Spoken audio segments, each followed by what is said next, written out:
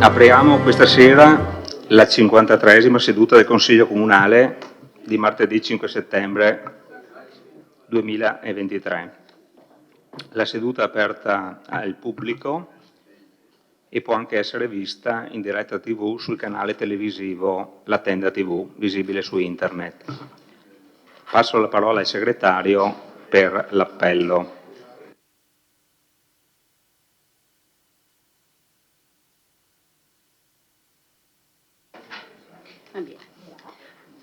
Pagliana Mirella, Casagrande Andrea, non c'è.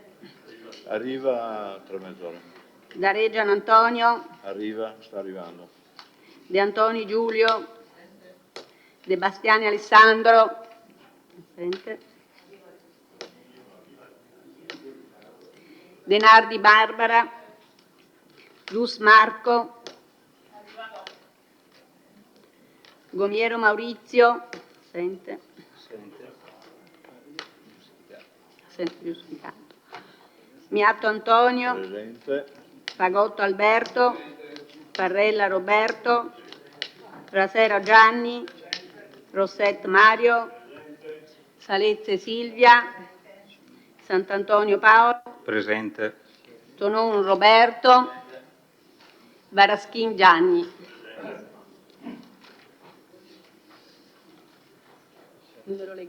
Numero legale c'è. Passo, chiedo gli scrutatori, nomine degli scrutatori. Pagotto, va bene? Rasera, va bene? E De Nardi, va bene? Grazie. Bene, passo a fare le comunicazioni. Ho una prima comunicazione. Facendo seguito a quanto avevo già preannunciato nella penultima seduta del Consiglio Comunale del 26 luglio scorso, ricordo ai colleghi consiglieri che la visita sul campo al Teatro da Ponte avrà luogo sabato 16 settembre prossimo alle ore 10:30, quindi vi chiedo di prendere nota. Comunicazione numero 2.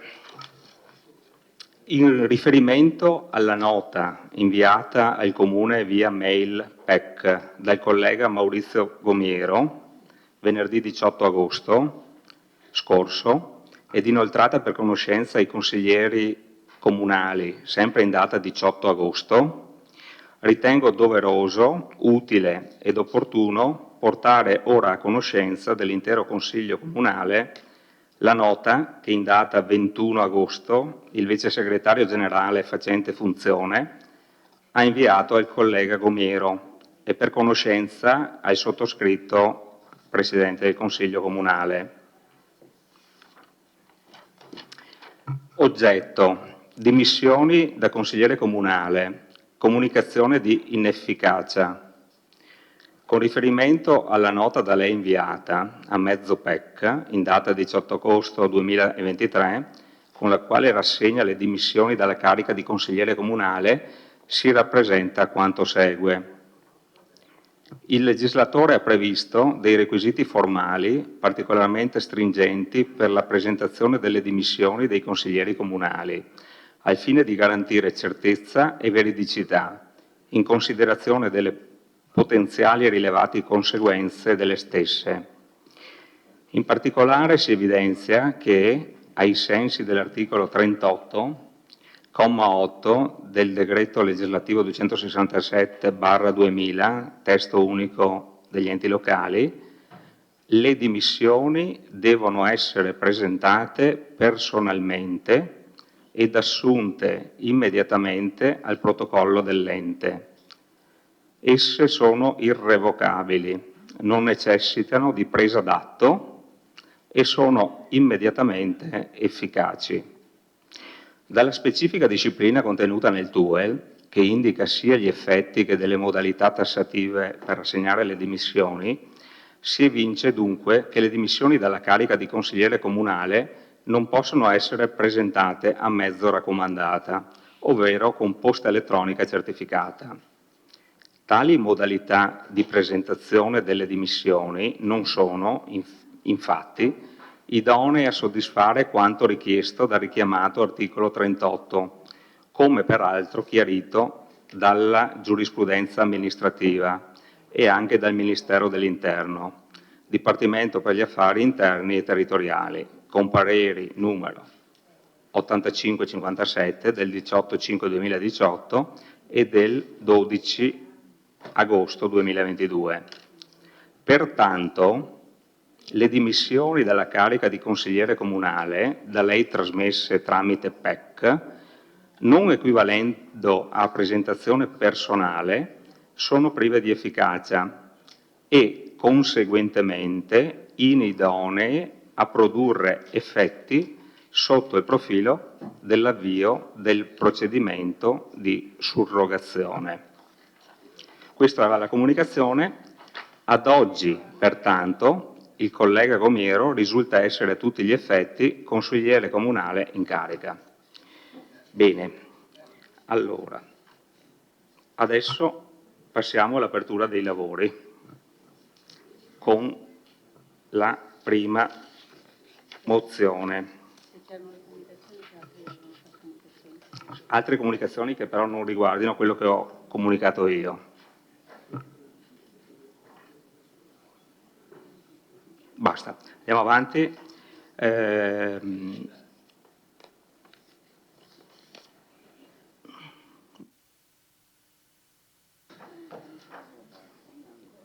Prego. Grazie, solo in via preventiva perché sono venuto adesso in possesso, mi è stato dato il verbale della commissione che si è svolta ieri, seconda commissione consigliare, quella urbanistica.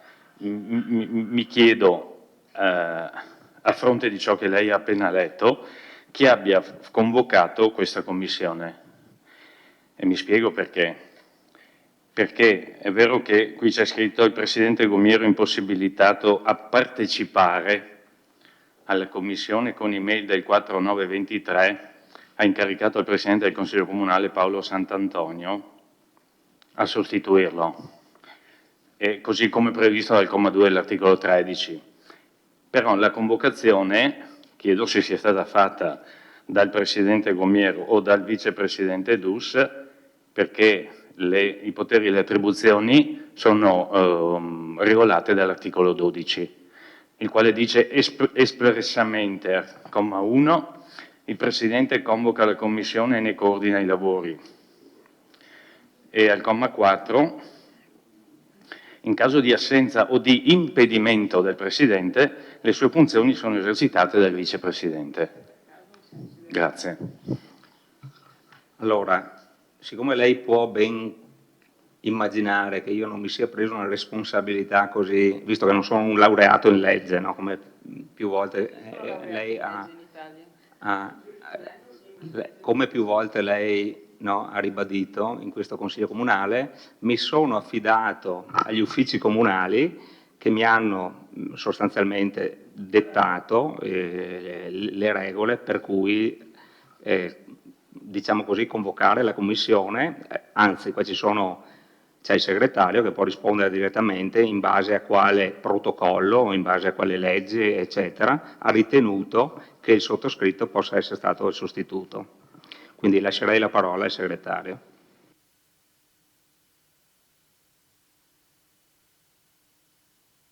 Non possono prevedere tutte le fattispecie che si possono provocare, che possono succedere. Ovviamente le funzioni sono dettagliate dal regolamento. Nel nostro caso avevamo l'impossibilità a convocare la commissione sia da parte del Presidente sia da parte del Vicepresidente, e sulla base della considerazione che i lavori di un Consiglio non possono essere frenati da impossibilità temporanee, perché se ci fossero state altro tipo di impossibilità la soluzione c'era, abbiamo proceduto a un'interpretazione estensiva, ritenendo che nel momento, applicando la norma che prevede che la Commissione per la prima volta, quando non c'è il Presidente, viene convocata, quando ancora non è stato nominato il Presidente della Commissione, quando ancora non esistono le commissioni, viene convocata dal Presidente del Consiglio.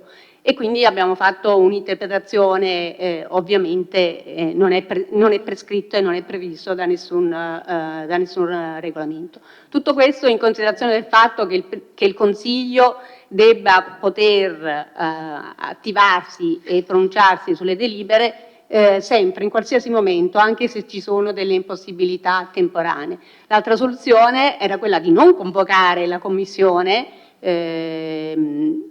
i punti potevano anche essere portati direttamente in Consiglio, non è la prassi che si è costituita a Vittorio Veneto, anche se il regolamento non prevede che tutti i punti all'ordine del giorno vengano trattati in commissioni obbligatoriamente, però l'obbligatorietà esiste per alcuni punti. Invece si è ritenuto che una commissione, una presentazione fosse opportuno e che quindi si facesse quanto era possibile per convocare la commissione. Quindi questa è la valutazione che è stata fatta da me assieme agli uffici competenti. Bene, ringrazio segretario. Non vorrei fare un dibattito su questa faccenda qua, accetto una replica, dopodiché siete liberi di interpretare tutto quello che volete e di fare tutti i tipi di azioni che sono in vostro possesso, però al di fuori del Consiglio Comunale. Quindi lascio la replica al consigliere De Nardi. Non deve... vuole fare? Prego.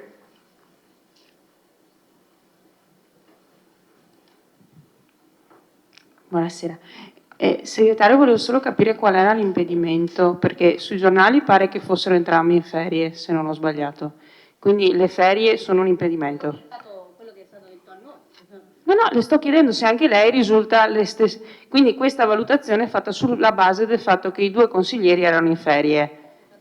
Posto che per mandare una PEC basta avere un cellulare, e credo entrambi avessero sotto mano un cellulare, che tutti quanti noi abbiamo l'accesso alla PEC istituzionale, che avete voi istituito, no? E che quindi tecnicamente non c'era nessun problema, nessun impedimento neanche tecnico del Presidente a mandare una PEC per convocare, secondo il regolamento, perché il regolamento prevede che basti una PEC ai consiglieri, la Commissione. Mi può spiegare qual è l'impedimento?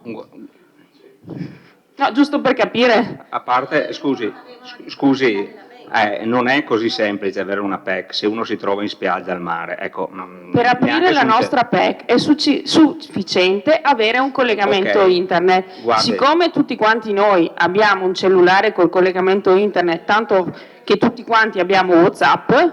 Scusi, per lei sarà così semplice, per me che sono un ignorante in informatica. No, lei non è un ignorante in informatica, Presidente, quindi... per cortesia, non prenda in giro l'intero Consiglio Comunale.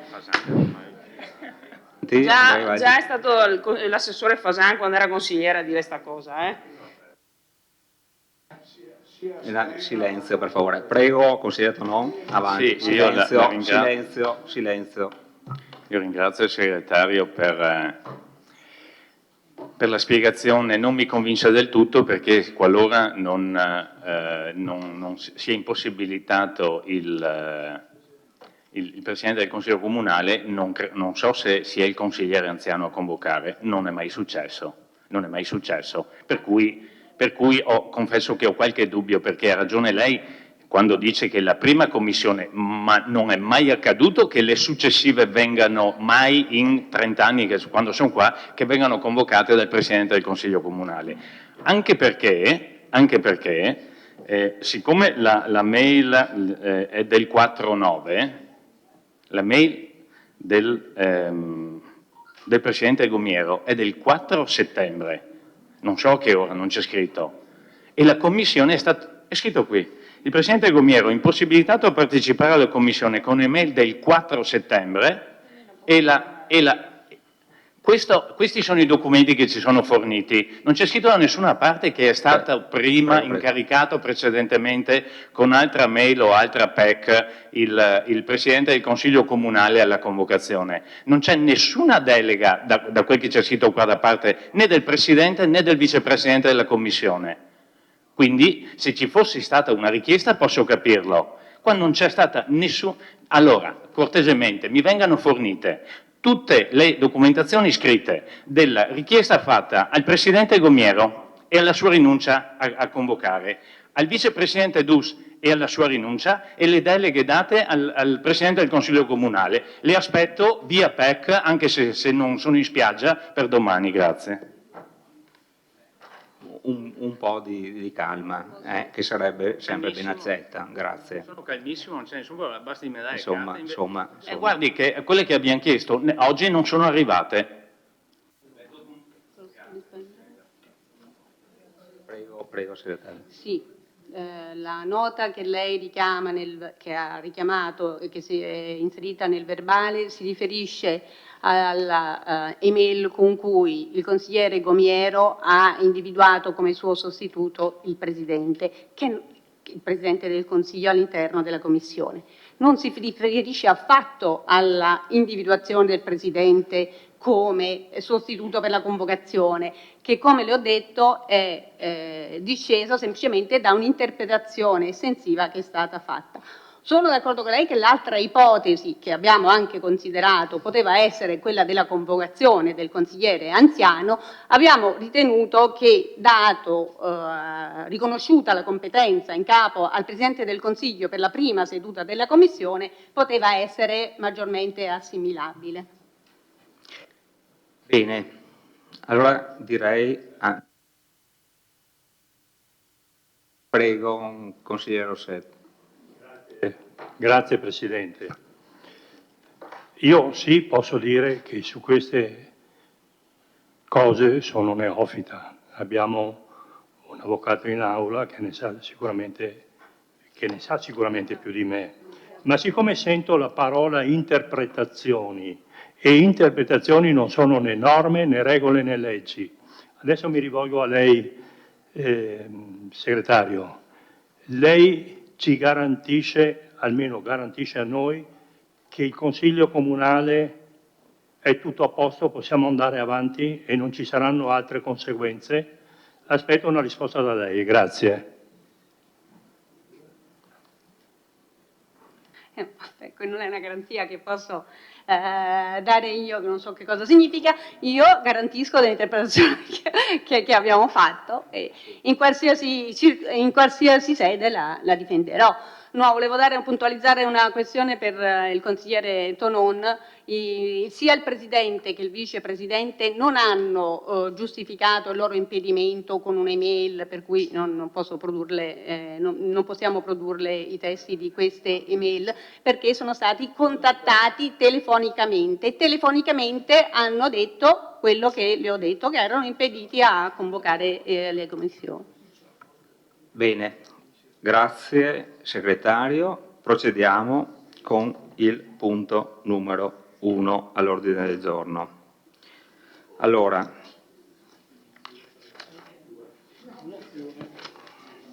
mozione presentata dai consiglieri comunali Barbara Denardi, Giulio De Antoni, Marco Dus, Roberto Tonon per impegnare la Giunta a proporre l'azzeramento nel prossimo bilancio di previsione dell'aliquota relativa all'imposta municipale unica, IMU, per gli alloggi sociali di proprietà dell'Ater ad oggi non locati, in quanto bisognosi di manutenzione.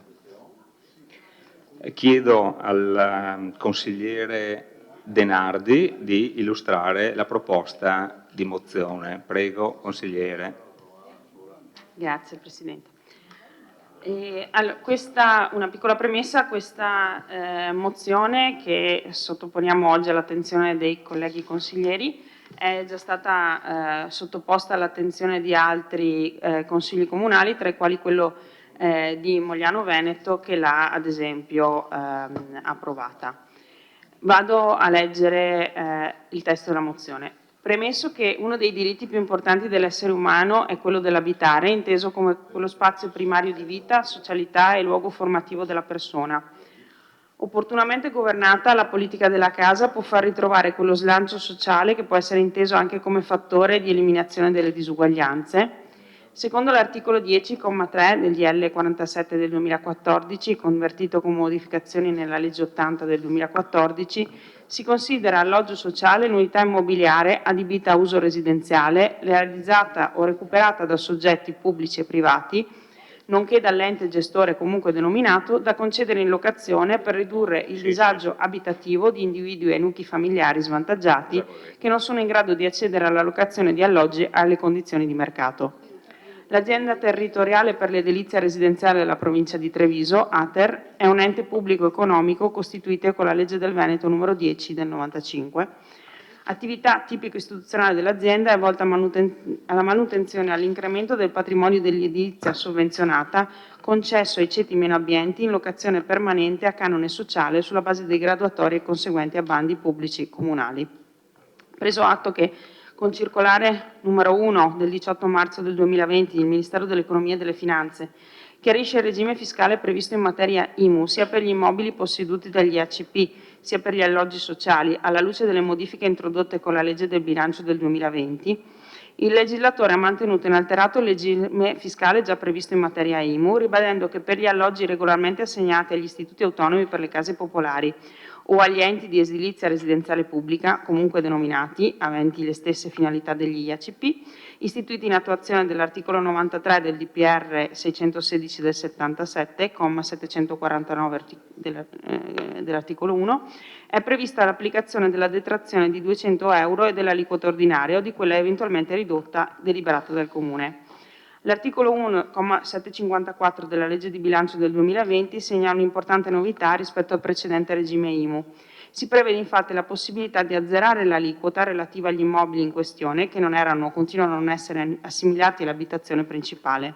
Inoltre tale facoltà di azzeramento dell'aliquota è suscettibile di essere esercitata per tutti gli immobili di proprietà di tali istituti, non solo per quelli regolarmente assegnati, ma ad esempio anche per quelli sfitti.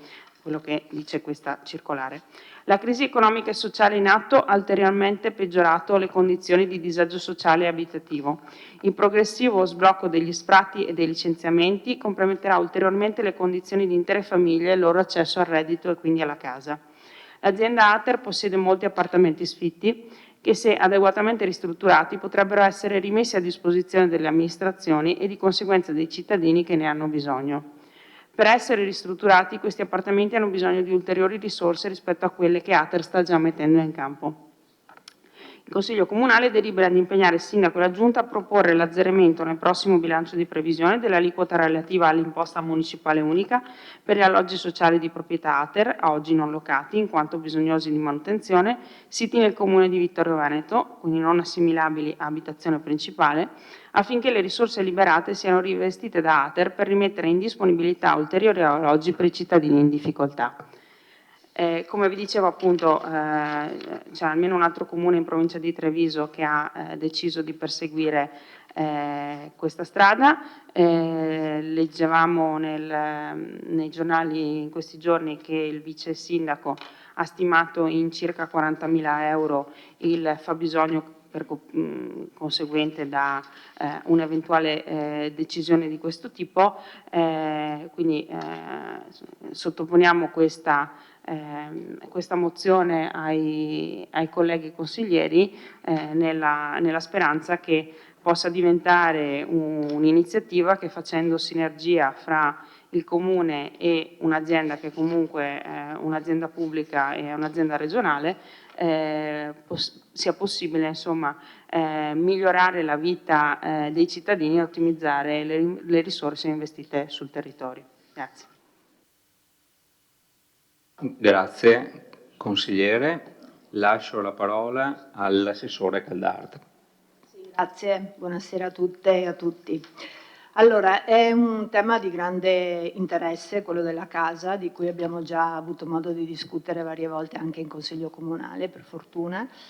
E rispetto a questa proposta, premetto che io ho la delega del sindaco nella conferenza dei sindaci dell'ATER, quindi seguo diciamo, il tema, il problema, anche il bilancio dell'ATER in modo abbastanza dettagliato e regolare. Vorrei portare due tipologie di osservazioni alla vostra mozione, una di tipo tecnico e una di tipo politico. Allora, innanzitutto, forse è bene spiegare anche a chi ci ascolta il motivo per cui, giustamente, correttamente, voi chiedete l'azzeramento dell'IMU solo specificate sugli immobili sfitti.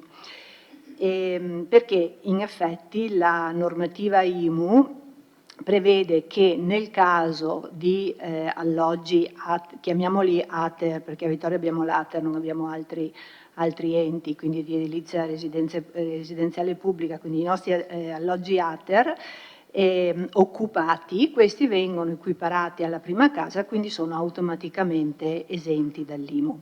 Quindi il tema si pone eventualmente proprio su questa parte residuale di alloggi ATER, di proprietà ATER, ma sfitti, sui quali attualmente viene appunto applicata, come lei ha ben detto, l'aliquota IMU. C'è da dire una cosa, che il 1 luglio, il 2 luglio, il 7 luglio di quest'anno, il MEF ha firmato un decreto che dà un'interpretazione specifica alla legge di cui lei ha fatto riferimento, quella del 2019, chiamiamola quella sulla nuova IMU, specificando ciò che finora non era specificato, cioè in questo lasso di tempo veniva data la facoltà agli enti comunali, in questo caso, di individuare categorie per le quali potevano essere previste o diminuzione o azzeramento dell'IMU. Noi per esempio abbiamo il caso degli appartamenti dati alle giovani coppie con determinati prerequisiti. Questo decreto di luglio di quest'anno regolamenta, specifica le tipologie di casi per i quali è possibile appunto diversificare o anche azzerare l'IMU. Cosa c'è di nuovo rispetto a prima? Che per quanto riguarda, mi limito agli alloggi sfitti, in questo decreto si dice sì, certo, che è possibile per l'ente azzerare, annullare l'IMU sugli alloggi sfitti, ma non c'è più la possibilità di distinguere tra alloggi sfitti in generale e alloggi sfitti di enti come l'ATER. Quindi quello che noi eventualmente dovremmo fare sarebbe decidere se è il caso di esentare tutti gli alloggi sfitti. E qui entro in quello che diviene un problema politico. Perché? Perché se vi ricordate più volte ho portato all'attenzione del Consiglio Comunale il problema legato al fatto che anche nella nostra città ci sono molti appartamenti sfitti che non vengono messi sul mercato per gli affitti. Questo abbiamo verificato anche con le varie agenzie, legato soprattutto alla difficoltà che c'è stata nel post-Covid di procedere agli sfratti per tutti quegli inquilini morosi e sfratti che tra l'altro si stanno attivando, si stanno realizzando solo ora.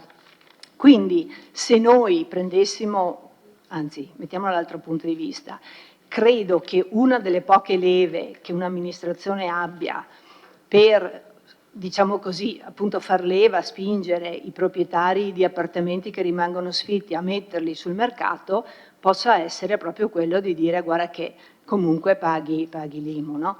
Quindi togliere adesso, azzerare l'IMU a tutti, al di là delle conseguenze sul bilancio, che ovviamente in questo caso qui sarebbero conseguenze piuttosto importanti, che prevederebbero tutta una serie di politiche di copertura alternative, però fatto salvo questo che è un altro problema, c'è proprio un problema di politica che credo, insomma, abbastanza difficile pensare sarebbe giusto, sì, penso che sarebbe difficile dire che sarebbe giusto esentare tutti gli immobili sfitti.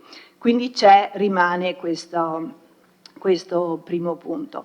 Poi un'altra cosa che in ogni caso la legge ci diceva, anche se adesso non è ben chiaro se sia ancora valido o meno, è che questo azzeramento vale per un periodo abbastanza breve, che la normativa indica in 4-6 mesi, comunque adeguabile dall'ente, ma insomma in quella misura più o meno, cioè il periodo durante il quale l'ATER in questo caso ha il tempo per riattare l'appartamento dismesso.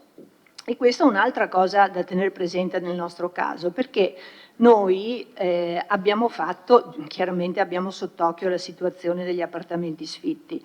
In questo momento preciso, perché abbiamo rifatto il calcolo proprio questa settimana, abbiamo 62 appartamenti del Latter sfitti, dei quali 45 sono nel piano alienazioni.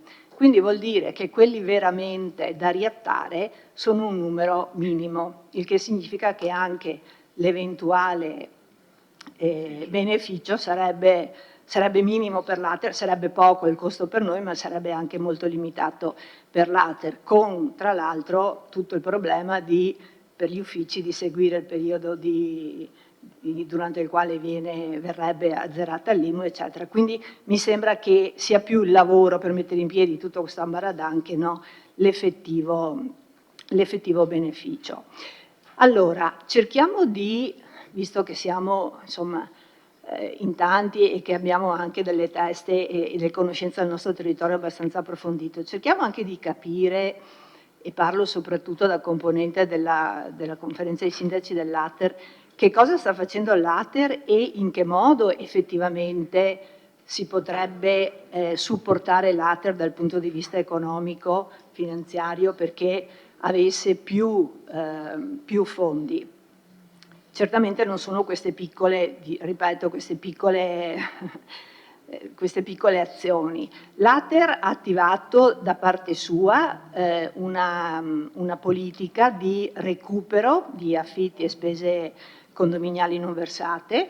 Tra l'altro abbiamo appena approvato il bilancio del 2020, ci hanno appena presentato il bilancio 22 approvato, e vi posso dire che da questo punto di vista il totale dei ricavi da canoni e morosità del 22 è di 9 milioni, in linea con quelli del 20 e il 21, però è aumentata la morosità. La morosità è passata dai 4 milioni del 20 ai 5 milioni del 22, il che significa che quest'anno hanno avuto 1 milione di entrate in meno sostanzialmente. Nonostante ciò, l'Ater sta facendo una politica di alienazione.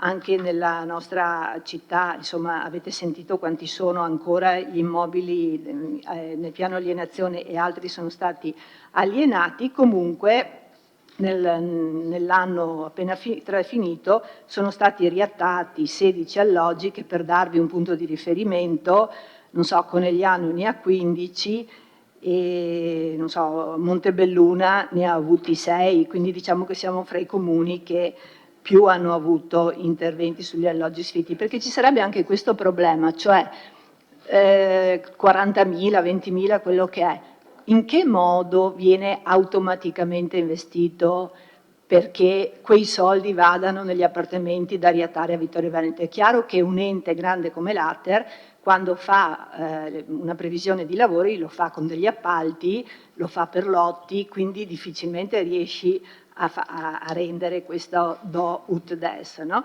Quindi anche questo è un elemento che a mio parere lascia un po' così dubbiosi su questa proposta.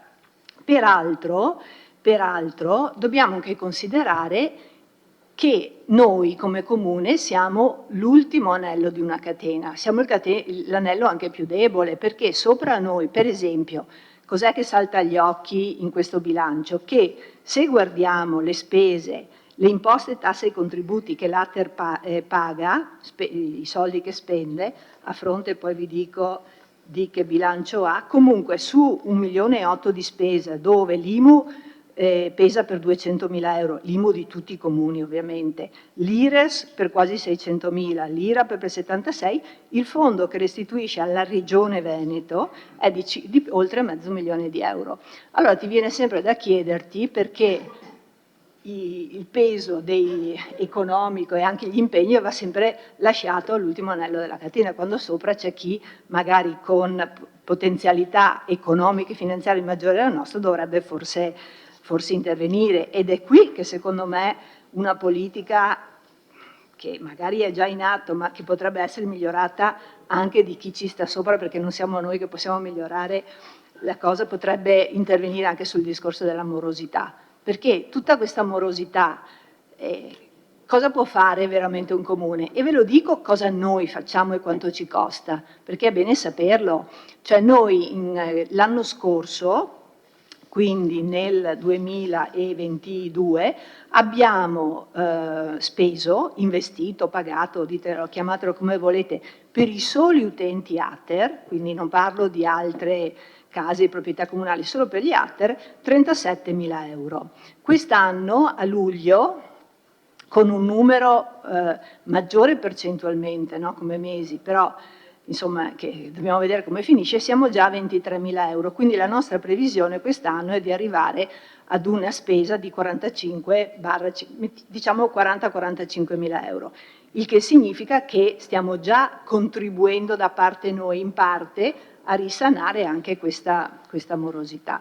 Quindi tutto ciò lo dico perché credo che proprio sia necessario non tanto dire questo intervento va a risolvere in piccola parte o a contribuire a risolvere un problema che l'ente a cui noi affidiamo tutto il discorso della casa porta avanti, perché è chiaro che l'ATER lavora per noi.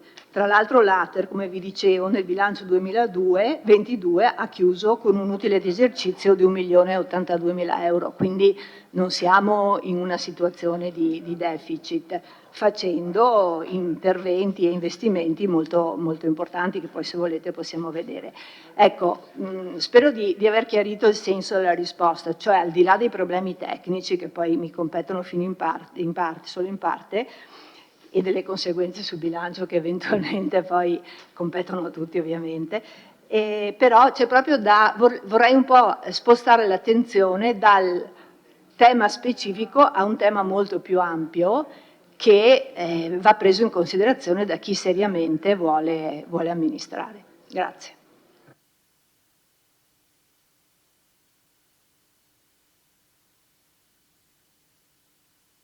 Grazie Assessore. Apriamo la discussione. Consigliere De Antoni, prego.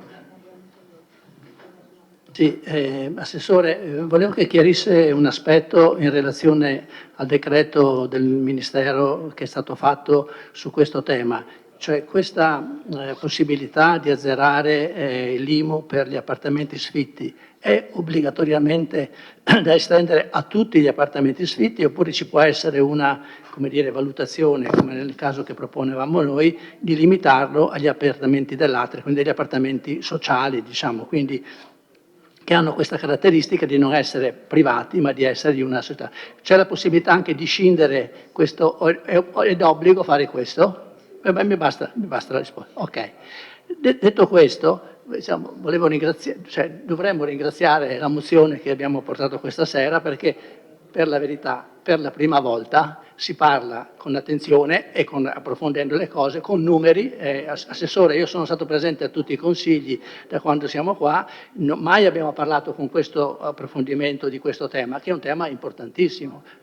Secondo lei no? Il tema, mi sembra strano che lei possa dire che il tema degli appartamenti, che non si trovano appartamenti in affitto sia un tema non importante. È un tema importantissimo, esatto. Noi abbiamo il problema più grosso che è qui a Vittorio Veneto, che è quello del decremento demografico. Certo, intervenire sulla diminuzione delle nascite è ahimè impossibile o molto difficile, ci stiamo lavorando, però per cercare di migliorare il flusso migratorio delle persone, migratorio in senso diciamo anche locale, ecco, non facciamo riferimenti necessariamente a quelle persone che vengono dall'estero, migliorare il flusso migratorio su Vittorio Veneto è sicuramente un elemento da prendere in considerazione e su cui lavorare. L'unico intervento che è stato fatto in questi anni è stato quello che è stato ricordato prima anche da lei, quando abbiamo ridotto l'IMU per i proprietari che affidavano gli appartamenti a giovani coppie. A questo punto volevo anche capire qual è stato l'esito, se l'assessore quando rientra ci può dire qual è stato l'esito di questo. In un primo tempo mi era sembrato che mi avesse detto così nelle vie brevi che non c'era stata una grande risposta. Allora, se non è proprio possibile se non è proprio possibile intervenire solo per gli appartamenti dell'Ater, che comunque, torno a dire, sarebbe da verificare questo, perché il decreto è appena stato pubblicato, probabilmente ci possono essere anche delle interpretazioni che possano consentire di dire agli appartamenti, chiamiamoli pubblici, che comunque hanno una sicura funzione sociale, si può applicare solo a questi questa riduzione.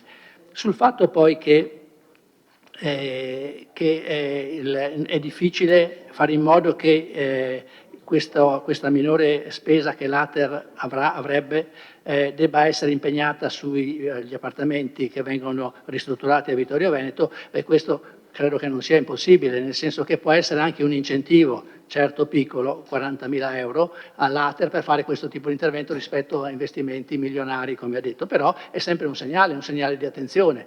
La situazione degli appartamenti che non si trovano a Vittorio Veneto è davvero diventata drammatica, cioè io conosco tante persone che sono in grandissima difficoltà e questo potrebbe essere, l'avevo scritto prima che lei intervenisse, non mi aspettavo il suo intervento, avevo scritto spero che questa nostra mozione perlomeno possa aiutare anche il Consiglio Comunale ad approfondire questo tema. Il tema delle politiche abitative non è mai stato affrontato in maniera complessiva come è stato fatto oggi. Quindi bene il suo intervento, io chiedo che la norma è appena uscita e quindi evidentemente non siamo così aggiornati da avere tutte le normative a disposizione come invece siete voi, però diciamo, questo è un tema che deve essere affrontato e deve essere approfondito e se non riusciamo oggi a trovare una soluzione comunque dobbiamo affrontarlo in tempi brevi, perché se non riusciamo a intervenire con la riduzione dell'IMU solo agli appartamenti dell'Ater, sono d'accordo con lei che estenderlo a tutti gli appartamenti sfitti sarebbe improponibile, però se non è possibile fare questo per favorire la ristrutturazione di questi appartamenti dell'Ater, troviamo un'altra modalità, perché questa situazione è davvero impossibile, non può essere più sopportata. Grazie consigliere. Consigliere Balliana. Ok, grazie. Buonasera.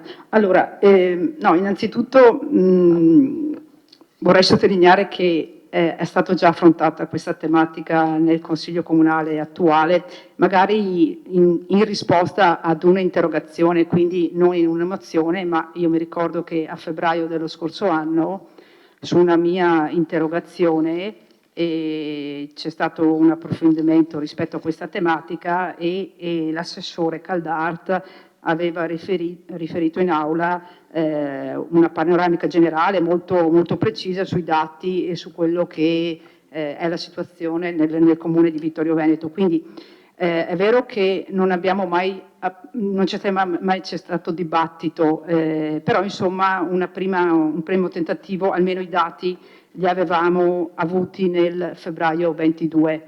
Rispetto a questo però ringrazio la mozione, la presentazione di questa mozione da parte del Partito Democratico, in quanto ci rifà ancora una volta, ci dà la possibilità di ridiscutere di questa tematica che, come è stato detto in premessa, è una tematica molto importante per la città di Vittorio Veneto, per i cittadini di Vittorio Veneto e in generale per tutta l'Italia a livello nazionale, perché abbiamo capito benissimo che in questa società in evoluzione il problema della casa sta diventando un problema veramente importante che riguarda sia giovani coppie e soprattutto persone anche di una certa età che perdono quella sicurezza familiare, quella base familiare, quella solidarietà familiare e si trovano veramente in difficoltà pur addirittura avendo anche un lavoro, perché conosciamo persone che hanno un lavoro però sfortunatamente purtroppo ne conosciamo, devono riparare cioè non riescono nemmeno a pagare un affitto. Quindi questo problema veramente diventerà un problema sociale di fondamentale importanza, lo sta diventando e bisognerà trovare delle risposte. Allora, detto questo, e su questo mi sembra siamo tutti d'accordo, volevo invece, sul discorso proprio specifico della mozione, innanzitutto capire la questione tecnica. In effetti se il comune di Mogliano l'ha applicato, l'ha fatta prima, ecco, quindi chiudo parentesi, e quindi diventa una questione tecnica. Invece, per quanto riguarda l'impegno di Ater, ecco, rispetto alla la panoramica che era stata fatta nel febbraio 22, adesso mi sorprende di sentire che Ater, oltre, chiedo conferma all'assessore, oltre ai 29 appartamenti che aveva messo in vendita, quindi a febbraio 22 ipotizziamo, adesso ne mette altri 45 in vendita e alienazione. Mi sembra di capire che su un ammontare di appartamenti di 217 stiamo calando rapidamente in termini di percentuale all'interno della nostra città. Ricordo che Vittorio Veneto aveva un numero molto alto di appartamenti ATER rispetto alla provincia.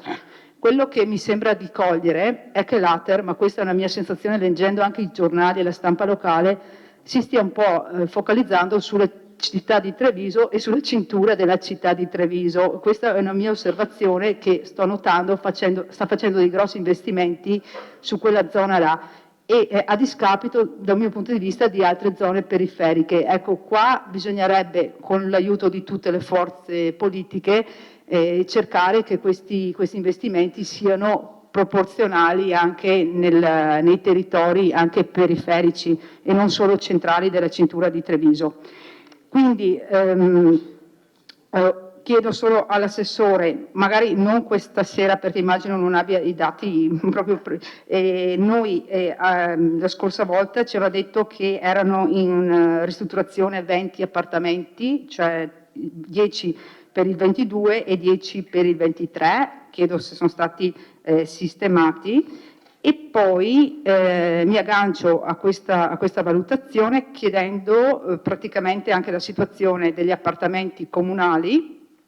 Scusate se esco un attimo da quello che è proprio il punto tecnico, ma visto che siamo in mozione, in discussione di una cosa importante, riguardo agli appartamenti comunali ce n'erano 7 da Ponte, in via di assegnazione, non chiedo se sono stati assegnati, e ne rimanevano 5 in manutenzione.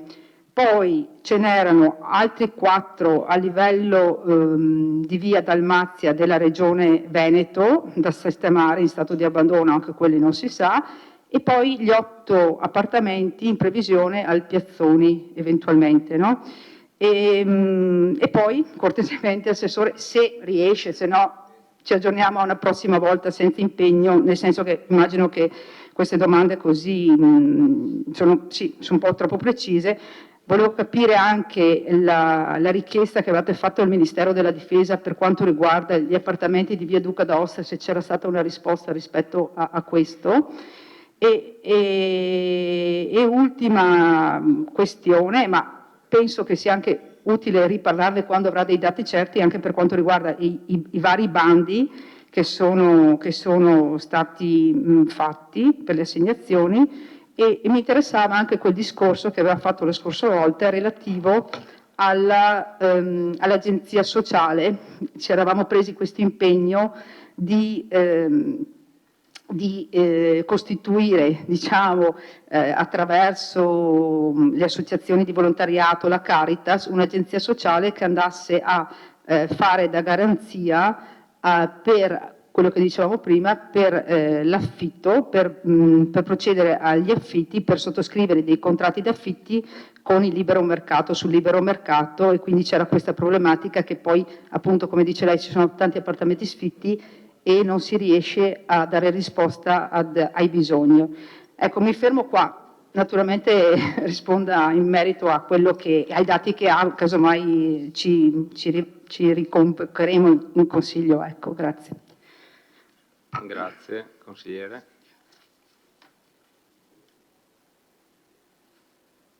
Le lascio la parola, ricordo che il primo intervento, prego.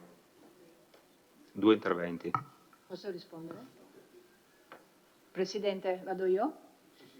Allora, non ho tutti i dati in mente, ma c'è la dottoressa Chies che eventualmente ce li prepara nei prossimi giorni. Allora, una cosa vorrei dire, cioè stando nel gruppo della conferenza dei sindaci dell'Ater all'inizio mi ero resa conto che c'era chiaramente una grandissima focalizzazione su Treviso e sulla cintura, perché è anche capibile, perché hanno una valanga di richieste. Loro hanno questo grosso finanziamento, il PINQA del PNRR, che è di 9 milioni e mezzo, che riguarda soprattutto Treviso e in parte anche Monigo, mi pare che si chiami, un paese lì attorno. E certamente là stanno intervenendo, però io credo che essere presenti serva, nel senso che ti rendi conto, all'inizio capisci e dopo insomma qualcosa riesci anche a far presente. Per esempio il finanziamento di quasi 12 milioni che ha chiesto l'ATER sostanzialmente per l'efficientamento energetico, che però non vuol dire nuovi appartamenti, ma vuol dire efficientare e quindi diminuire anche per esempio le spese condominiali, che sono uno dei primi problemi che hanno gli utenti ATER. Prevede all'interno di questi 11 milioni e 8, prevede, non so quanto pesi, però insomma una buona parte, l'efficientamento energetico di 33 alloggi di 4 civici di via Buozzi, quindi insomma quello è parte o è appena partito, sta per partire. Poi, come vi ho detto, gli interventi sui nostri appartamenti, perché c'è anche tutta i riatti degli alloggi sfitti, ve l'ho detto, nel 22 sono stati 16, poi non necessariamente sono perché si sovrappongono, cioè la gente entra e esce, no? Se noi oggi diciamo abbiamo 62 appartamenti vuoti, di 45 siamo sicuri che resteranno vuoti perché sono in alienazione, ma gli altri non è che siano quelli dell'anno scorso, perché la maggior parte sono stati assegnati, ma nel frattempo altri sono rimasti sfitti e quindi c'è la graduatoria che procede. Io vedo che l'ufficio casa lavora tutti i giorni con le assegnazioni perché è in divenire, poi abbiamo i 2 bandi, però per l'ATER è questo, poi l'altro, quello degli over 65 non sono di proprietà ATER. Ecco, quindi questi sono i dati, macro dati, poi nel dettaglio senza dubbio possiamo essere più precise. Grazie, Assessore. Consigliere De Bastiani. Grazie, buonasera. Allora, volevo fare solo un appunto riferendomi all'introduzione molto articolata che ha fatto l'assessore, nella quale ha iniziato sottolineando il fatto che questa amministrazione ha il tema della residenzialità pubblica molto a cuore. Allora io vorrei ricordare che all'inizio di questo mandato, penso nei primi 6 mesi, io avevo sollevato il problema di 3 appartamenti di edilizia residenziale pubblica o convenzionata del comparto Meschio, del comparto Piazza Meschio. Erano 3 appartamenti che, secondo la convenzione iniziale, ricorderete tutti quanti, dovevano essere appunto adibiti e indirizzati a una cessione che prevedeva appunto regole che riguardano l'edilizia convenzionale, e invece quel patto non è stato rispettato. Adesso stiamo parlando di 3 appartamenti e quindi magari uno dice vabbè 3 rispetto, però è un segnale molto, molto preciso e determinato. Quindi non mi sembra che questo rispecchi una grande attenzione per questo problema, soprattutto perché la risposta per quando ho sollevato questo problema è stata che quei 3 appartamenti erano finiti nel dimenticatoio. E forse il sindaco Miatto si ricorderà perché mi ha risposto lui, no? Però lo avete mandato voi, la maggioranza, voi consiglieri di maggioranza l'avete mandato nel dimenticatoio quei 3 appartamenti.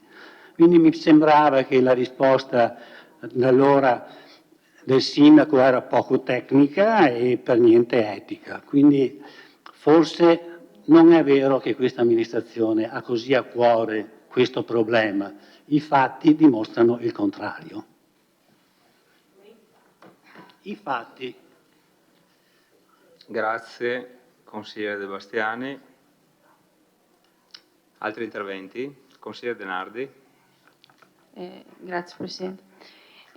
Solo un paio di notazioni. Allora, con un patto che io ricordo sempre, ma che è rimasto nell'etere, la prima commissione consigliare aveva stabilito di non modificare il regolamento del Consiglio Comunale delle Commissioni, inserendo l'obbligo di discutere le mozioni entro un mese dalla presentazione, dicendo che con una sorta di patto fra gentiluomini e gentildonne si sarebbe fatto di tutto per rispettare queste tempistiche. Questa mozione arriva praticamente 2 mesi dopo essere stata depositata. Sì, Assessore, è inutile che scrolli le spalle, è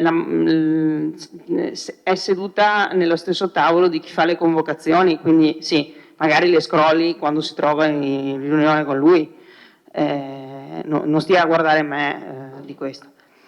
Proprio il lungo tempo trascorso e il fatto che abbiamo svolto una commissione consigliare 4 giorni fa su altri temi avrebbe potuto indurla a confrontarsi con noi sulle eventuali novità legislative sopraggiunte di cui ha parlato questa sera, perché magari poteva essere un confronto utile in commissione prima del Consiglio Comunale per ragionarci tutti quanti meglio. Siccome invece i sistemi sono completamente diversi, allora viene qua e dice non si può fare a meno che non togliamo l'IMU a tutti quanti. Notazione soltanto di modalità con le quali si affrontano i temi e i ragionamenti. Appunto, se togliamo dai circa 60 ai circa 40 che sono a quanto pare in vendita, ma a quanto ho capito interloquendo con l'Ater, il piano delle relazioni è in questo momento oggetto di revisione, per cui a breve potrebbero modificarsi integralmente i numeri che ci sono, però ragioniamo sul piano che c'è adesso, vuol dire uno scarto di circa una ventina, 15, 20. A me sinceramente fossero anche 15, fossero anche 5, fosse anche 1, non butterei via l'opzione, non è che dico vabbè tanto sono 15 chi se ne frega, ribadisco lo farei anche per 3, è sempre comunque un vantaggio non solo di natura strettamente economica, perché comunque significa contributi in meno, ma soprattutto e principalmente è un vantaggio per le persone che eventualmente, ribadisco, fosse anche solo uno l'alloggio che si riesce in più a rimettere in disponibilità, il vantaggio sociale e personale per le persone che ci possono vivere, ambientale, perché comunque riattiamo degli immobili che sono immobili comunque pubblici, e un vantaggio anche banalmente per il patrimonio pubblico inteso in senso complessivo. Non sto a guardare che l'ente pubblico sia il comune, sia la regione, sia l'Ater, sia qualche altro, è sempre ente pubblico e quindi è sempre un vantaggio per la collettività e l'erario inteso in senso ampio. Dire poi che il comune è l'ultimo anello della catena è un'ottica che io trovo radicalmente opposta rispetto alla mia. Io credo che il comune sia il primo anello della catena, perché io credo veramente nel principio di sussidiarietà. La sussidiarietà, lo ripeto tante volte, è quel principio per il quale le decisioni e le scelte e le attività vengono fatte nel più vicino livello possibile, vicino al cittadino. Allora, cosa di più del comune è l'elemento che può mettere in moto una catena? Peraltro, mi fa un po' sorridere che degli esponenti politici e amministrativi di un determinato colore politico facciano finta che la regione sia qualcosa che non c'entra niente, perché il ragionamento guardate, questi sono i conti, noi ci metteremo 40.000 euro, ma guardate quanti soldi dà l'Ater alla regione, gliene dà tanti, perché la regione chi è? È governata da chi? Da una manica i comunisti, Non mi risulta, mi pare che siano leghisti, poi magari è successo qualcosa nottetempo e non lo sapevamo. Allo stesso modo, dire poi come facciamo a essere sicuri che l'Ater venga a ristrutturare immobili a Vittorio e non vada a ristrutturare immobili a Colle Umberto, a Treviso o a Cison? Per carità di Dio, al di là del fatto che ribadisco stiamo comunque ragionando di enti pubblici, se proprio vogliamo essere così territoriali, noi siamo convinti che voi con Ater siate perfettamente in grado di trattare e di dire guarda che noi ti riduciamo l'IMU, adesso abbiamo scoperto che dal punto di vista legislativo c'è qualche problema, ma allo stato precedente, guarda che noi ti togliamo l'IMU, però insomma il patto fra gentiluomini col Presidente del Consiglio Comunale sulla convocazione dopo le mozioni, uguale. Io mi fidavo del mio Presidente del Consiglio Comunale quando insieme alla consigliera Bagliana gli abbiamo detto va bene, non modifichiamo il regolamento perché siamo convinti che d'ora in avanti li convocherai entro il mese. Ci sbagliavamo, ma siamo sicuri che voi avete molta più capacità di intervento sull'Ater di quante noi ne abbiamo sul Presidente del Consiglio Comunale.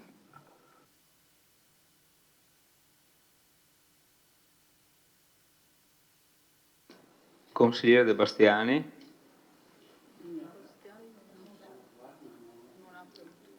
Non c'è?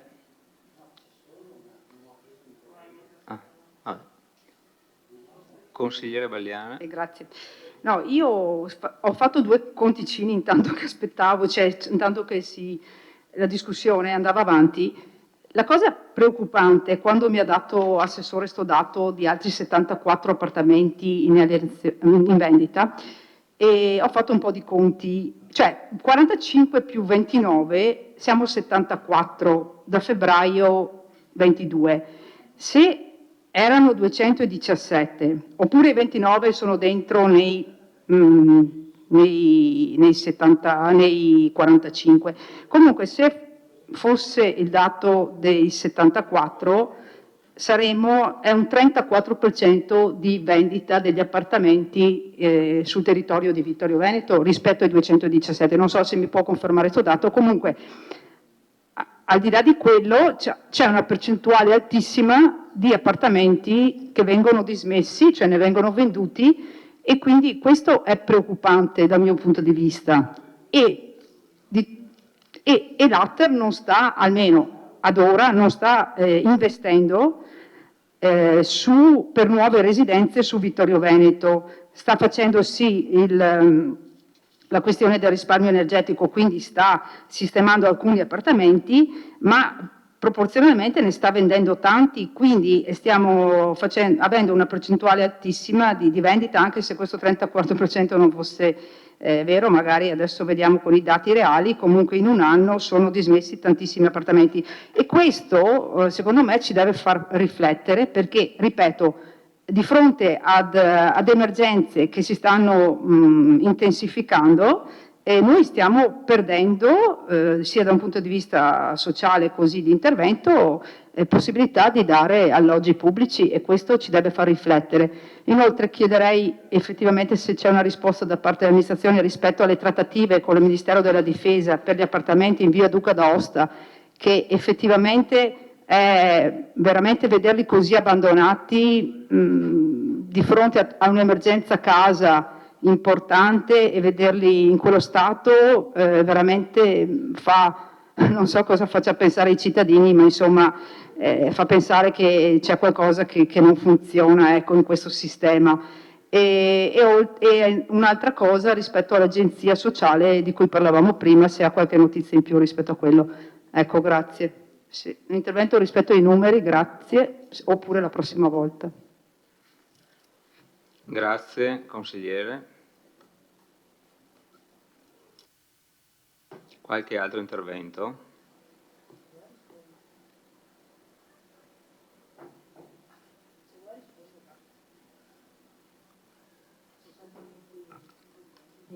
Assessore, prego. Allora, i numeri non sono così, nel senso che, come dicevo, c'è No, non un turnover, ma girano i numeri, no, di un momento all'altro. Quindi noi abbiamo fotografato la settimana scorsa. La settimana scorsa erano 62 quelli sfitti, di cui 45 in alienazione. Quindi in alienazione la differenza sfitti veramente, cioè che possono essere riattati, sono 17 dell'Ater in questo momento. 17 sono quelli vuoti dell'Aper. Sì. 2,12, ne hanno venduti 5. Però quanti sono in vendita? 45. Perché io a febbraio ne avevo 29, quindi non sono evidentemente poi i piani alienazione li fanno di 45. C'è da chiedersi anche di che tipologia di appartamenti che, perché questo è il punto, no? Perché lo mettono in vendita? Non perché non ci sia richiesta, ma perché i costi di riatto, di ristrutturazione sarebbero eccessivi rispetto al fatto di poterli vendere e incassare e con quelli poi investire o nel riatto oppure... Poi che ci sia una politica ATER su costruisco appartamenti nuovi, a parte il Pinqua, io non ne ho visti da nessuna parte, cioè hanno talmente tanti appartamenti da mettere a posto, adesso con i fondi, anche noi ne abbiamo inseriti in una delle linee del PNRR 5 mi pare di nostri, perché anche noi ne abbiamo alcuni che sono in situazioni veramente disastrose, per cui ne abbiamo 40, no, i nostri in gestione all'ATER sono 45, una buona parte sono affittati, alcuni sono in situazione piuttosto, diciamo, in situazione pessima, per cui quelli dove abbiamo capito che era possibile intervenire li abbiamo messi in questo bando. Per cui c'è una politica cerco di avere il maggior numero possibile di case, poi che siano sufficienti. Evidentemente no, questo lo sappiamo, ma questo non significa che non cerchiamo le soluzioni. Il tavolo di cui parla lei è andato avanti, nel senso che ci sono due gruppi di lavoro, uno politico e uno tecnico, e abbiamo fatto quest'estate una formazione e adesso ci sarà un convegno, è capeggiato da...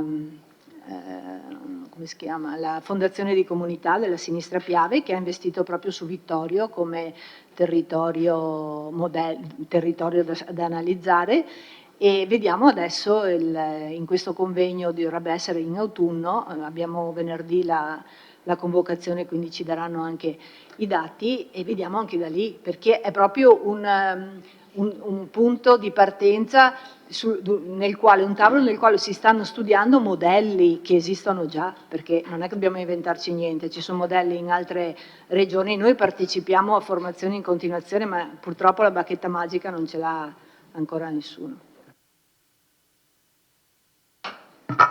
Grazie. Altre prenotazioni? Non vedo. Allora possiamo proseguire con la dichiarazione di voto. Ci sono dichiarazioni di voto?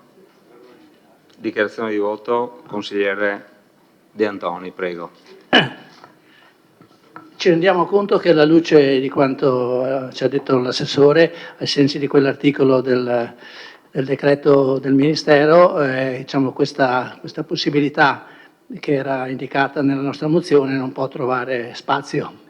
E quindi diciamo, l'idea è comunque di approvare questa mozione, ma come auspicio, se non altro, per approfondire sempre più queste tematiche e riuscire finalmente a dare una risposta a tutte le richieste che ci sono di alloggi. Quindi non so neanche io, cioè, non vorremmo ritirare la mozione e vorremmo solo considerarla, però ci rendiamo conto dell'impossibilità di realizzarla nei termini. Non so se possiamo aggiungere che la presente mozione costituisce un auspicio, un impegno per cercare di approfondire sempre più queste tematiche così importanti per la nostra realtà, perché mi rendo conto che deliberare favorevolmente una cosa che poi non può essere realizzata potrebbe essere, sì, diciamo, una cosa inutile.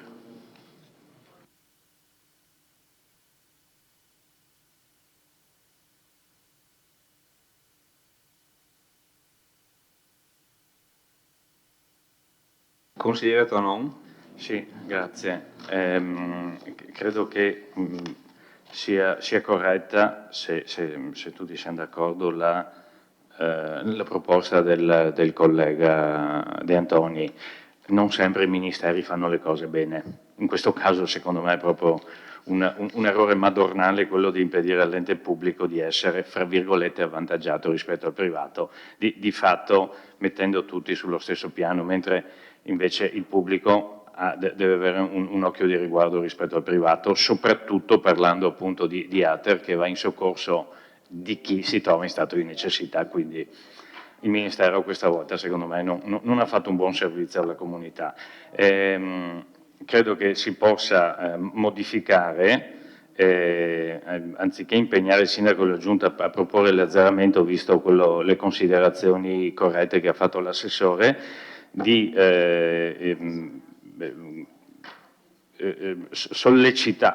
impegnare il sindaco e la giunta a chiedere agli organi superiori, in questo caso al Ministero, che venga data la possibilità di, cioè quello che abbiamo in sostanza chiesto, che se il Comune rinuncia a favore da incassare l'IMU relativamente agli alloggi sfitti, ci sia il Comune, visto che è l'ente locale che teoricamente dovrebbe poter decidere le tariffe e anche chi esentare, che questo si possa fare in sostanza, cioè impegnare l'amministrazione a chiedere al Ministero, al Governo, credo al Ministero, la possibilità di pervenire a una decisione autonoma come ente locale, come fra l'altro dovrebbe essere. Grazie.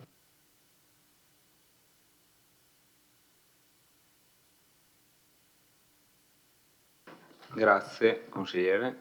Però.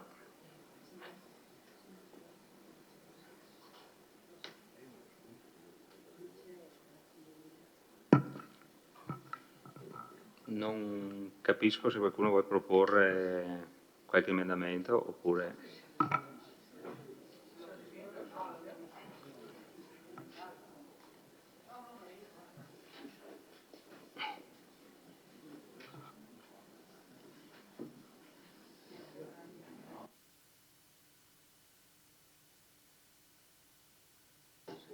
Allora aspetto l'emendamento.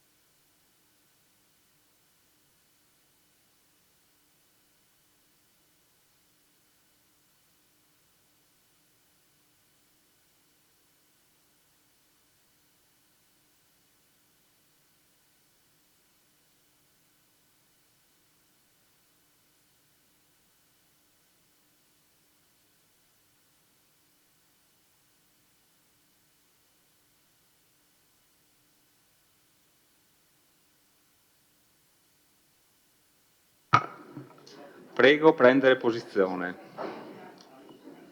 Allora, l'emendamento, chiedo un attimo di attenzione per vedere se... Allora, l'emendamento è relativo al deliberato, allora eventualmente correggetemi se c'è qualcosa che non funziona. Allora, delibera di impegnare il sindaco e la giunta a proporre al governo di modificare il recente provvedimento del MEF di luglio 2023, consentendo ai comuni di deliberare nel bilancio di previsione l'azzeramento dell'aliquota relativa all'imposta municipale unica, IMU, per gli alloggi sociali di proprietà di ATER ad oggi non locati, virgola, in quanto bisognosi di manutenzione. Poi si toglie siti nel comune di Vittorio Veneto, okay, non assimilabili ad abitazione principale, affinché le risorse liberate siano reinvestite da ATER per rimettere in disponibilità ulteriori alloggi per i cittadini in difficoltà, si aggiunge, senza che ciò comporti la necessità di prevedere analoga previsione per qualsivoglia immobile sfitto. Punto.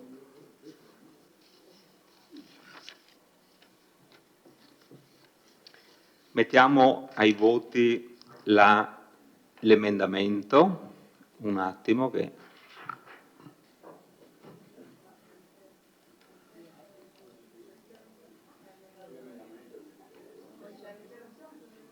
Stiamo facendo le dichiarazioni di voto prima, sì. Se sono finite le dichiarazioni di voto. Sì, un attimo a questo punto che... Volete fare la dichiarazione di voto? Già fatta? Boh. Allora, passiamo in votazione.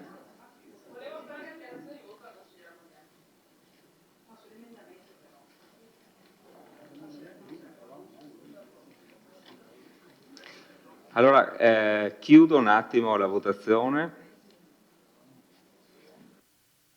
Prego, consigliere Bagliana.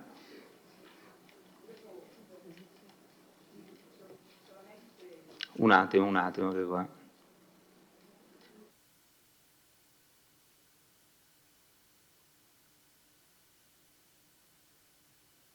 Solviamo tutto che qua con l'informatica.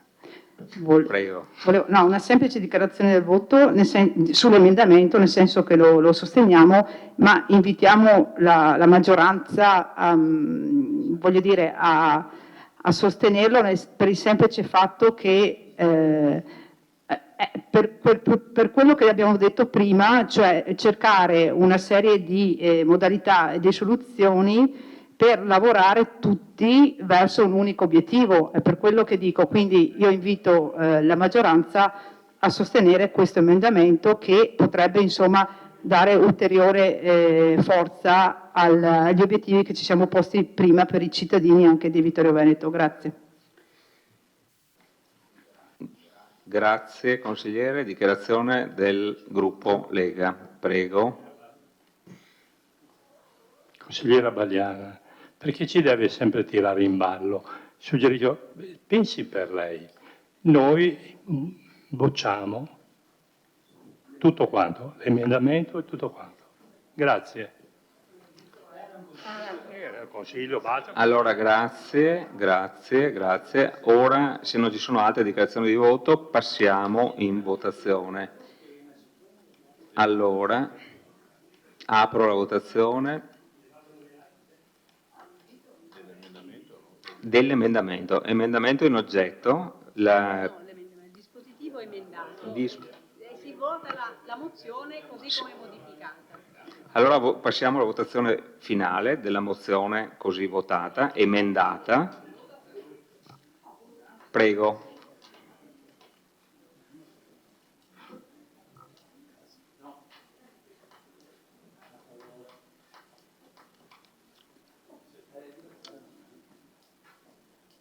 Bene, mi sembra che tutti abbiano votato. Allora la mozione viene bocciata con favorevoli 5, contrari 9 e astenuti 0.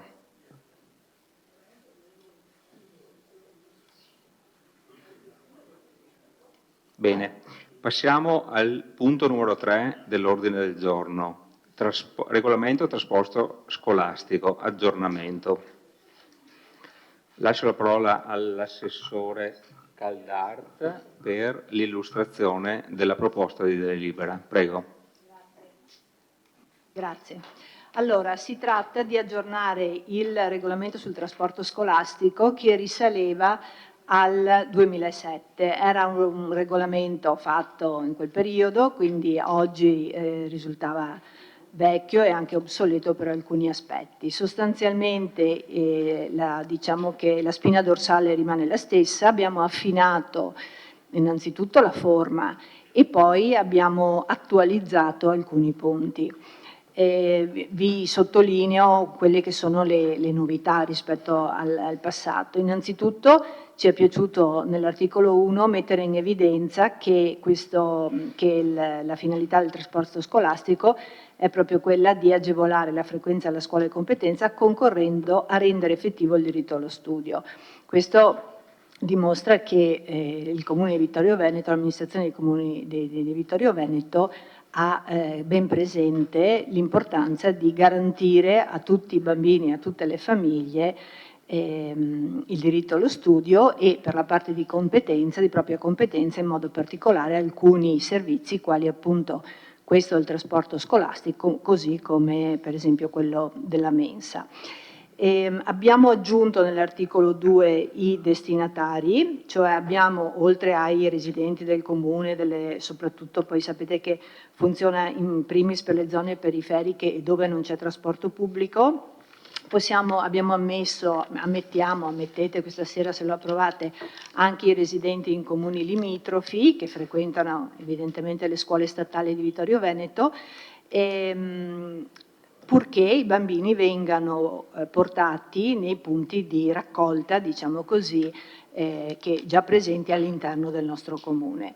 E poi c'è un punto ancora più importante che riguarda i bambini con portatori di handicap, per i quali viene garantito, ovviamente con certificati accertati, per i quali viene garantito il servizio fino a quando la tipologia di pulmino che abbiamo è adatta, nel senso che se c'è un bambino che ha bisogno del sollevatore, per esempio, in questo caso non possiamo caricarlo su questo pulmino, in quel caso ci sono altre soluzioni, per quanto anche dell'ULS, per quanto riguarda noi abbiamo previsto anche di poter erogare un contributo laddove la famiglia decida di provvedere autonomamente al trasporto del proprio figlio. Sull'articolo 3 c'è un'attenzione particolare ai percorsi. I percorsi vengono decisi dopo che i genitori ci hanno presentato le richieste, teoricamente dovrebbero presentarle entro il 31 agosto e in base alle richieste si elaborano i percorsi che diciamo hanno come parametri il numero di pulmini e poi l'economicità e anche l'efficienza del servizio.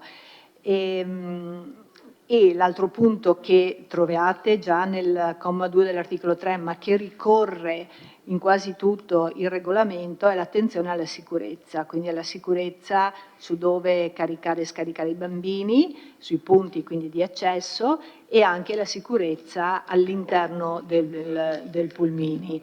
Anticipo già che è previsto l'accompagnamento per i bambini della scuola materna, mentre gli altri autonomamente hanno accesso al servizio. Inoltre abbiamo anche inserito per i bambini dalla quarta primaria in su, quindi quarta, quinta e medie, la possibilità, se i genitori li autorizzano, di salire a bordo e quindi poi di scendere a fine giornata senza essere accompagnati dai genitori. Questo anche perché questo è un servizio educativo, è uno dei servizi educativi come lo è la mensa, quindi viene portata anche l'attenzione alla responsabilizzazione della famiglia in primis, ma anche poi dei bambini nel loro processo di crescita. e abbiamo un numero minimo di alunni di adesioni per attivare il servizio, che è di 5. Nel caso fossero minori, come è sempre successo anche in passato, si cerca di trovare soluzioni alternative. Quindi l'altra diciamo fil rouge che scusate, che collega un po' tutti gli articoli è quello dello spirito di collaborazione tra l'ente pubblico, le famiglie, la scuola e anche il gestore del servizio. Ci si iscrive articolo 4 ovviamente con un modulo online, fino ad oggi si faceva ancora l'iscrizione su carta. E vabbè, qui all'articolo 4 c'è il comma 3 dove dice che i genitori dichiarano consapevoli che il servizio potrà subire variazioni orari e percorsi per cause non dipendenti dalle scuole e il comune, cioè abbiamo messo alcune specifiche legate anche a casistiche che in questi anni si sono accumulati proprio per evitare contestazioni e per far chiarezza per tutti. Bene, poi qua, ecco, nel caso non è mai successo perché i pulmini sono piuttosto capienti, ma nel caso ci fossero più domande rispetto ai numeri, alla capienza del pulmino, ci sono anche i criteri per la graduatoria. L'accompagnamento, come vi ho detto, è solo per i bambini più piccoli. La responsabilità l'abbiamo esplicitata all'articolo 7, ma vi ho già parlato della responsabilità genitoriale e abbiamo specificato anche la responsabilità e il comportamento degli autisti, ovviamente, e dell'accompagnatore laddove ci sia. Un punto che abbiamo sottolineato è quello del comportamento degli utenti, perché purtroppo in questi ultimi anni abbiamo avuto casi anche di bullismo all'interno dei pulmini, di bambini che hanno anche, come si dice, rovinato e lordato, ma anche rotto alcune parti del pulmino, quindi viene chiarita la responsabilità genitoriale in questi casi. Poi il costo è stabilito dal deliberato anno per anno e il pagamento, come vi ho detto, viene predisposto attraverso il sistema Pago PA. Abbiamo il primo quadrimestre perché la scuola inizia a metà settembre e poi i 2 trimestri successivi. Chi si iscrive si impegna per tutto l'anno scolastico, nel caso in cui dovesse rinunciare può farlo, ovviamente comunicandolo per tempo, e la rinuncia vale dal trimestre successivo. Ok, poi abbiamo specificato i rapporti tra comune e istituzione scolastica che insomma funzionano come oggi, cioè abbiamo parlato proprio di ricercare le intese, le soluzioni, perché il caso più recente che abbiamo avuto diciamo legato all'orario dei pulmini è legato a questo. In genere le scuole hanno più o meno gli stessi orari, ma adesso c'è questa nuova normativa per le primarie, per cui le classi quinte e ora anche le quarte hanno le 2 ore di ginnastica in più, che hanno obbligato le scuole a modificare gli orari e quindi abbiamo dovuto, in una scuola in particolare, in un plesso, rivedere un po' gli orari, cercando di far combaciare un po' le esigenze di tutti, ma l'obiettivo è chiaramente quello di far funzionare il servizio al meglio. Grazie Assessore, apriamo la discussione.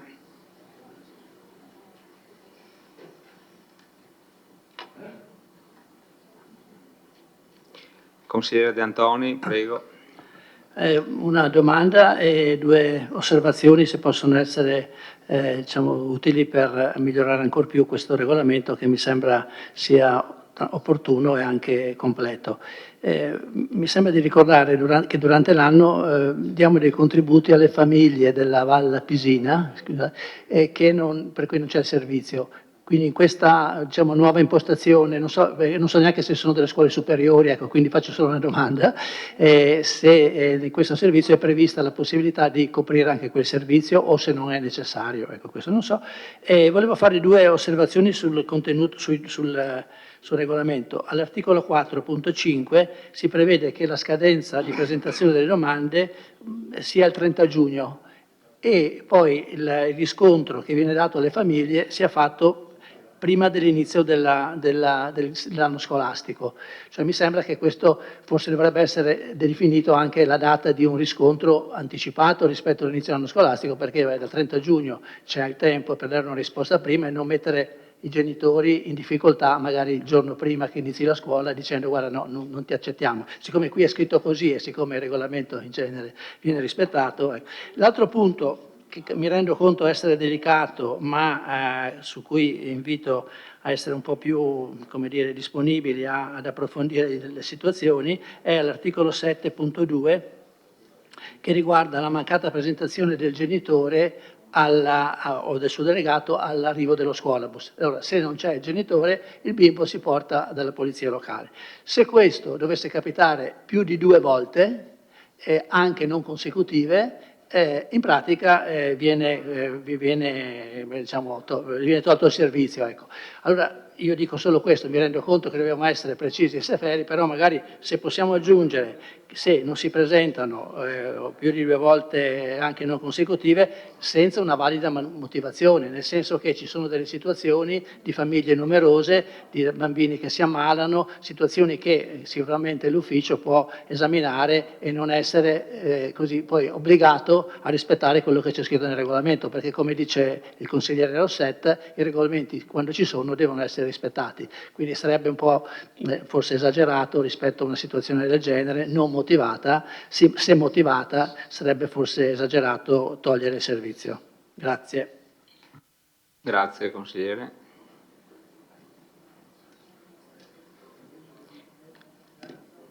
Qualche intervento?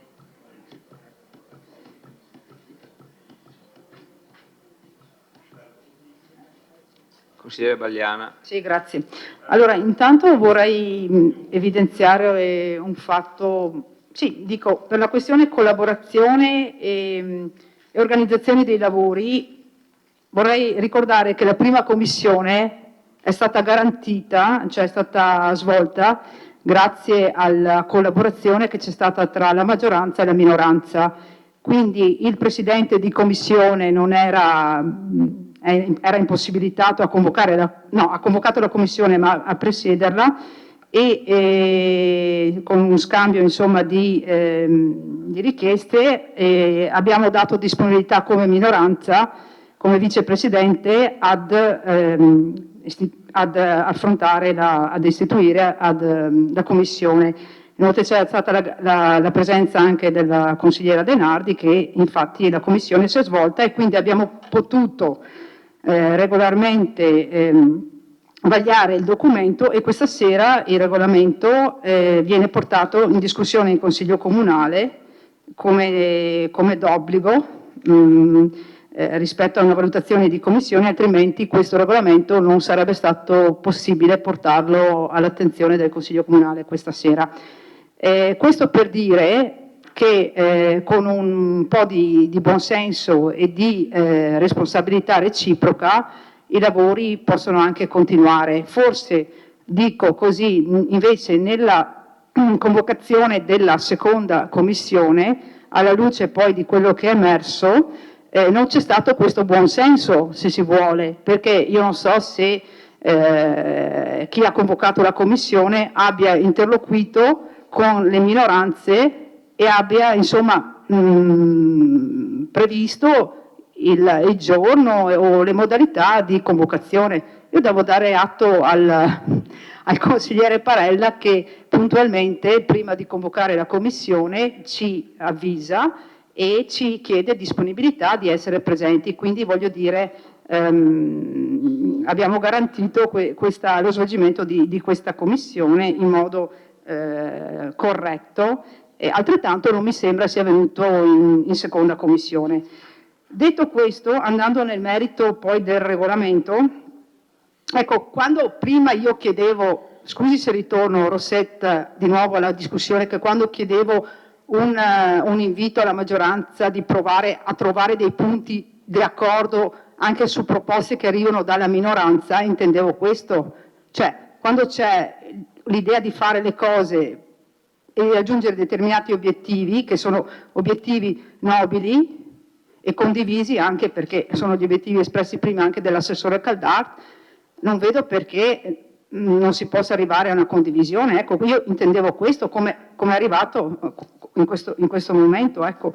Vabbè, detto questo, Entrando nel merito del documento, la mia perplessità invece nasce quando lei, Assessore, parla della questione della sicurezza, quindi mettiamo al primo punto sotto attenzione la questione della sicurezza, cioè il dove scaricare i bambini, le modalità e soprattutto la sicurezza nel trasporto durante il percorso in pulmino, e questa mi trova assolutamente d'accordo, come mi trova d'accordo nel assolutamente richiamare i ragazzi o i bambini quando ci sono comportamenti veramente al limite della decenza, nel senso, appunto, sappiamo benissimo delle situazioni veramente anche gravi che si verificano, quindi sotto tutti questi aspetti sono assolutamente d'accordo. Però mi sto ponendo la questione relativa alla sicurezza quando i bambini scendono dal mezzo.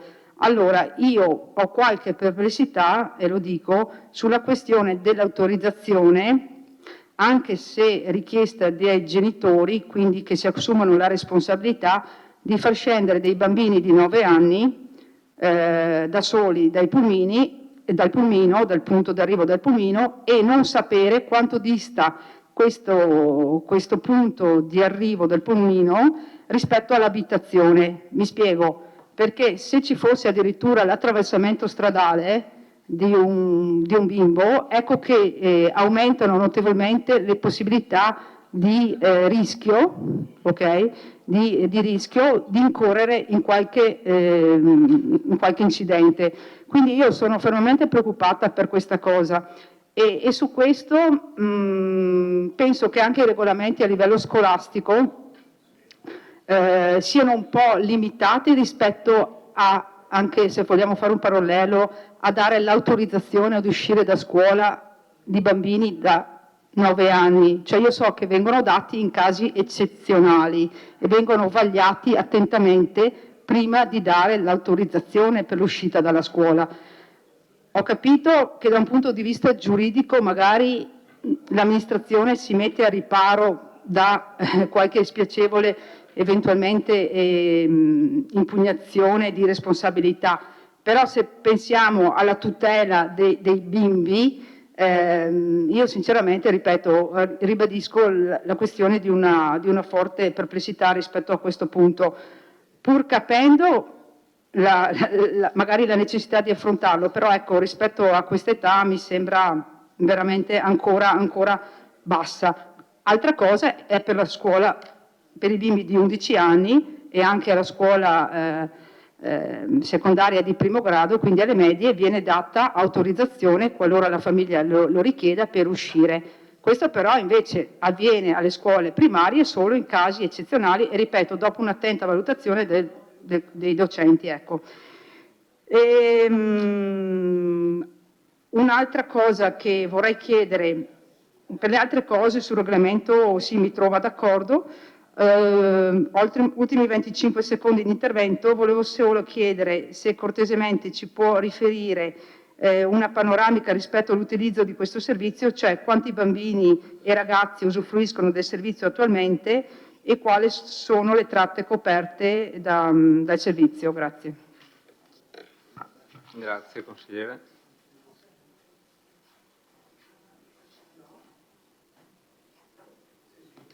Altri interventi, domande? Altrimenti lascio la parola all'assessore, al consigliere De Nardi, prego. Grazie. Vorrei solo far notare un paio di cose. Probabilmente l'assessore è stata tratta in inganno dal testo a fronte vigente e nuovo testo e dai grassetti che in alcuni casi sono proprio sbagliati come individuazioni delle modifiche apportate. Però abbiamo sentito l'assessore dire ci è piaciuto nell'articolo 1 inserire che il servizio di trasporto scolastico è finalizzato a agevolare la frequenza della scuola di competenza e rendere effettivo il diritto allo studio. C'era anche nel testo precedente. Sì, la differenza è tra rendere effettivo e salvaguardare. C'era anche prima. No, ma non l'abbiamo inserito, abbiamo cambiato un verbo, non abbiamo inserito il principio, è diverso. Se poi l'assessore vuole attribuirsi che ha inserito il principio, va bene, avrà inserito il principio, perché la differenza tra rendere effettivo e salvaguardare modifica radicalmente il senso del coso. Allo stesso modo non è stato inserito che il servizio di trasporto è possibile anche per gli studenti portatori di handicap, perché c'era anche prima. Il servizio di trasporto è previsto anche per gli studenti portatori di handicap, frequentanti le scuole dell'infanzia primaria e secondaria di primo grado nel comune, che non esercitano di un particolare accompagnamento. Allora la modifica qui non è la possibilità per i portatori di handicap che c'era anche prima, la differenza è semplicemente tra la necessità di un particolare accompagnamento, ovvero la possibilità o meno che tali patologie siano tali da rendere il trasporto incompatibile con i mezzi ordinariamente impiegati. Questa è la differenza. Non è che prima per i ragazzi portatori di handicap fosse impossibile fruire del servizio e è un'innovazione inserita in questo momento. Allora, nessuno dice che non vanno bene le modifiche, però non attribuiamoci, io lo dico anche per me, nei confronti dei colleghi che hanno votato il regolamento nel 2007, tra i quali il consigliere Tonon, penso anche il consigliere Antiga, e non mi ricordo chi altro fosse in consiglio comunale nel 2007. Ho una memoria, ma non è così infallibile. Sembra che nel 2007, quando i due colleghi che ricordo essere stati presenti, non avessero previsto il servizio per i ragazzi portatori di handicap. Non è così. Non attribuiamo, nei confronti dei colleghi che hanno già votato, ma anche quelli che non sono più presenti in consiglio comunale, cose che non ci sono. Diciamolo. Si è deciso, poi chiunque valuterà se correttamente o non correttamente di limare la norma, ma non è stato inserito, c'era già prima, Assessore. Grazie, consigliere De Nardi. Altri interventi? Assessore, prego. Allora, per quanto riguarda la richiesta sulla Valle Pisina, si tratta di un contributo che noi diamo a ragazzi che usufruiscono del servizio pubblico, perché non c'è l'autobus, lì c'è solo la corriera costa molto più dell'autobus e quindi noi copriamo la differenza. Sono ragazzi delle scuole superiori, non c'entrano con questo servizio. La data di comunicazione dell'accettazione della famiglia, è vero, è scritto 30 giugno e stamattina c'era la coda. Cioè, la realtà è che abbiamo a che fare con i signori stamattina hanno detto siamo appena rientrate dall'estero, eccetera, cioè è una situazione fluida. Abbiamo messo 2 date per cercare di incentivare le persone a dare risposta entro, diciamo, prima dell'estate. Dopodiché, proprio perché ci sono continuamente, c'è anche quelle di stamattina, anche oggi è già scaduta, sarebbe già scaduta la tempistica, però cosa dici? No, non prendo la tua domanda. Quindi per poi formulare i percorsi bisogna per forza avvicinarsi. Però non è mai successo, ma né nei 23 anni che ci sono io e nemmeno credo nella parentesi dove non c'ero, di bambini che sono rimasti fuori da questo servizio, se sono bambini che vivono in zone periferiche dove non ci sono altri mezzi, eccetera, perché come dicevo i pulmini sono pulmini capienti rispetto al numero di richieste. Poi il tema della responsabilità genitoriale è un tema su cui potremmo stare ore a discutere, nel senso che non è che io mi impunti sulla quarta elementare, sulla quarta primaria. È pur vero che l'esperienza anche qui ci insegna che il problema non sono tanto i bambini, ma sono le persone che hanno alle spalle, per cui è anche giusto, credo, che un genitore sia genitore con le sue responsabilità. Non lo so quale possa essere giuridicamente la frase, come è nella scuola, no? Che la scuola valuta attentamente, però noi che lì conosci la famiglia, cioè noi vediamo chi viene a iscriversi, non siamo in grado di dare una valutazione. Quindi là sta molto alla responsabilità del genitore che, consigliere De Antoni, un valido motivo. Io credo che un figlio sia sempre il valido motivo rispetto, poi è vero, un giorno può succedere a tutti, però allora in quel caso telefoni e dici guarda oggi non arrivo, vengo a prenderlo, cioè Poi mettiamo 3, mettiamo 5, il punto non è il numero di mancati prelievi, il punto è il tipo di genitore con cui abbiamo a che fare, no? E diviene sempre più difficile nella scuola, come chi offre servizi paralleli e che completano, diciamo, l'offerta della scuola, avere questo rapporto, diciamo, che una volta forse era più semplice con le famiglie, perché ci sono sempre più diritti e pochi doveri. Per cui sì, si può discutere 3, 5, a me non cambia nulla, così come il discorso che fa, che condivido in parte con quello che dice sulla responsabilità della della classe quarta. Poi vede, consigliere De Nardi, io non ho, quando lei parla, anche prima quando parlava del precedente punto, mi stupisce sempre il modo che ha di dire le cose, come se volesse, che se fosse un discorso di chi dei due vince. Cioè io credo che nel caso in cui un'amministrazione, che sia rossa, bianca e verde, offre un servizio, lo faccia per il bene del servizio. È lungi da me pensare di dire sono più brava perché ho messo, perché abbiamo scritto rendere effettivo, oppure il discorso sul bambini con handicap. Se vogliamo proprio essere precisi, ma non l'ho detto per dire guardate che noi siamo stati bravi, quelli di prima non lo hanno fatto, cioè non mi viene neanche in mente una roba del genere. Infatti ho detto, ho detto proprio, la spina dorsale viene mantenuta, abbiamo cercato di renderla meglio organizzata. Per quanto riguarda il discorso dei bambini del portatore di handicap, come giustamente lei ha detto, il servizio c'è. La cosa in più è quella di, laddove il bambino non possa avere accesso a quel mezzo perché ha un handicap che, come ho detto prima, per esempio richiede il sollevatore, se non interviene l'ULSS, che poi in questo momento ha avuto dei finanziamenti regionali ad hoc proprio per assistere i bambini portatori di handicap, sia nel trasporto che nell'assistenza scolastica, si può anche pensare, se la famiglia dice mi arrangio, di intervenire con un contributo. Quindi c'è, ma è migliorativa, ma non è per dire che il resto era sbagliato o non c'era.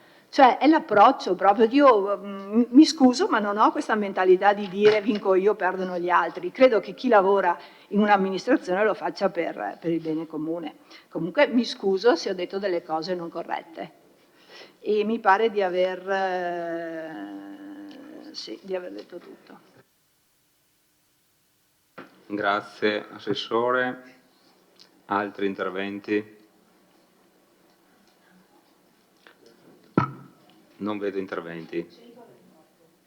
Scusi Presidente. Mi hanno chiesto quanti sono. Ad oggi, consigliere Bagliani, abbiamo 128 richieste, quindi i numeri sono più o meno, vero? Più o meno quelli dell'anno scorso.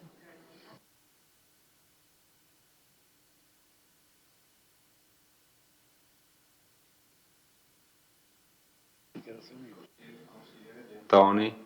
Sì, no, solo per dire che siamo tutti d'accordo, quando facciamo il regolamento però diamo almeno la possibilità di che ci sia una decisione discrezionale da parte degli uffici, l'esempio delle due, perché così come è scritto è due, è scritto anche 2 tra parentesi, 2 col numero e 2 tra parentesi, cioè sembra quasi, sono 2 e basta. Allora, un minimo di apertura, dando anche la possibilità all'ufficio di decidere, ma scriviamoglielo, perché sennò se non è la dottoressa Chies, ma è un'altra persona, dice c'è scritto 2, io non mi prendo la responsabilità, per dire. E analogamente sul discorso di prima, è vero, come mi ha detto, sì, evidentemente che le richieste arrivano anche all'ultimo, ed è vero, stanno arrivando anche oggi, sono arrivate anche oggi, ed è anche vero che i numeri consentono sicuramente di dare risposta a tutti, però pensare di dare a quelli che hanno fatto la domanda, che comunque vengono accettate, comunicarglielo prima e non aspettare il giorno prima,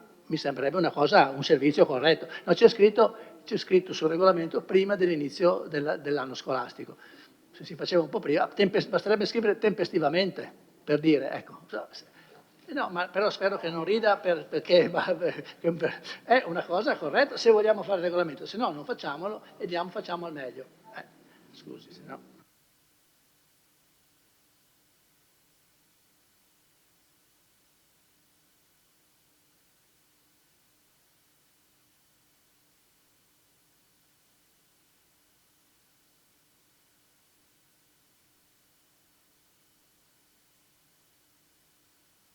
un attimo che c'era il consigliere Varaschin che...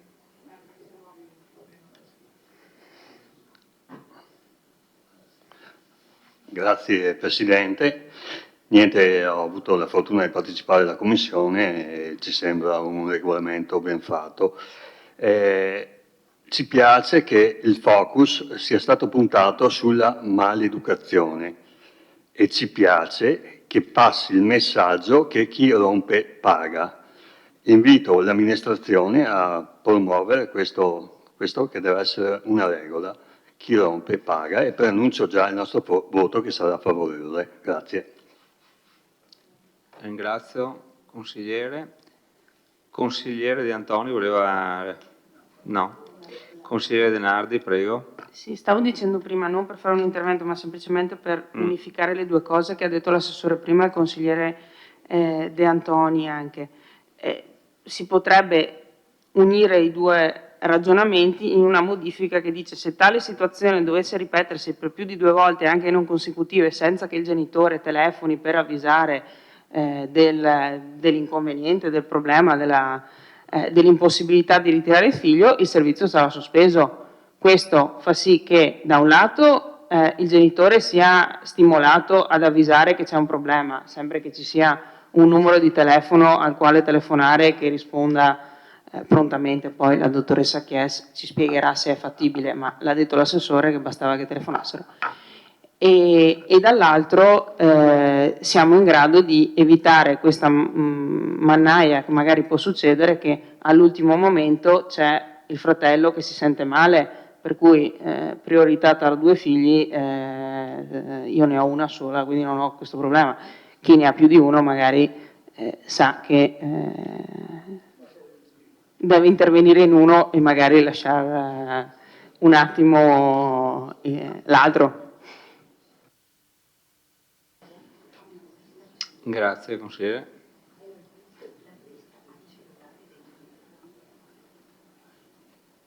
Altri interventi?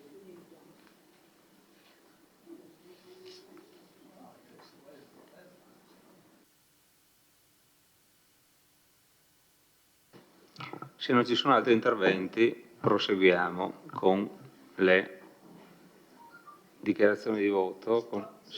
Prego.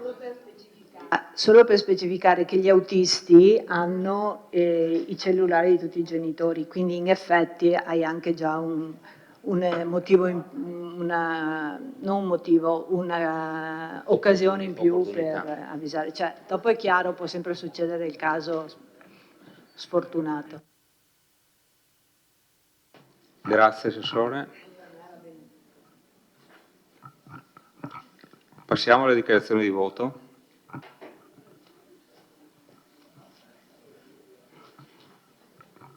Consigliere Bagliana, prego. Sì, grazie. Allora, pur valutando positivamente il regolamento e trovandomi d'accordo sulla maggior parte, insomma, degli articoli rivisti e assolutamente anche sul concetto di responsabilità dei bimbi e quant'altro nei confronti dei mezzi pubblici, delle persone che ci salgono, degli autisti, quindi sono assolutamente d'accordo. Rimango invece fortemente perplessa sulla questione dell'autorizzazione, sì, sulla concessione di scendere dall'autobus anche su autorizzazione fatta dai genitori, richiesta dai genitori per i bambini di 9 anni, in quanto personalmente, e un po' con l'esperienza, penso che le capacità attentive e il grado di attenzione di bimbi possa essere in qualche modo compromesso, cioè non sia sufficientemente maturo per poi affrontare il tragitto verso casa, che appunto non sappiamo neanche di quante chilometraggio potrebbe essere. Quindi un discorso se la fermata è a 10 metri di casa e un bimbo scende e va dentro, un discorso se deve fare 500 metri per andare in abitazione e magari attraversare anche la strada. Quindi su questo purtroppo io non sono d'accordo e quindi mi asterrò. Ecco, grazie. Grazie. Consigliere Bagliana. Consigliere De Antoni, prego. Io, Dichiarazione. nonostante le mie osservazioni che sono state fatte con spirito collaborativo e mi sembrano anche sensate, non siano recepite, ma questo capita molto spesso, comunque voto favorevole, nel senso che il regolamento nel suo complesso va bene.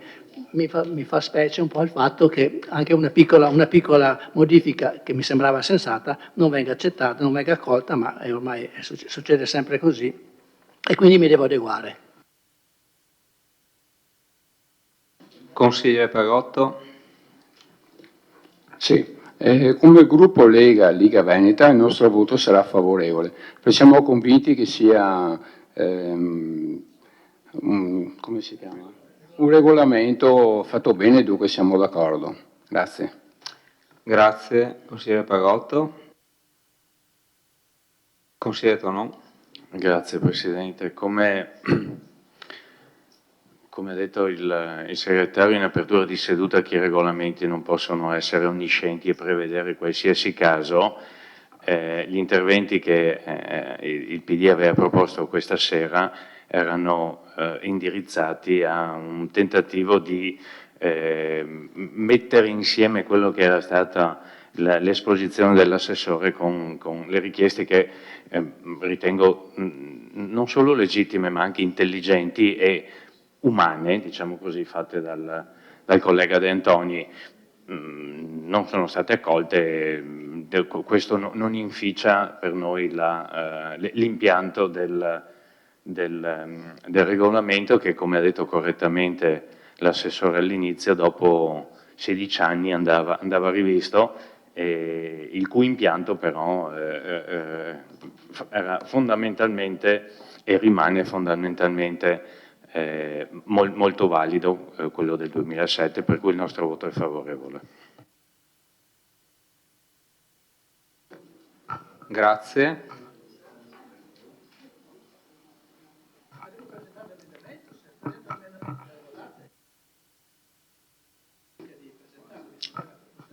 Diciamo che nessuno ha mai bloccato gli emendamenti, quindi se uno vuole scriverli si mette là come avete fatto prima e li fa, ma voglio dire, non vedendo nessuno che uno pensa di andare avanti, giusto?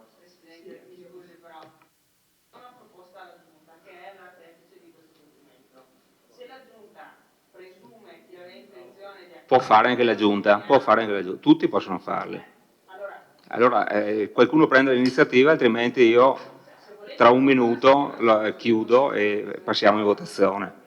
Se la Giunta dà un'indicazione dell'intenzione di approvarlo, se la scrivono, se no risparmiate una fatica.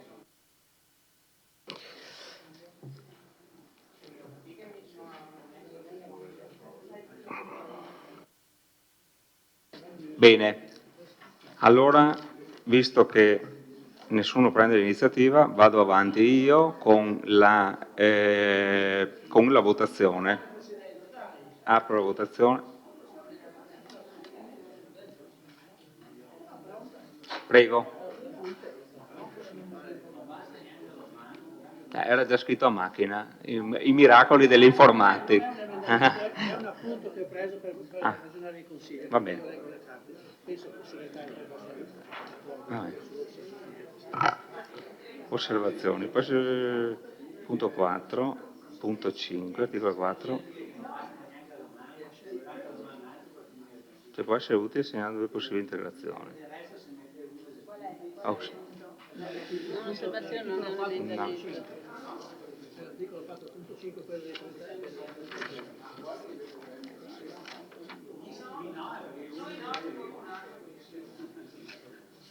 Punto 5 questo, articolo 4, punto 5. La scadenza della presentazione della domanda tutta un deve iscritto di proprietà del comune e nel caso motivato di questo. Allora, come l'articolo 4.5.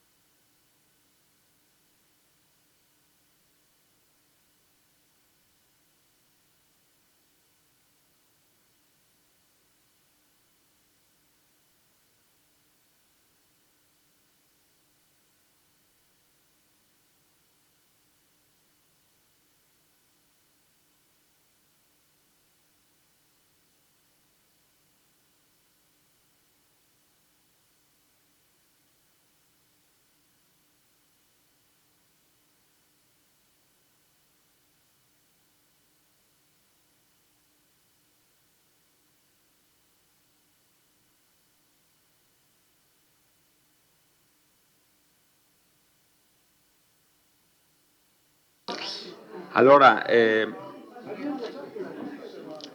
cortesemente scrivete l'emendamento in forma di emendamento, non di suggerimento.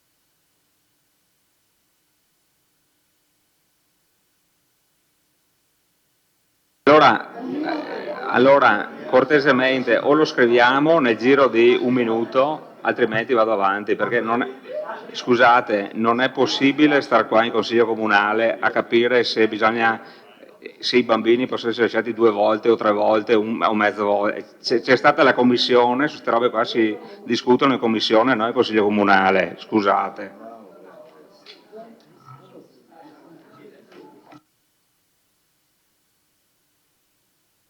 Ok, avanti allora. No, non c'è un emendamento. Andiamo avanti. Passiamo in votazione al regolamento. Apri votazione.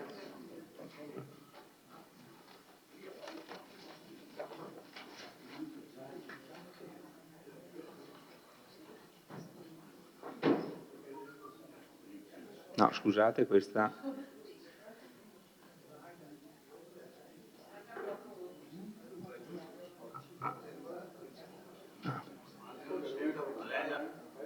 Gli arancioni sono ancora hanno ancora da votare. Gli arancioni. Parrella, perfetto. Bene. Allora, la delibera è approvata con favorevoli 12, contrari 0, astenuti 2.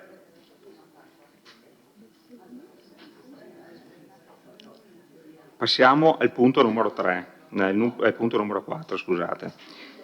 Aggiornamento e digitalizzazione del piano di classificazione acustica comunale ai sensi della legge 447 del 1995 e della legge regionale 21 del 1999, adozione. Sì, lascio la parola al Sindaco per la illustrazione della proposta di delibera. Prego, Sindaco. Un attimo che qua. Ok. Prego, Sindaco. Allora,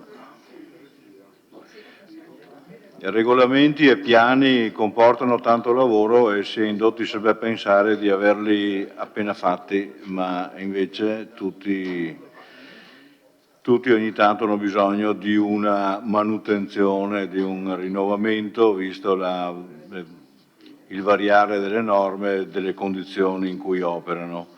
È il caso questa volta del piano di classificazione acustica comunale che il Comune aveva, ne era dotato, ma risaliva al 2003, quindi un ventennio fa fu fatto, aveva bisogno di essere aggiornato in base alla normativa intervenuta nel frattempo e grazie anche a un finanziamento arrivato dalla provincia siamo questa sera a chiedere al Consiglio il suo parere relativamente all'adozione, primo passaggio necessario per arrivare poi all'approvazione. Do la parola al dirigente ingegner Curti per l'illustrazione.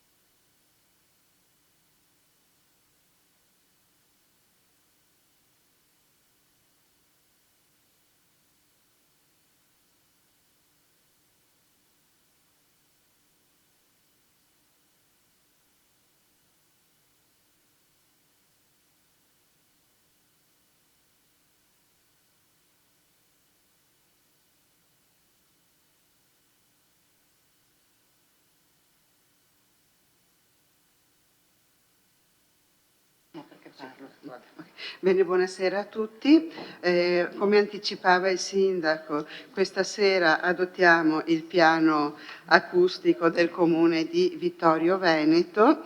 Innanzitutto desideravo presentarvi i tecnici che hanno redatto il piano, la DBA Ambiente col dottor Diego Carpanese, che purtroppo non è potuto essere presente, doveva collegarsi via internet, ma abbiamo verificato che abbiamo qualche problema a fare questi collegamenti. L'avevamo già fatto un anno fa per un discorso urbanistico, per cui a questo punto vi manda i suoi saluti, ma non potrà essere presente con noi. I collaboratori del dottor Carpanese, Alina Pirau, giusto? E Alessandro Lazzarin, che poi ci illustreranno la parte tecnica. Io non entrerei tanto a fare introduzioni, l'unica cosa che devo dire prima di iniziare l'illustrazione tecnica e quindi la discussione è che abbiamo fatto un approfondimento sulla normativa di adozione e approvazione di questo piano, che è una normativa per la verità non chiarissima, e quindi propongo nel deliberato al punto 6, laddove si parla proprio della procedura della pubblicazione del piano dopo l'adozione, di togliere la pubblicazione sul bollettino ufficiale della Regione Veneto, perché da un approfondimento abbiamo verificato che non è necessario e quindi sarebbe un adempimento in più che non ha senso fare. Per il resto, per tutti gli aspetti tecnici, io passo la parola a chi ha redatto il piano e che quindi ce lo illustrerà tecnicamente per poi poterne discutere. Vi lascio direttamente, anzi ti lascio il posto. Scusate perché sono un po' distratta, stasera volevo anche ringraziare la collega, l'architetto Pozzomon, insieme alla dottoressa Bisio, che in questi 2 anni di lavoro hanno seguito tutto il lavoro come ufficio, quindi è anche giusto perché c'è il lavoro dell'ufficio ambiente dietro. Grazie. Se ti vuoi, avete avvicinato. Buonasera intanto. Allora, il piano acustico diciamo è composto dalla relazione tecnica. Sì, lo facciamo vedere. Dalla relazione tecnica dove viene spiegata in dettaglio la parte grafica, le tavole grafiche che abbiamo fatto, adesso le presentiamo, e dal regolamento acustico dove sono elencate e descritte insomma anche le manifestazioni e tutte le deroghe che vengono rilasciate dal Comune. Intanto vediamo insieme a me le tavole e dopo insieme al mio collega si discuterà appunto del regolamento. Le tavole sono 7, vediamo passo per passo, così parlo anche della relazione. La prima tavola tratta degli ambiti omogenei, che sono i poligoni presi dal piano regolatore comunale, perché il piano acustico va pari passo con il piano regolatore, quindi se ci sono dei cambiamenti di zona, per esempio una zona che prima era residenziale e adesso viene cambiata in zona industriale, oppure una zona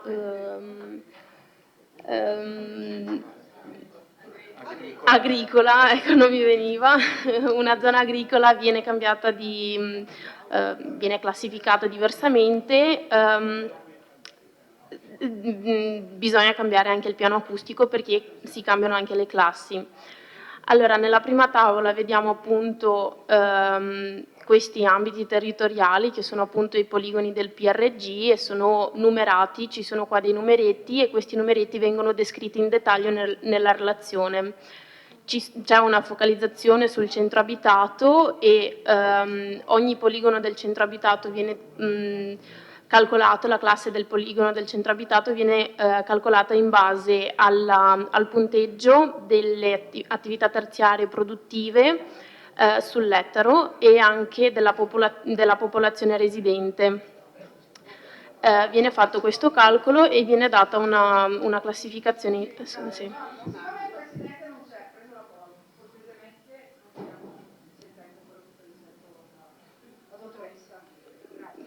Grazie.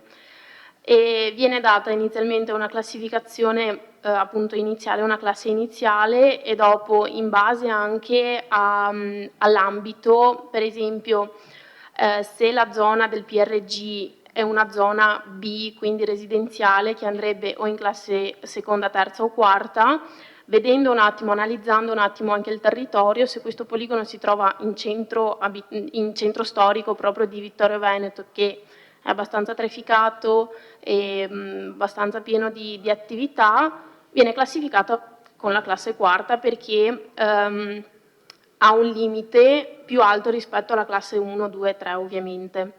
E faccio un passo indietro, le classi acustiche, non l'ho detto, sono 6, dalla più bassa che è la classe 1, che comprende le zone da tutelare maggiormente come i complessi scolastici, gli ospedali, le case di riposo e anche le ZPS, alla classe sesta che è la zona esclusivamente industriale.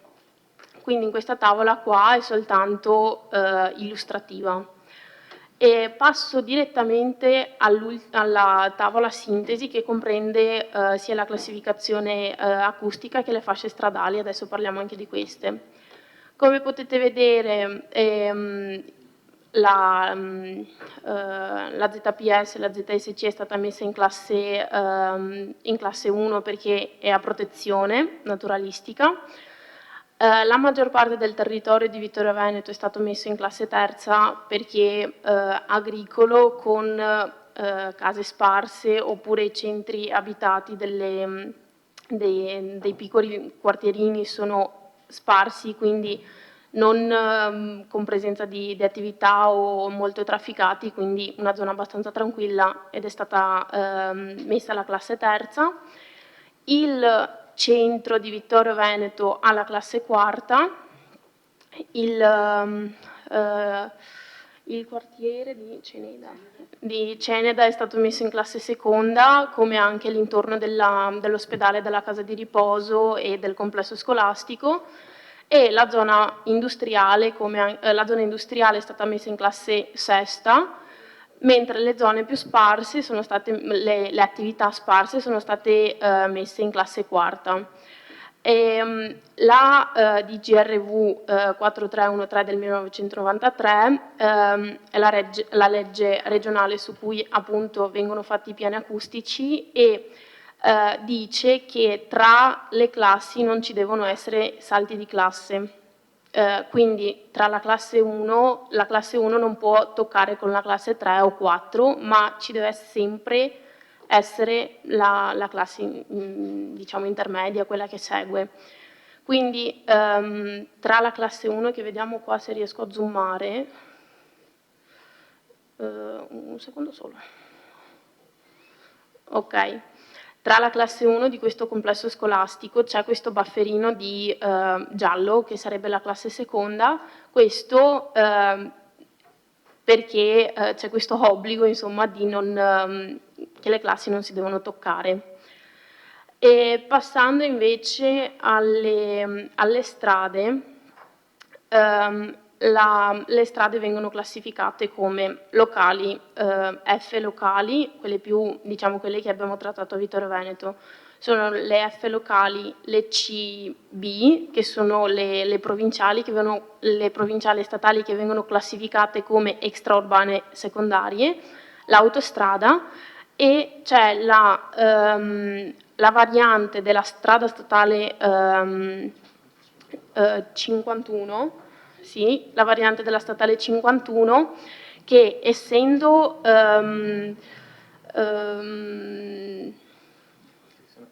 costruita dopo il 2004 ha un'unica fascia di 250 metri, di 150 metri, scusate, perché dal 2004, allora prima del 2004 la legge imponeva 2 fasce per le strade provinciali, una fascia A di 100 metri sarebbero i limiti della classe quarta, quindi 70 di giorno e 60 di notte, e un'ulteriore fascia B di 50 metri che ha dei limiti più bassi, quindi 65 e 55. Dal 2004 in poi si è deciso di fare un'unica fascia sia per le CA che diventano C1, quindi le extraurbane primarie diventano C1, mentre le extraurbane secondarie diventano C2 con sempre un'unica fascia. Quindi sia la variante della statale che la variante della 86 hanno un'unica fascia perché questa, anche questa costruita dopo il 2004, e la sua fascia insomma è di 250 metri perché considerata come CA, quindi C1. L'autostrada invece, anche questa ha due fasce, una di 100 metri e l'altra di 150, e valgono sempre gli stessi limiti delle strade provinciali, e abbiamo anche la fascia della ferrovia con sempre fascia A 150, quindi limiti 70-60, e fascia B fascia A 100 e fascia B 150, 65-55. Come vedete, qua per la variante questo è un esempio abbastanza chiaro, per la variante della strada provinciale 86, la fascia viene troncata. Questo perché all'interno del centro abitato, questa delimitazione qua tratteggiata è il centro abitato, le strade vengono declassate, quindi non sono più extraurbane ma passano come strade locali, e all'interno del centro abitato la strada ha un'unica fascia di 30 metri che però non viene disegnata, e nel centro abitato la strada prende i limiti della classe. Quindi in questo tratto qua avrà i limiti della classe terza, andando più avanti prenderà i limiti della quarta e così via.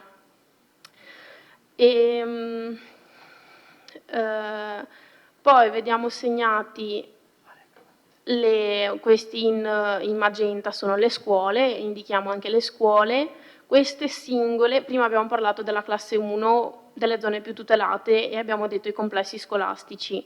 Complessi scolastici perché sono più unità appunto scolastiche insieme e quindi hanno una maggior tutela, diciamo, mentre le scuole singole prendono la classe circostante. E vediamo anche le aree per manifestazioni, che sono appunto le aree scelte dal Comune di Vittorio Veneto, dove vengono svolte manifestazioni, e passo la parola al mio collega. Buonasera. Le aree per manifestazioni da regolamento acustico dopo sono le aree dove possono venire svolte delle manifestazioni andando in deroga con meno documentazione rispetto a quella necessaria se sottostanno a quello che dice il regolamento, quindi limiti di orari e limiti di rumore, sia per quanto riguarda cantieri che per manifestazioni, questo qua. Se si segue il regolamento acustico si hanno due tipologie di deroghe che sono più veloci da fare e si possono dare fino a 5 giorni prima dell'evento, sia della manifestazione che del cantiere. Se si sforano o si va fuori dalle aree per manifestazioni o si sforano orari o limiti acustici, la presentazione va fatta 30 giorni prima e con la presentazione di una previsione di impatto acustico. Erano state segnalate, cioè sono tipo 30 giorni all'anno. Le aree per manifestazioni sono quelle indicate col tratteggio, questo in viola e numerate. Esatto. Sono numerate, sono 26, 27 aree. Sono anche elencate nella regolamento. Sì, sono elencate prima degli allegati. Nell'allegato 1 c'è la lista di tutte le aree per manifestazioni indicate dal Comune. E No, Quante sono 20? adesso le vediamo insieme, un attimo solo.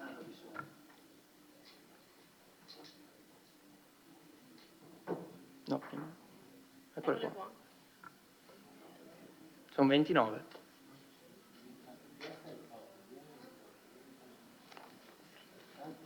Qua sì.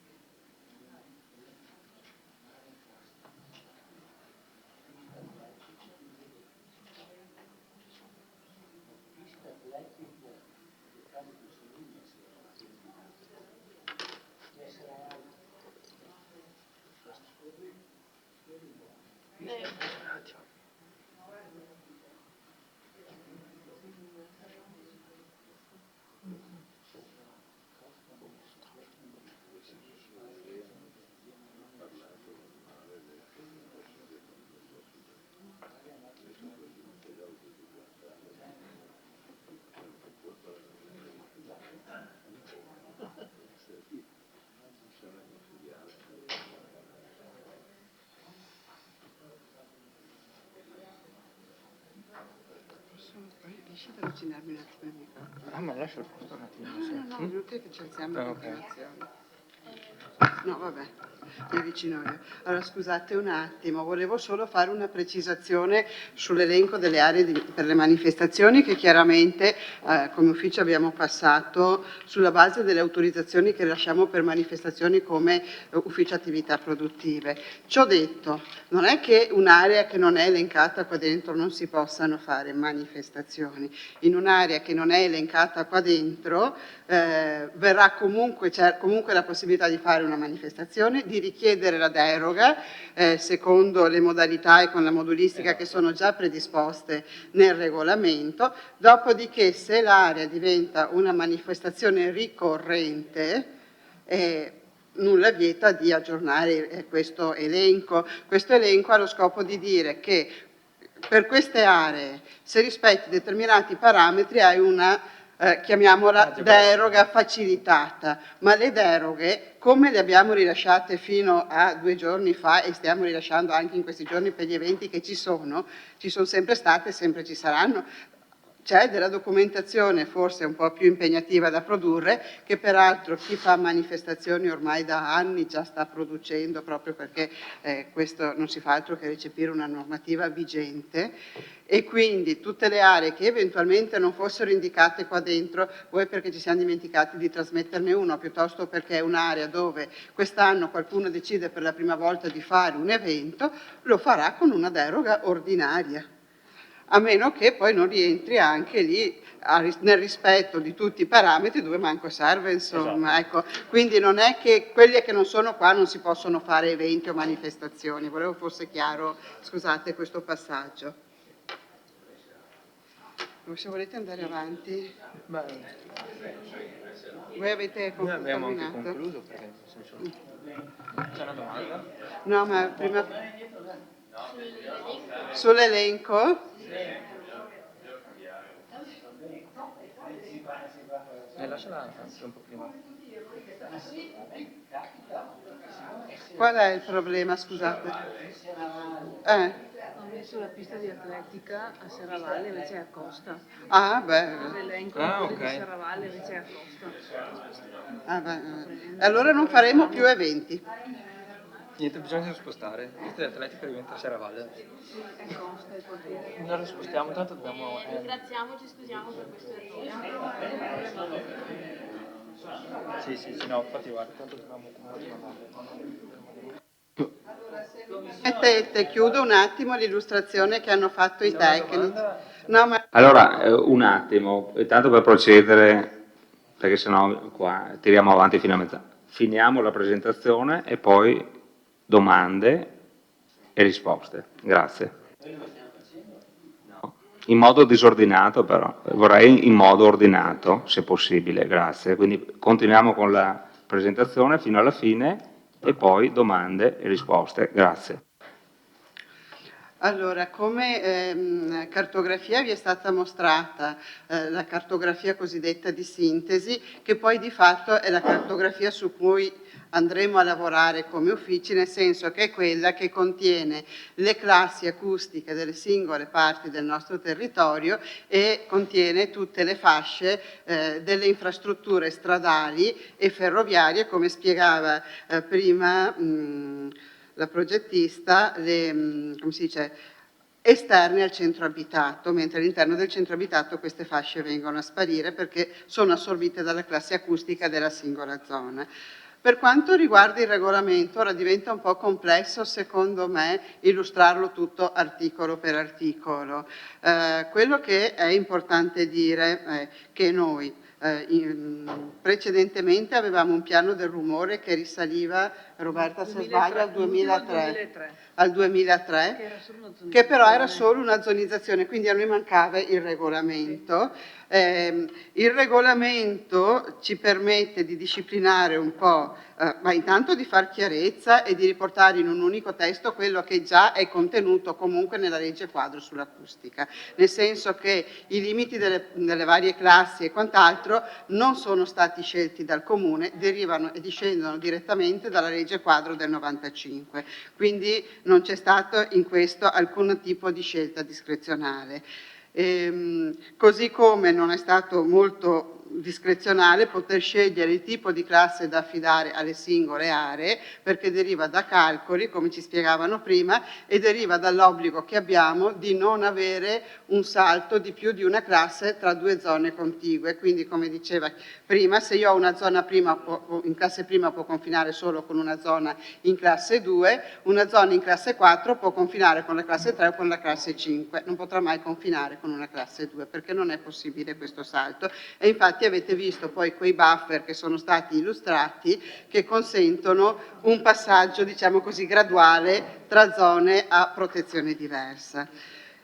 Molte delle cose contenute nel regolamento in realtà, indipendentemente dal fatto che ancora non avessimo un regolamento approvato, già le applicavamo, perché le deroghe sono all'ordine del giorno e la collega, l'architetto Pozzobondo dell'Ufficio Ambiente lo può confermare, ne rilasciamo parecchie, sia per le attività temporanee, diciamo di carattere ricreativo, e che sono poi le aree che abbiamo visto, ma ne rilasciamo molte anche per attività di tipo produttivo, per i cantieri banalmente, che richiedono le deroghe che possono essere o sul livello sonoro o sugli orari in cui poter lavorare. Quindi per il resto poi è un'applicazione di quello che prevede la norma. Ci sono alcune scelte, banalmente ricordavo in commissione ieri sera, c'era la deroga per i fuochi d'artificio che va chiesta, ma abbiamo pensato di metterla dentro in automatico per Sant'Augusta, perché Sant'Augusta non è una cosa che capita per caso a Vittorio Veneto, capita tutti gli anni a quelle caratteristiche, quindi valeva la pena che fosse già codificata all'interno del regolamento, a meno che poi un giorno si decida di non fare più questa festa, rivedremo. Ma visto che c'è, era inutile che ogni anno facessimo chiedere una deroga. Altre situazioni, non parlo dei fuochi perché la norma poi è anche molto più delicata, quella dei fuochi d'artificio, andranno valutate di volta in volta come già stiamo facendo. Adesso, se ci sono delle domande precise per i tecnici, perché siccome arrivano da Padova e quindi se riusciamo a fare le domande tecniche in modo che ci possano dare un supporto e poi poterli liberare, loro non hanno il coraggio, ma ve lo chiedo io cortesemente e dopo restiamo per tutto il resto in modo che possiamo mandarli a casa. Grazie. Consigliere De Nardi. Grazie. Ho visto prima, se non ho letto male, l'area per manifestazioni via Madonna della Salute. Sbaglio? M24, è questa qua. Posto che conosco un po' l'area, non riesco a capire che manifestazioni vengono fatte lì. Perché è il pezzo di stradina davanti all'osteria.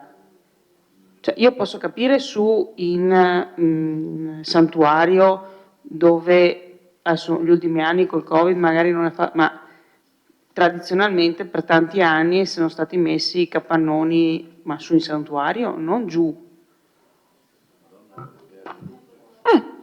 Via Madonna della Salute è quella che parte da davanti all'osteria e va su in santuario. Ma lì non è segnato, cioè, è attaccato alla rotonda. Sul disegno?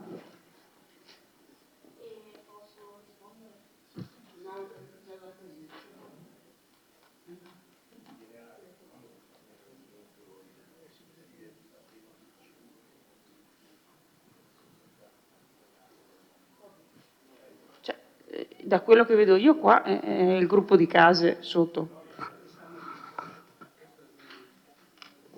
Magari non riesco a leggere io la carta. quella lì è via Dalmazia, quella dove inizia nel tratto sotto il viola è via Dalmazia. No, è lì, è il santuario su in cima. Quindi non riesco a capire se mi spiegate, perché dall'altra parte M18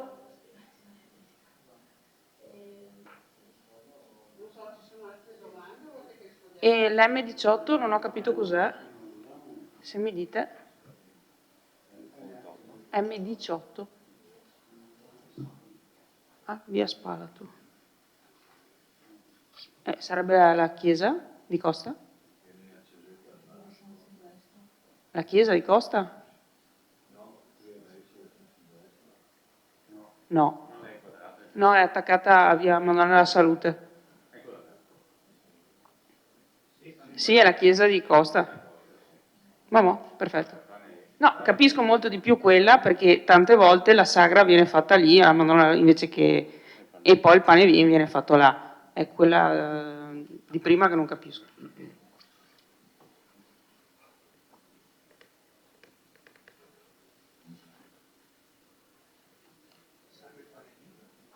Sì, no, l'altra la capisco, ma quella di là... Prego, Sindaco. Una domanda tecnica.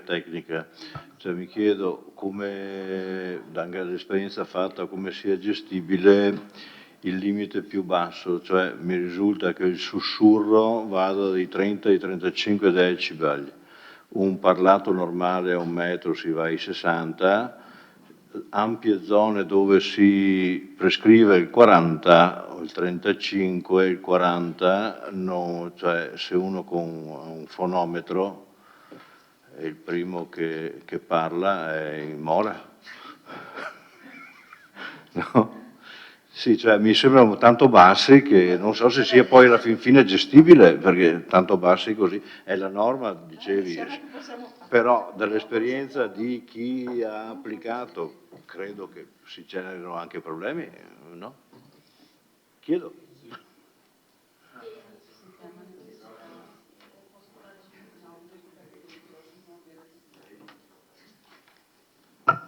Consigliere Tonon. Grazie. Argomento ostico, confesso che lo sto sfogliando stasera perché non sono riuscito a guardarlo. Si collega fra l'altro a quel provvedimento che abbiamo già preso, mi ricordo abbiamo parlato per quanto riguarda le manifestazioni musicali, cosa su cui non ero completamente d'accordo. No, rapporto ambientale preliminare, confesso la mia ignoranza, pagina 27 si parla della classificazione delle zone di classe seconda, 544 zona VP, Villa Trieste De Benedetti, Savonarola e Villa Contarini. E io francamente a Vittorio non chiedo dove sono perché non ne ho la più pallida idea. 27 del rapporto ambientale preliminare. No, perché io a memoria una Villa Contarini sì, ma no qua. È a Piazzola sul Brenta se non mi ricordo male. Anche refuso.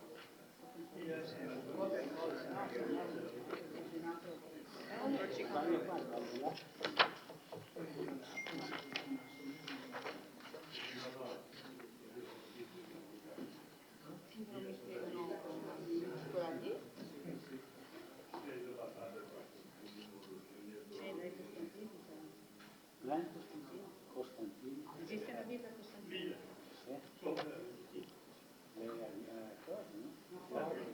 Abbiamo scoperto che abbiamo una dépendance. Ok, altro? O... Sì, no, sì, basta. No, nel senso non so dove sia. Allora, consigliere Bagliana. Allora, io volevo capire una cosa da parte dei tecnici. Non ho ben capito, cioè voi avete rilevato, cioè le classi come vengono formate, cioè nel senso dai rumori già esistenti o viceversa, cioè se ho una zona residenziale, quella rientra in una classe ben definita dalla normativa, immagino, no? Quindi come la zona industriale, quello volevo capire, o è viceversa, prima avete rilevato i rumori e avete inserito quella zona in una classe, o viceversa una zona residenziale deve corrispondere a una determinata classe? Questo è un concetto secondo me importante per capire anche le cose. Poi invece volevo entrare nel merito della delibera, ma non so se farlo adesso o lo faccio dopo, perché ci sono dei rilievi fatti dall'ARPAF e da altri enti e vorrei insomma evidenziarli, non so, magari le facciamo anche dopo, non lo so, chiedo, non lo so. Facciamo dopo. Allora io con questo riterrei chiuse le domande, perché sennò domande ce ne sono a migliaia, ecco, e poi passiamo alla discussione della delibera. Siamo qua per deliberare se approvare il piano, non per studiare il piano. Presidente, cosa vuol dire che le domande sono migliaia? Allora significa che semplicemente gli approfondimenti sarebbero da fare nelle commissioni. Se poi sì. Vabbè. Allora stiamo qua tutta la notte a chiedere il decibel e il...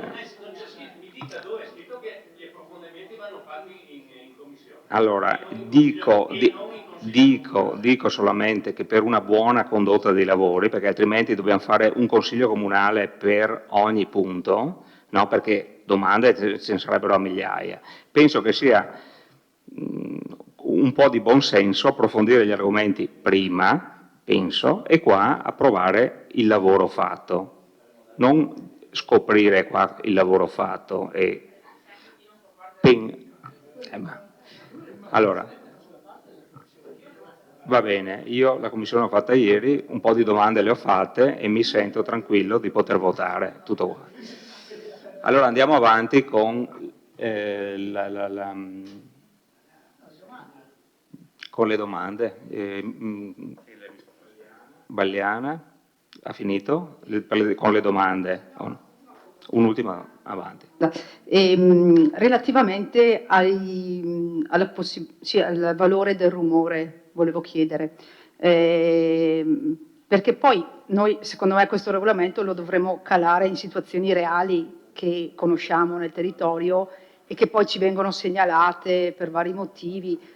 Una per tutte mi viene in mente, voglio dire, faccio un esempio banale, in un parco, ok, c'è una manifestazione, prendiamo la musica più alta possibile, voglio dire la musica techno, facciamo un esempio, ok? Sì, intanto per essere un po' concreti, se no, cioè quella è applicabile in tutte le zone, se rientra in quelle zone segnate per manifestazioni. Non so se il concetto è chiaro. Ecco, volevo chiedere anche questo, ad esempio. Consigliere De Antoni, prego.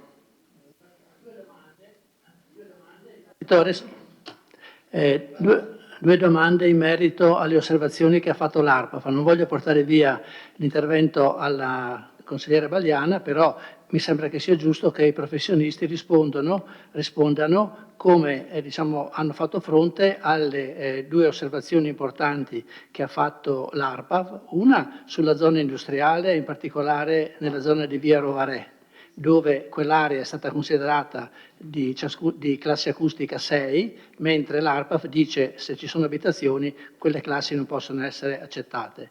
Due, come giustifica quella serie di misurazioni fonometriche che sono state effettuate, misurazioni che l'ARPAF considera come dire, inutilizzabili per confrontare diciamo, i dati rilevati con il regolamento. Quindi il professionista si è giustificato, come scritto nella delibera, con quanto riportato sul regolamento, sulla relazione al paragrafo 6.3. Leggendo però quella giustificazione non trovo risposta alle osservazioni che ha fatto l'ARPAF. Quindi chiedo di spiegare meglio come si giustifica il mancato rispetto delle normative previste dai DPCM che sono riportati nelle premesse della delibera.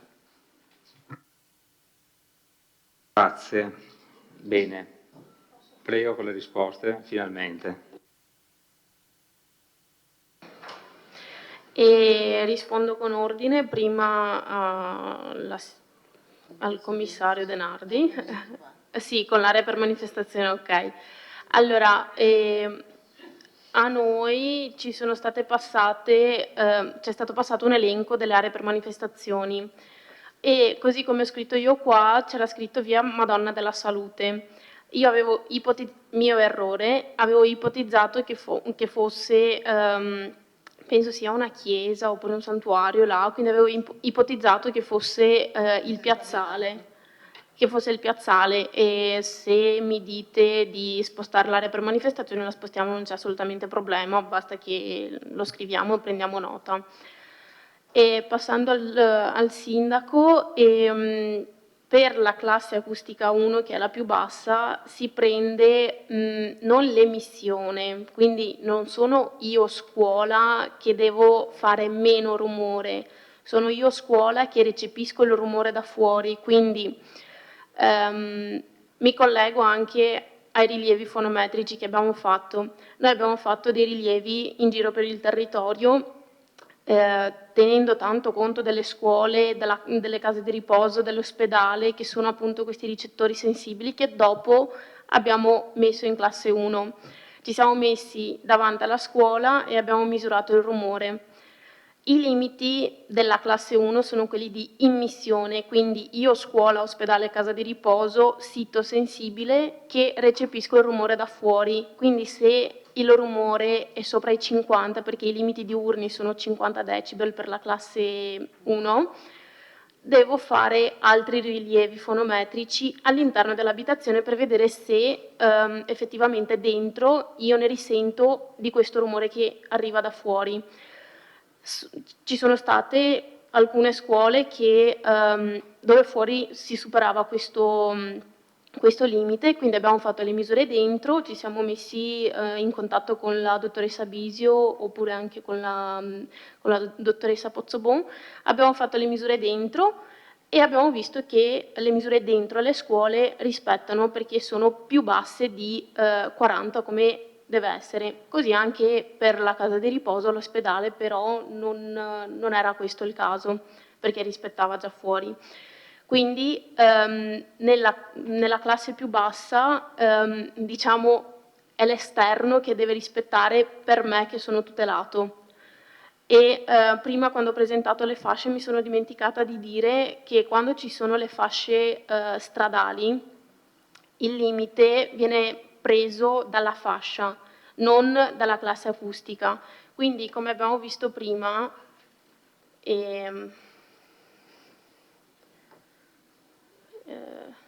mi metto qua, che è l'esempio più giusto. Questo colore qua è la classe 1, però sopra io ho la fascia dell'autostrada, quindi anche se sono in classe 1 e quindi dovrebbe esserci un rumore molto basso, avendo l'autostrada a fianco con la fascia sopra, prevale la fascia e quindi i limiti che ci sono qua non sono più 50 di giorno e 40 di notte, ma sono, visto che la fascia B, sono 65 di giorno e 55 di notte. Quindi appunto per le classi più basse è la strada che non deve far rumore.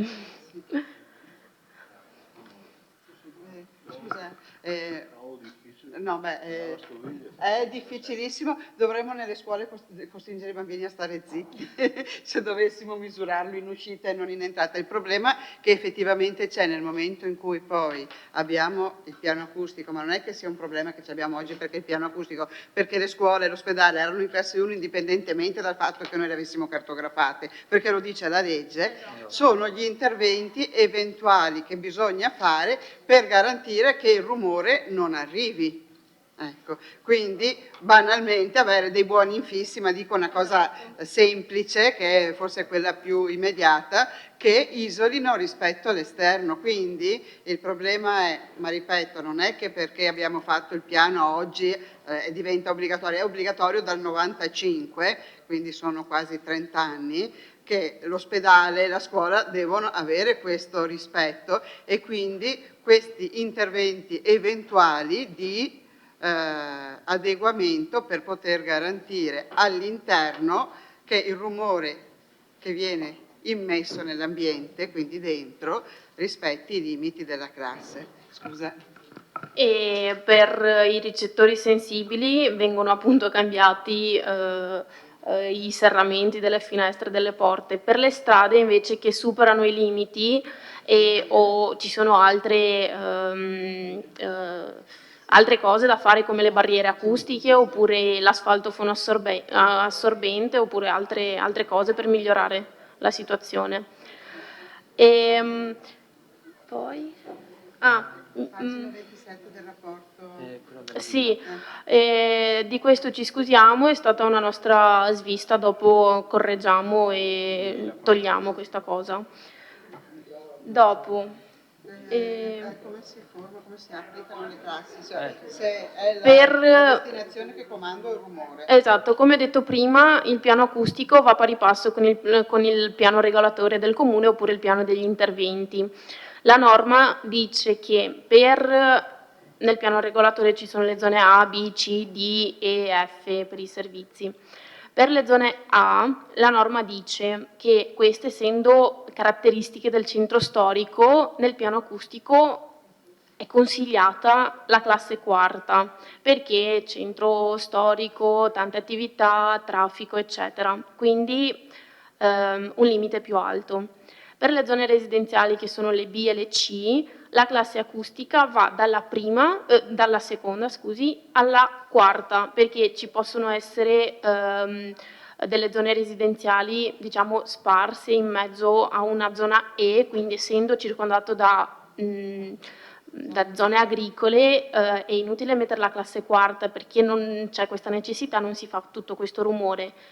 Si può mettere o la classe seconda se è un centro abitato ristretto, un borghetto, un qualcosa, quindi una classe più bassa, oppure se sono case sparse, come in questo caso qua abbiamo messo la classe terza.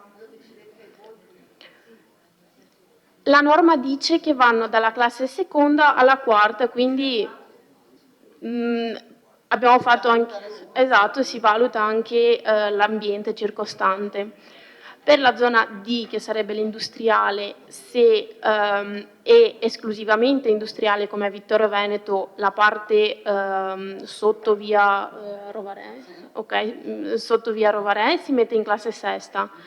La classe quinta se ci sono delle abitazioni in prossimità della zona industriale, mentre la classe quarta, come abbiamo detto, il centro storico oppure le attività, anche se è zona D, però sono delle attività produttive sparse, è più opportuna la classe quarta, perché non c'è questa necessità della classe quinta, mentre i servizi prendono un attimino la classe circostante. Mi collego all'ultima domanda dei rilievi fonometrici. Allora, la norma dice, l'ARPA dice giustamente che 10... Un po' di silenzio in aula, grazie. Un po' di silenzio. Hello? Un po' di silenzio.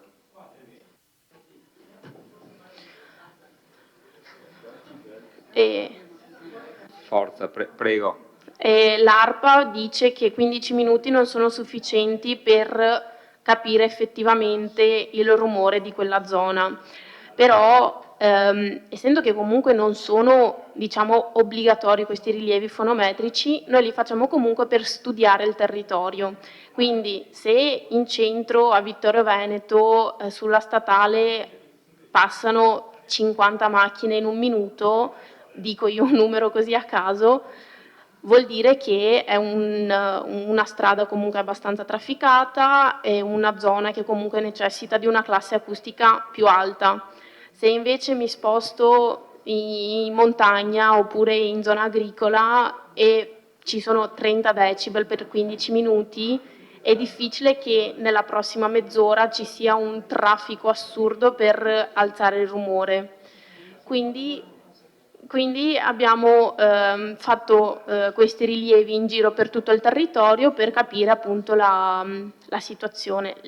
Di questi rilievi, quelli più che ci servono di più, diciamo, sono quelli, come ho detto prima, in prossimità delle scuole, degli ospedali, delle case di riposo, per capire se la strada rispetta i limiti oppure no. Scusate, vorrei capire i due consiglieri cosa c'è di interessante. Grazie. Prego, scusate. Avevo risposto, non so se sono stata... e nella zona industriale, mi scusi, per quelle case là sono state messe in classe quinta perché effettivamente non... Sì, abbiamo corretto e faccio vedere anche dov'è la zona, così... Bene. Consigliere De Bastiani, vuole fare una domanda? Prego.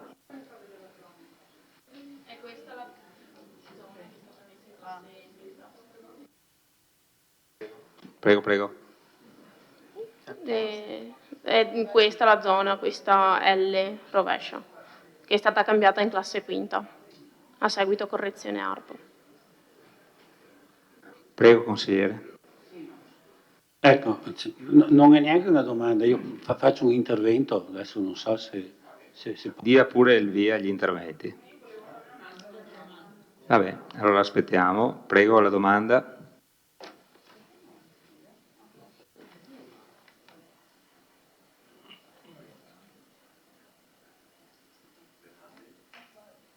No, era Roberto prima.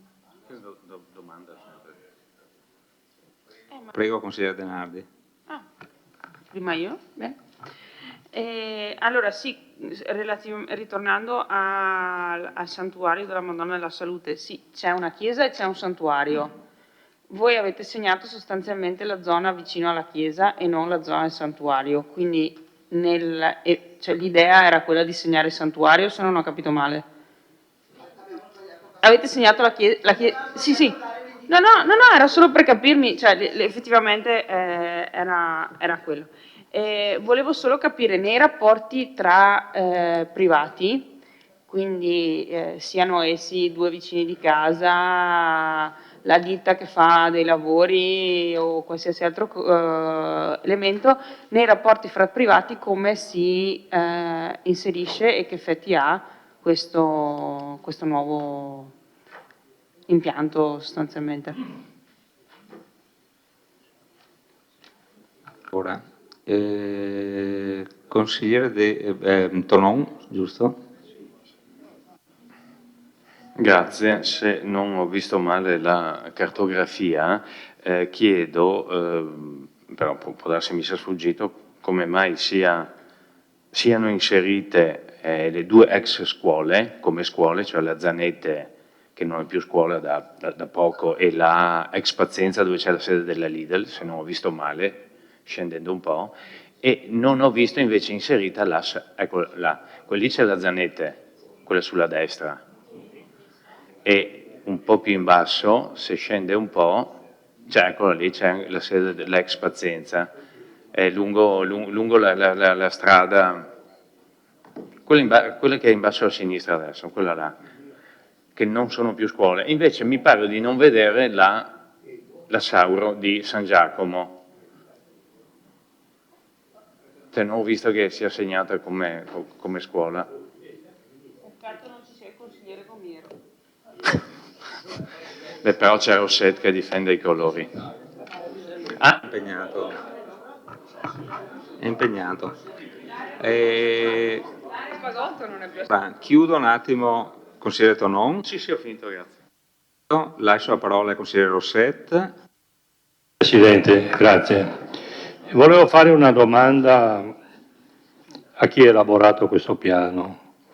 E allora, mi riferisco all'articolo 18. Manifestazioni in luogo pubblico o aperte al pubblico. Nel punto 2 vediamo che sono stati messi dei limiti delle giornate in cui si possono fare manifestazioni, non vedo limiti nelle manifestazioni rumorose a carattere temporaneo in luogo pubblico. Domanda mia è, in una piazza pubblica io posso fare manifestazioni 365 giorni all'anno o ci sono dei limiti delle giornate? Grazie. Grazie consigliere. Facciamo che siano esauriti gli interventi di domande e così chiudiamo e partiamo con la discussione poi dei lavori. Allora, mi permetto di rispondere anche perché gestisco da più di 20 anni questo tipo di situazione. Quando parliamo di un numero di giornate, non è... Mi avvicino, scusate. Eccomi. Sì. No, è perché devo essere registrata, se no se parlo a voce libera mi sentite meglio, che ne ho abbastanza. Allora, sì, per questioni acustiche io inquino. Per quanto riguarda il limite di giornate, non è riferito al singolo luogo, alla singola manifestazione. Cioè, io sono un'associazione che decide di fare un evento in Piazza del Popolo e faccio 10 giorni di festa. Non è che per tutto l'anno restano 20 giorni in Piazza del Popolo. Dopo è chiaro che sta anche agli uffici e all'amministrazione concordare questi eventi. Non è che possiamo avere 365 giorni di festa in Piazza del Popolo, o forse anche sì, cioè è da valutarsi, no? Però il numero di giornate è riferito alla manifestazione o al richiedente, al bar che fa eventi nel suo plateatico, perché sia non che non se ne possano fare di più, perché sia considerato temporaneo, quindi con la normativa degli eventi temporanei il massimo è 30. Se superi quello diventa una cosa strutturale e quindi entri in una gestione, in una normativa diversa. E questo è effettivamente il discrimine, non che si possa o non si possa fare. Per quanto riguarda i rapporti tra privati, il regolamento acustico c'entra e non c'entra, nel senso che il regolamento acustico è uno strumento di tipo amministrativo, per cui se noi riceviamo una segnalazione di disturbo, di rumore e quant'altro, interveniamo solo ed esclusivamente con l'ausilio di ARPAV.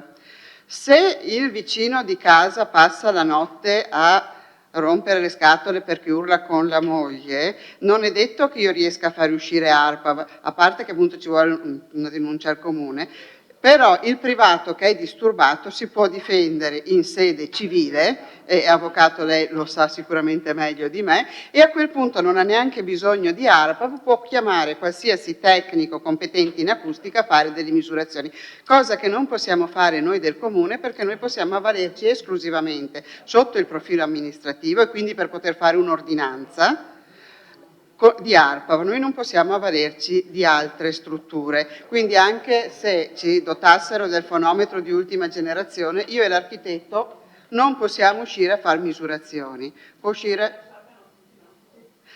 solo ARPAV.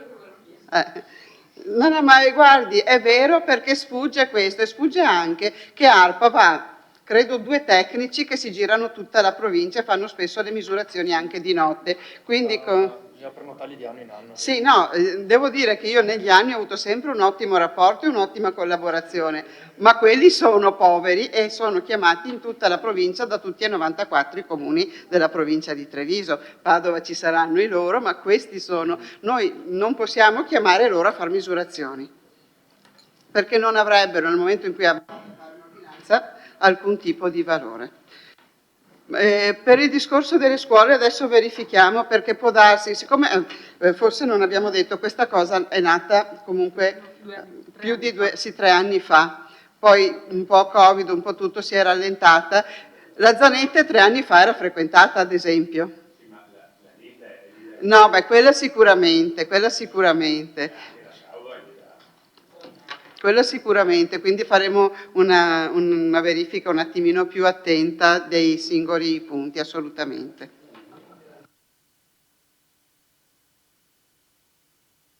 Prego. Ingegnere Curti, mi dispiace, ma o io mi sono spiegato male o lei non mi ha dato la risposta, perché la discrezionalità non è uno strumento di misura.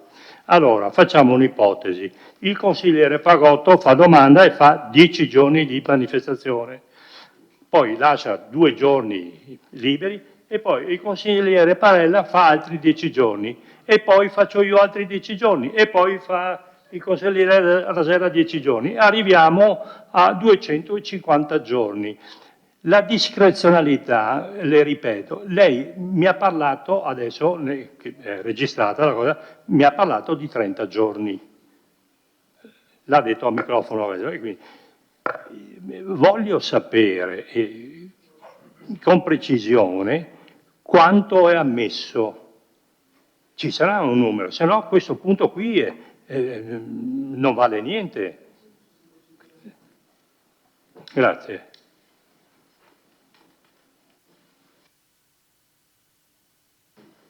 ...365 giorni all'anno, perché il consigliere fa 10 giorni, cioè il limite non è sul luogo, è sull'evento, quindi il primo evento dura 10, il secondo 10, il terzo 10, il quarto 10. Mi scusi, c'è una confusione perché...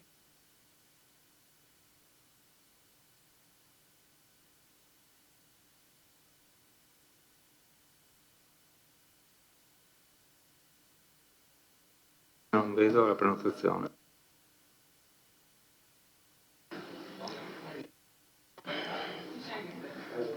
Ecco, diciamo che il problema nasce perché i punti sono due. Il primo riguarda le manifestazioni su area pubblica, il secondo è destinato ai pubblici esercizi, alle aree come plateatico esterno dei pubblici esercizi e manifestazioni dei pubblici esercizi. Questo crea confusione che magari non capisce Mario. Il consigliere Rosset, scusi. Diciamo che allora su area pubblica ci sono i 10 giorni di limite, mentre per quanto riguarda i pubblici esercizi ci sono i 30 giorni di manifestazione che si possono tenere durante l'anno solare. Basta, questa è la differenza. No? Giusto? Ok? No. Bene, grazie consigliere Rasera. Sì. Allora,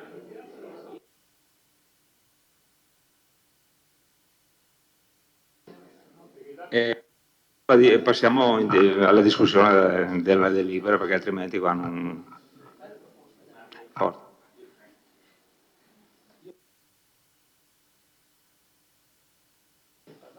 No, avrei una proposta perché l'ho detto all'inizio, io non sono riuscito se non a sfogliare velocissimamente qualcosa, ma l'argomento è ostico. Siccome ci sono diverse incertezze, imprecisioni, eccetera, e mi pare anche la necessità di approfondire, chiedo, si può rinviare e riportarlo magari un po' più avanti per prendere anche coscienza di quello che è, perché mi pare che le domande, fra virgolette, tecniche siano fioccate e come dire, le risposte non sempre hanno soddisfatto, diciamo così, i consiglieri. Credo che magari facendo appunto una riunione di commissione allargata, aperta, si possano fare domande tecniche e allora faremo anche quello che il Presidente ci ha invitato a fare, chiedo se si può fare, grazie.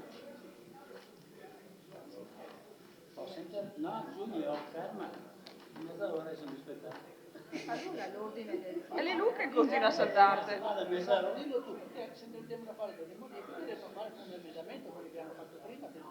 Un attimo che il sindaco invece risponda un attimo al consigliere Tonò, perché è necessario portarlo. Prego. In che modo?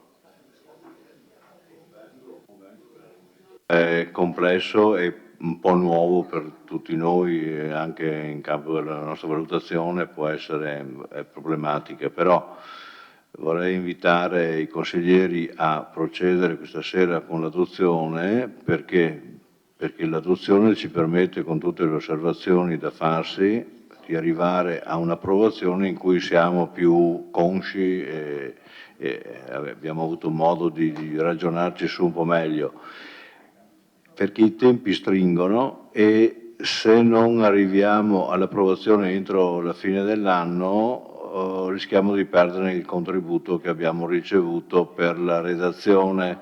Quindi se le osservazioni le facciamo nell'interregno fra adozione e approvazione sarebbe conveniente.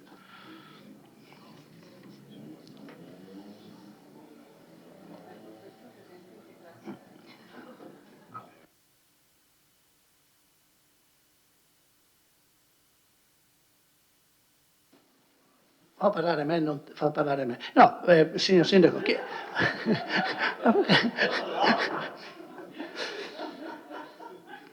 no, chiediamo la proroga, signor Sindaco, alla Regione, non so chi ha dato il contributo, perché effettivamente qui i tempi sono tanti. Allora, sì, io mi rigidisco, come prima volevo chiedere una piccola modifica sul regolamento, mi hanno detto che devo presentare l'emendamento. Qui abbiamo fatto 10 osservazioni di correzione sul documento e non serve emendamento. Allora facciamo 10 emendamenti e stiamo qua fino a mezzanotte. È un argomento difficile e resta anche, ripeto, quel problema della rilevazione fonometriche che sono state fatte. Quelle rilevazioni, a giudizio dell'ARPA, sono inesistenti, non servono a niente. Allora andiamo avanti con la dottoressa prima ha detto che per le scuole hanno fatto un rilievo per cui hanno visto che non era 50, era 40, però quella misurazione lì, dice l'ARPA, non vale niente. Allora, costruiamo questo piano, finalmente, un bel piano, molto complicato da capire, su una base che rischia di crollare. Mi sembra che sia un errore. Abbiamo speso dei soldi, hanno avuto un impegno grosso gli uffici e i professionisti.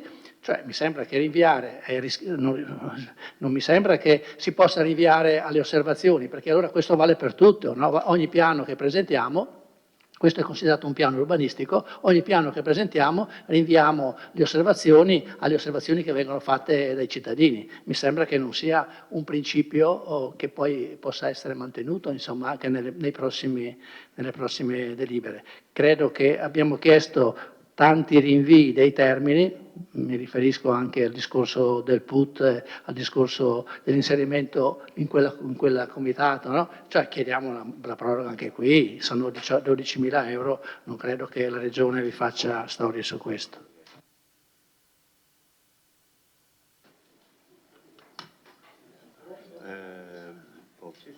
No, non è la Regione ma è la provincia che mi dicono gli uffici abbia già prorogato e quindi è difficile che conceda ulteriori proroghe. Possiamo fare tutte le nostre osservazioni, abbiamo tempo per farlo. Allora a questo punto andiamo avanti con la discussione e un'altra domanda, no, adesso domanda. Un'altra domanda, ultima, basta. Prego, consigliere. Vorrei capire se noi facciamo consiglio comunale fra 10 giorni, i tempi ci sono o non ci sono? 30 più 30. 30 più 30 fa 60. Se facciamo fra 10 giorni è il 15 settembre, 15 ottobre e 15 novembre. Quindi non è entro il 30 di dicembre, 31? Sì, però adesso io non voglio fare polemiche, però ogni volta sistematicamente si arriva qui dicendo no, ma abbiamo fretta perché ci scade il finanziamento, abbiamo fretta perché qua, abbiamo fretta per quella, dopo che i tecnici ci hanno appena detto questa cosa è qui che gira da 2 anni perché sapete c'è stato il Covid. Allora, e non è la prima volta che succede, Sindaco, perché la stessa identiche scuse sono arrivate in seno alla famigerata delibera, proposta di delibera poi ritirata relativa al Teatro da Ponte, in cui gli uffici si sono tenuti settimane per ragionare, poi i consiglieri comunali avevano 4 giorni. Allora, a me va bene una volta, 2, 3, 4, anche 5 e anche 10, però soprattutto lo hanno rilevato i colleghi anche di maggioranza, sono emersi determinati errori, perché sono stati riconosciuti come tali e apprezzo il riconoscimento degli errori.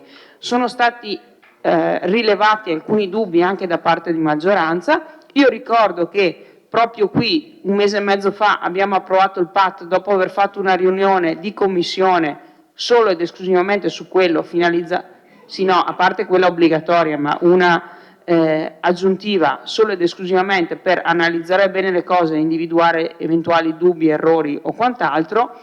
Credo che quella strada si possa tranquillamente percorrere. Per quanto mi riguarda posso anche dire che fra una settimana siamo qua in Consiglio Comunale per rivalutare la cosa, anche perché mi piacerebbe vedere un elaborato grafico che prende atto e approvare un elaborato grafico che evidenzia le correzioni che sono state richieste e riconosciute come errori. Consigliere, la prego di credere che queste non sono decisioni politiche, ma esclusivamente tecniche che cerchiamo di prendere su invito e indirizzo dei nostri uffici tecnici. Non è una scelta politica quello di fare oggi o tra 8 giorni o tra 15 giorni. I nostri uffici ci pressano, tanti sono i lavori da fare, non ne fanno soltanto uno alla volta, per cui esprimono queste esigenze e noi, pur di ottenere il risultato, cerchiamo di ottenerlo nel coso. Allora, mi sembra di capire che il sindaco aveva espresso l'idea di andare avanti, quindi avanti con la discussione.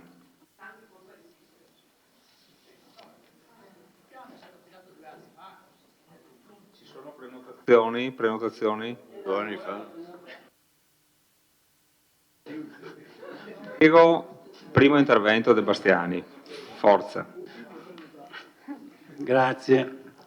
Beh, intanto complimenti a chi ha redatto questo piano, perché è un lavoro, si vede, non indifferente, che credo abbia richiesto un notevole impegno. Probabilmente c'è anche un problema dettato dal fatto che mi sembra di capire che questa azienda siete di Padova e quindi non potete conoscere nel dettaglio quello che conosciamo, che conoscono gli uffici di Vittorio e che conoscono i consiglieri comunali. Secondo me c'è un vizio di fondo, e mi rivolgo al Presidente. Allora, questo vizio di fondo che non è di adesso, è sempre stato.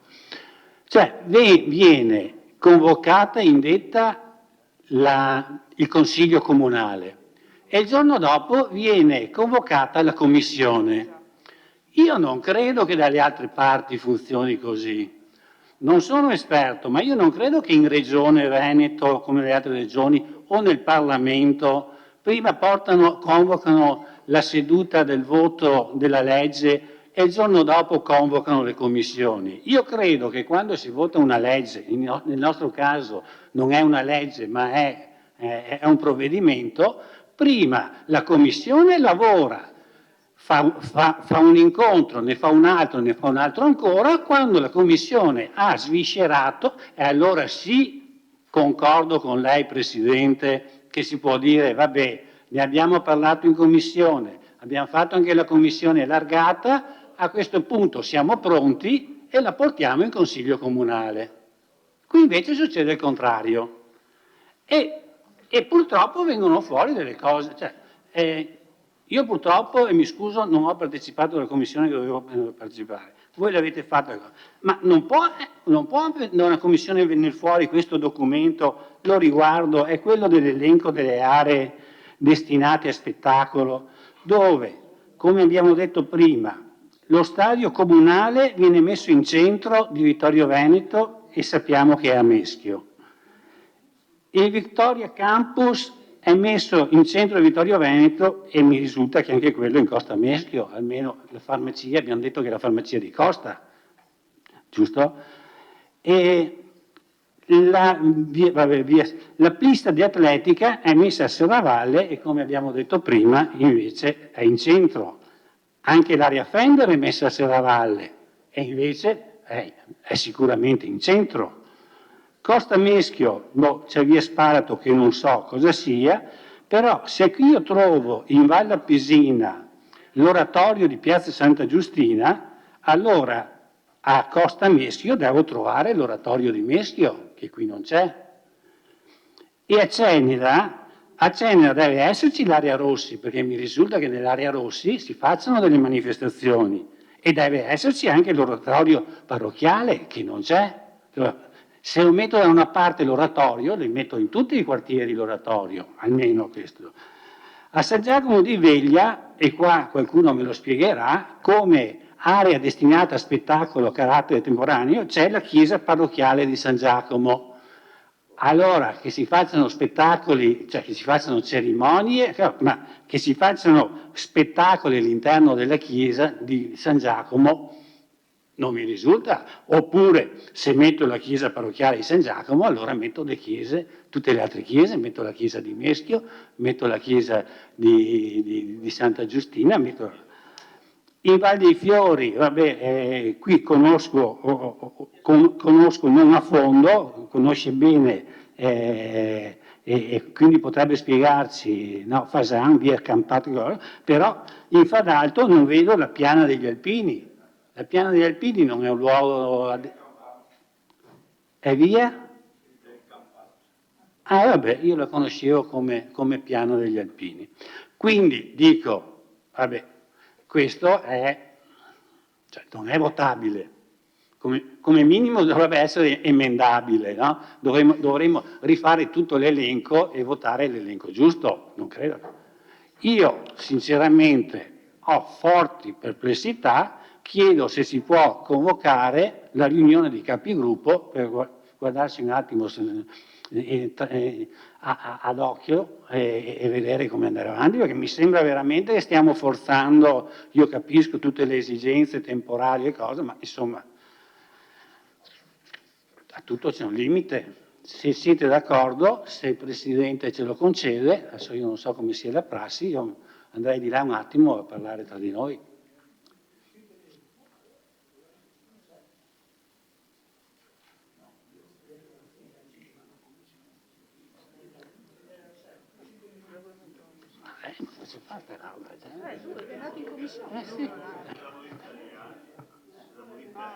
No, se parliamo un attimo.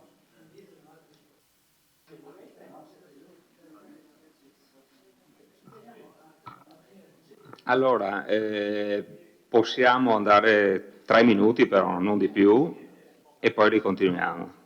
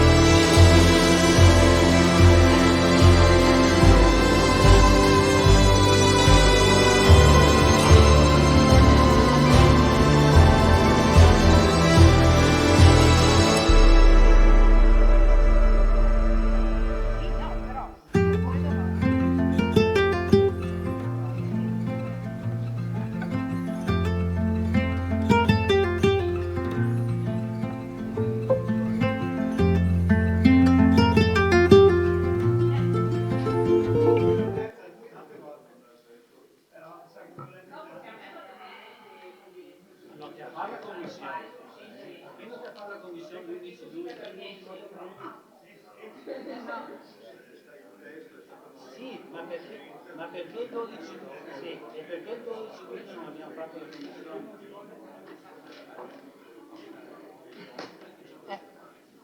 La viene convocata e gli do. Sì, e scusa un attimo, scusa neanche ricordo, Milo Lezze e con le domande cosa fai? Sa per telefono, il telefono ogni volta, sarà diverso fare una commissione che avere il testo? Che discorsi è? Ma che discorsi sento di fare? Ma che discorsi sento di farti a mandare il testo? Cosa vuol dire? Sarà una roba avere il testo, una roba avere la commissione. Allora, Commissione io chiedo un'informazione, non capisco una cosa, me la spiegano. Se ho il testo a casa, allora, siccome all'interno della riunione dei capigruppo non c'è stato l'accordo per la richiesta eventuale di rinvio del punto, si propone e si mette ai voti ovviamente il rinvio del punto a un prossimo consiglio comunale, ok? E quindi ora si vota o il rinvio o la bocciatura e quindi si discute il punto stasera. È chiaro per tutti? C'è qualche no. Allora si propone il rinvio del punto al prossimo consiglio comunale. Sì, la facciamo subito. Consiglio comunale per fare la smetta Al prossimo consiglio comunale. sì, ma uno a caso o uno a breve? A rinviare al prossimo consiglio comunale.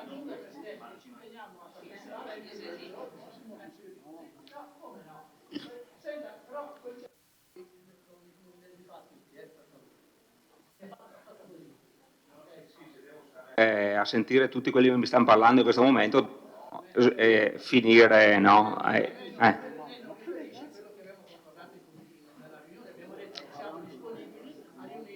Allora, prego lo riferisca lei. Sì, e dunque volevo integrare la proposta del Presidente precisando che nella conferenza dei capigruppo abbiamo dato la disponibilità, in caso di rinvio di questo punto all'ordine del giorno, di ritrovarci entro 10 giorni in Consiglio Comunale per esaminarlo e adottarlo. Bene.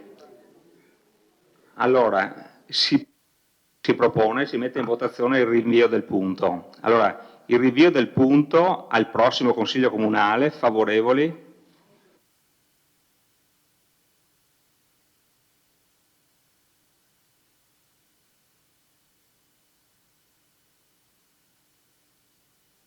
Dove è andato?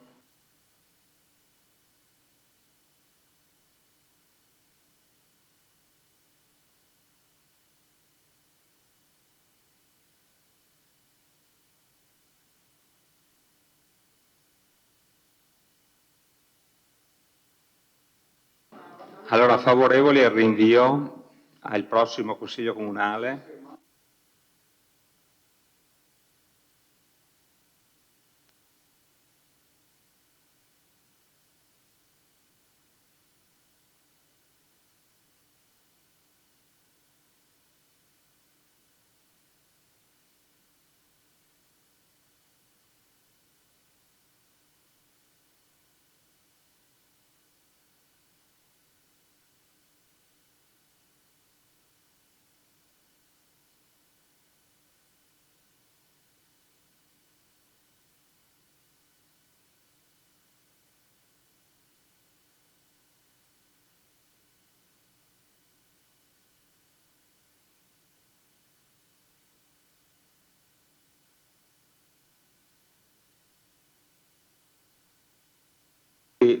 Favorevoli al rinvio 5, contrari 8, il che significa che continuiamo con la discussione del punto.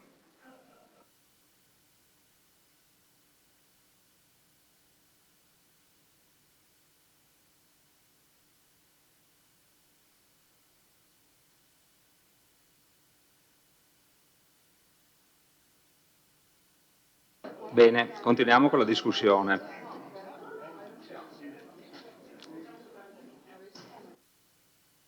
C'è qualche prenotazione?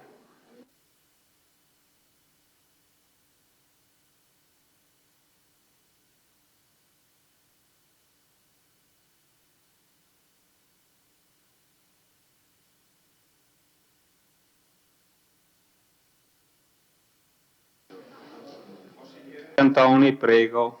Solo per dire che le osservazioni e le modifiche che sono già state recepite anche dai tecnici saranno oggetto di puntuali emendamenti che adesso andiamo a presentare. Perché le modifiche si possono fare solo con degli emendamenti, se sono rilevanti. Se sono minime si può anche far passare la cosa, ma essendoci decine di modifiche da fare, noi presenteremo gli emendamenti necessari per modificare.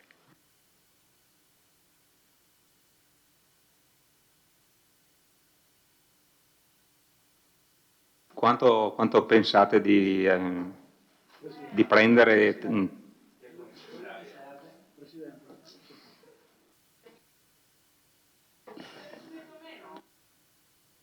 Perdon, se faccio un intervento, ancorché si parla di ambiente, non è un problema mio, ma se posso dare un contributo per essere fattivamente e propositivi rispetto al punto.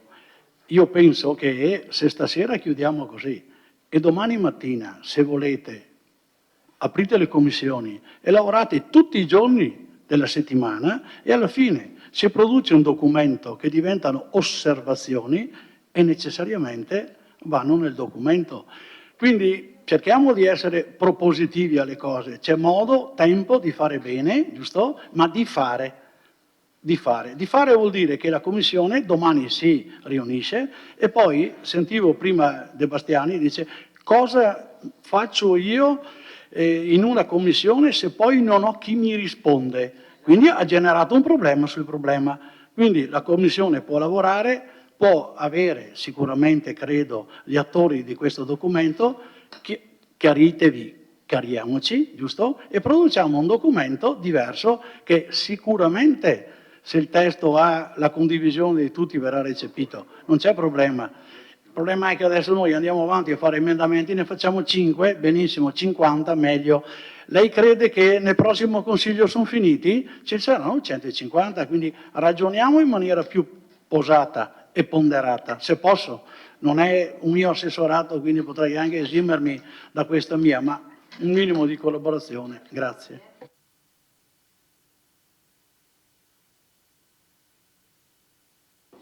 Consigliere Tonon, prego. Grazie. Mi trovo, con mia sorpresa, completamente d'accordo con le premesse dell'assessore Antiga. Nel senso, se vogliamo essere seri e lavorare e fare, però le conclusioni che trae evidentemente non ricorda bene qual è la funzione del consigliere comunale, che non è di fare le osservazioni nei giorni delle esposizioni e nei 30 successivi per presentare le osservazioni. La funzione del consigliere comunale è quella di vedere se quando viene fatta la commissione, fra l'altro credo fosse la seconda volta in 4 anni e mezzo che lei era presente in commissione, a proposito, aprite la commissione, lavorate, seconda volta in 4 anni e mezzo, complimenti. E la funzione del consigliere comunale non è quella di fare le osservazioni, può fare anche come i cittadini le osservazioni, ma suo dovere, no se vuole farlo, suo dovere è intervenire in consiglio comunale, cosa che lei adesso sta invece impedendo secondo quello che sarebbe il suo disegno. Approviamolo così com'è e da domani continuate voi sì, l'ha detto lei, lei ha detto lo approviamo così com'è, tanto lei non lo vota ovviamente perché lei non vota, approviamolo, quindi voi consiglieri prendetevi la responsabilità di votare una cosa su cui avete trovato un sacco di errori e di imperfezioni e dopo lo emenderete dopo. Ma perché dobbiamo farlo dopo? Assessore, me lo spiega? Siccome ricordo benissimo la modalità in cui lei gestiva il Consiglio Comunale, il peggior Presidente del Consiglio Comunale che Vittorio Veneto abbia mai avuto, il peggiore in assoluto, il peggiore. No, è vero. Siccome ho subito personalmente quelli che erano i suoi diktat più di una volta, mi ha anche zittito e mi ha tolto quando avevo diritto di parola più di una volta, me lo ricordo benissimo. Io so che lei riesce sempre ad avere un finto aplomb, ma è conosciuto il suo modo di fare. Allora, il mestiere, fra virgolette, del consigliere comunale non è in tampa sen e domani vi trovate voi commissioni e cominciate a emendare. No.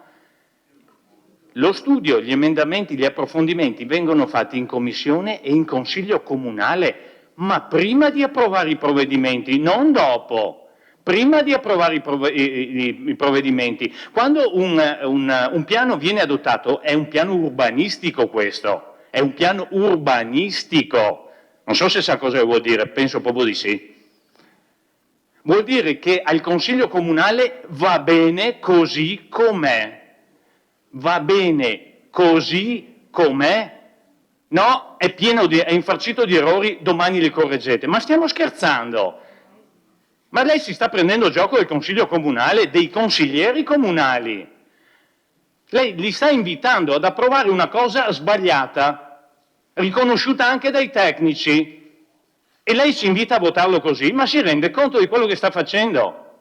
O no? Oppure, meglio, cos'è la filosofia sottostante? Beh, intanto approviamo, andiamo avanti che ben altro da fare. Non funziona così, Assessore, non funziona così. Quello che dice la minoranza non è solo perdita di tempo, perché abbiamo visto quante volte abbiamo trovato errori che poi sono stati recepiti. Quante volte? Ma capitava anche quando io ero amministratore sindaco e le minoranze trovavano gli errori, e ci mancherebbe altro. Nessuno è perfetto, ma importante è riconoscere anche l'onore e l'onorabilità e la credibilità del Consiglio Comunale. Non si invita il Consiglio Comunale a approvare una roba sbagliata. Mi dispiace, questo proprio no.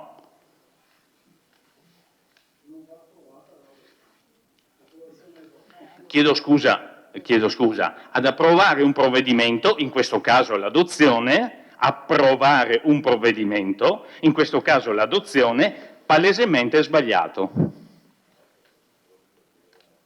Allora, consigliere Tonolo ringrazio, consigliere De Antoni, prego. Sì. No, richiamo tutti i consiglieri a un attimo di tranquillità e di calma, dall'alto della mia età, che penso sia la più alta di tutti. C'è sempre stata disponibilità e collaborazione, quindi Assessore Antiga, sono disposto anch'io a ragionare con calma, però in questo caso esaminiamo tutti i pro e tutti i contro, cioè quali sono i problemi che avete suggerito, sollevato. Il problema è che entro il 31 dicembre il piano deve essere approvato. Siamo al 5 di settembre, ci convocate il Consiglio tra 10 giorni, il 15 di settembre, 30 giorni di pubblicazione, il 15 ottobre, 30 giorni di osservazione, il 15 novembre, abbiamo un mese e mezzo per mettere a posto le carte e mandarlo e dire alla provincia che abbiamo fatto il piano. Le modifiche non sono 2 o 3 piccole modifiche, sono tante le modifiche e abbiamo detto tutti che il documento era molto impegnativo e abbiamo fatto molta fatica a capire come funzionava. Restano ancora dei problemi abbastanza importanti. C'erano i tempi anche per portarlo prima in Consiglio Comunale, perché i pareri dell'ARPAV e della provincia sono di maggio. Quindi capisco che ci sono tante cose da fare, però c'era anche il tempo per farlo. Adesso non potete costringerci a fare una cosa in 448 quando effettivamente i temi e i problemi che sono stati sollevati sono numerosi. Penso che anche per l'ufficio sia difficile poi correggere le cose che abbiamo detto, perché non so se devono aspettare la registrazione per capire tutte le cose che sono emerse. I tempi ci sono assolutamente per adottare con calma il documento, per esaminarlo prima, per approvarlo e poi per fare le pubblicazioni e presentare il tutto entro il 31 dicembre alla provincia. Nel caso poi si potrebbe anche chiedere una proroga, ma non la chiediamo.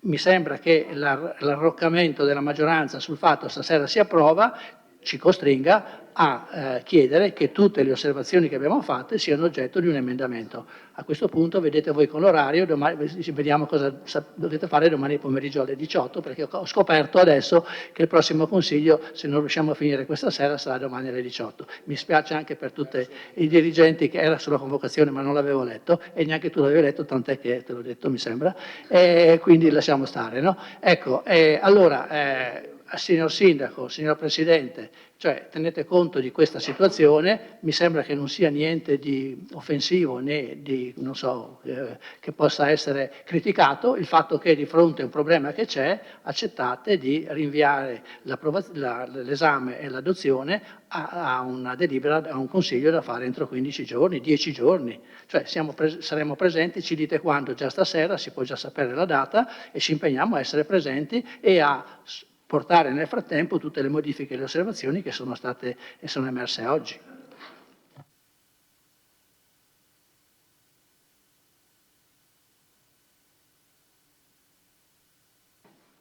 Prego, Sindaco. No, per la precisione, tutti sapevamo che questo documento era un documento complesso.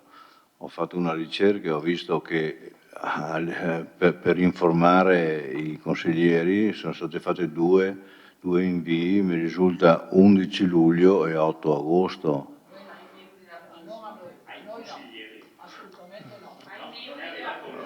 Ai membri della Commissione l'11 luglio e l'8 agosto a tutti i consiglieri.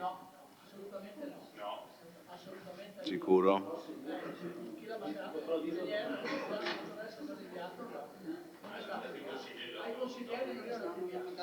Ai consiglieri di maggioranza può essere.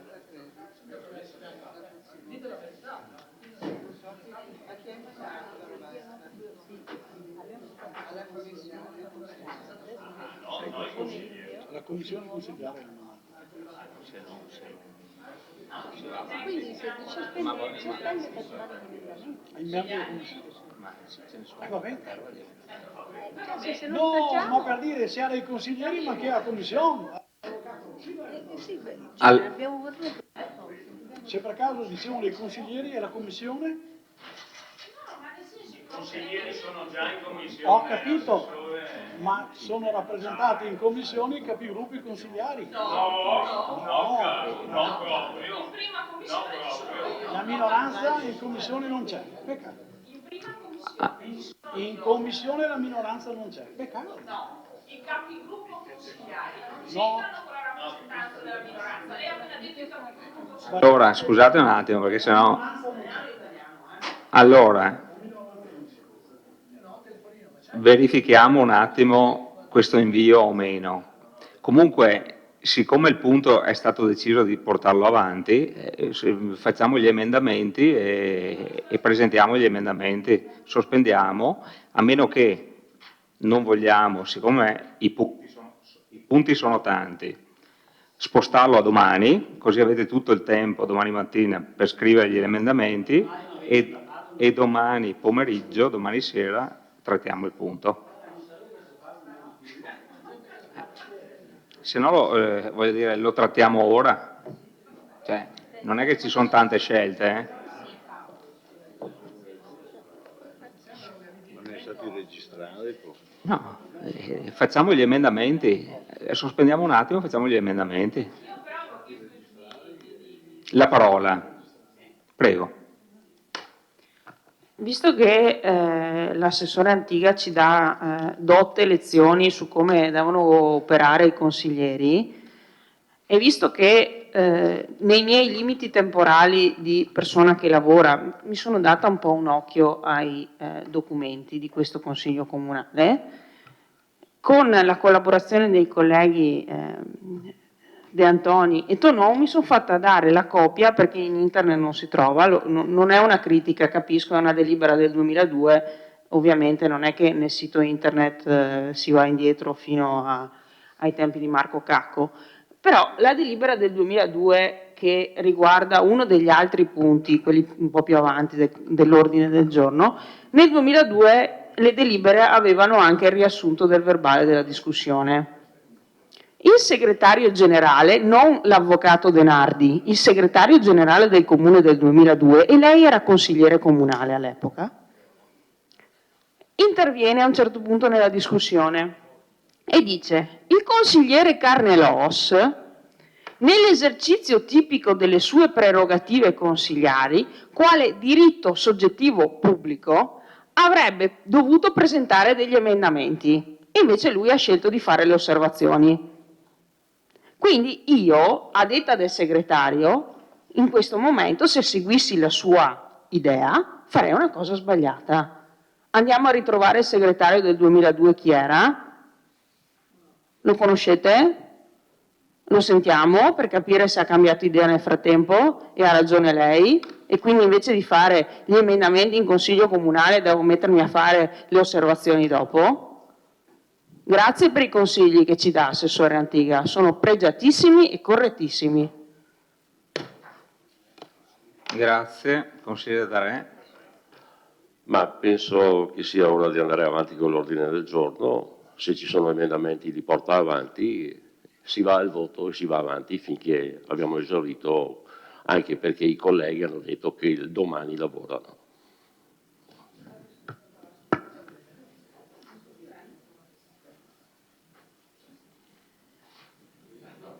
Allora sospendiamo per ricevere gli emendamenti. No, se hai gli emendamenti bene, se no se va avanti. Scusa, mi sono guardato il consiglio da casa, per cortesia, e è d'ora di finire. Sì, da casa. Perché?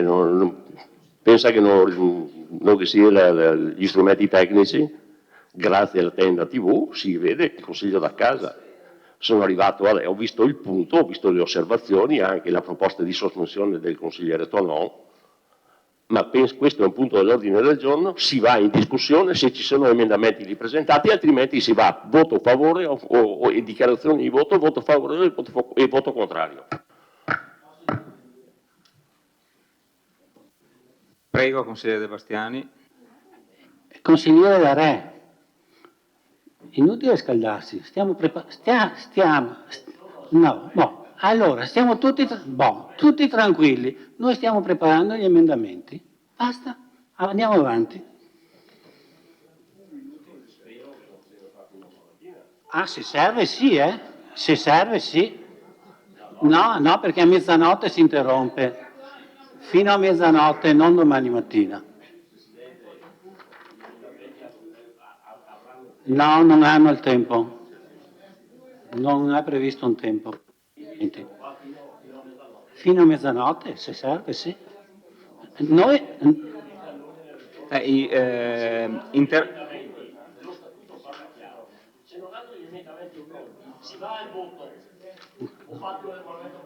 Mi dice l'articolo di questo... Qua abbiamo il segretario. Mi dice l'articolo. No, mi dica l'articolo. No, tirami fuori. Allora, interrompiamo un attimo. Quando si fa un intervento si è precisi, si dice anche l'articolo. Scusate, interrompiamo la seduta così abbiamo modo di fare gli emendamenti. Silenzio per cortesia. Interrompiamo la seduta in modo che si abbia modo di fare gli emendamenti, perché qua altrimenti...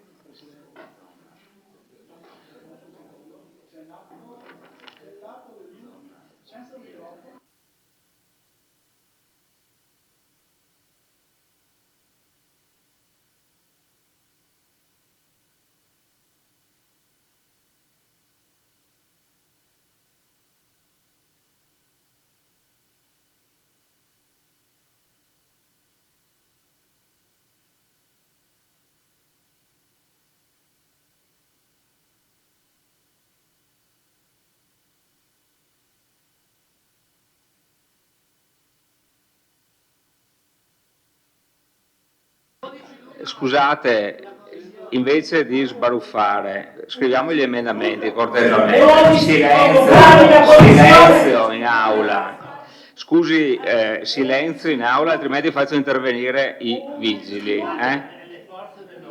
Forza, tranquilli. Silenzio tutti.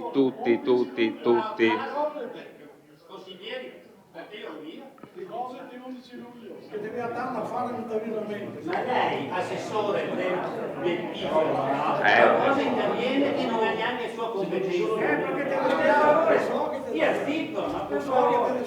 Andiamo a fare ti ricordo dell'11 luglio. Stia zitto, e il 12 doveva fare la certo, ma se non è certo. Che noi ma fate tutte voi che figure avete sentito? 11 luglio ricordo.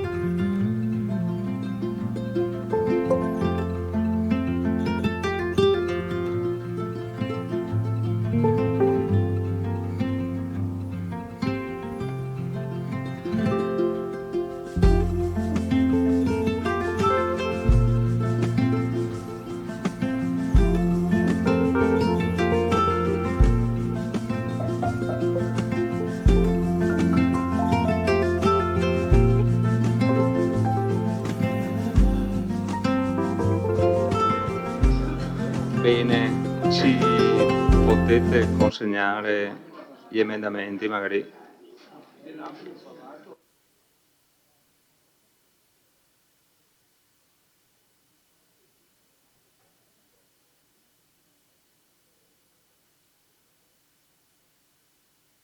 Possiamo avere gli emendamenti che vediamo un attimo se serve il parere?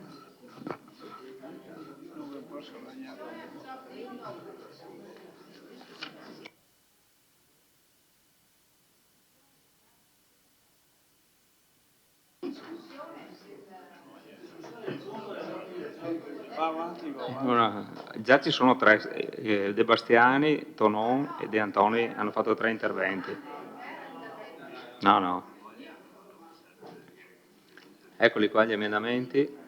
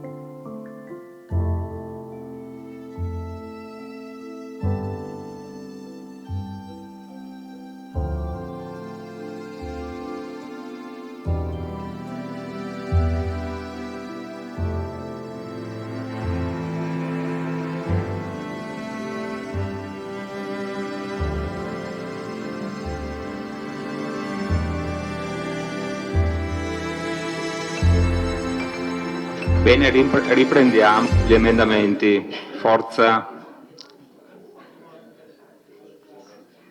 Allora, ho lasciato gli emendamenti che avete consegnato all'ingegner Curti, che li leggerà, e poi... Cosa? Allora, per cortesia, veloci, se vogliamo finire veloci.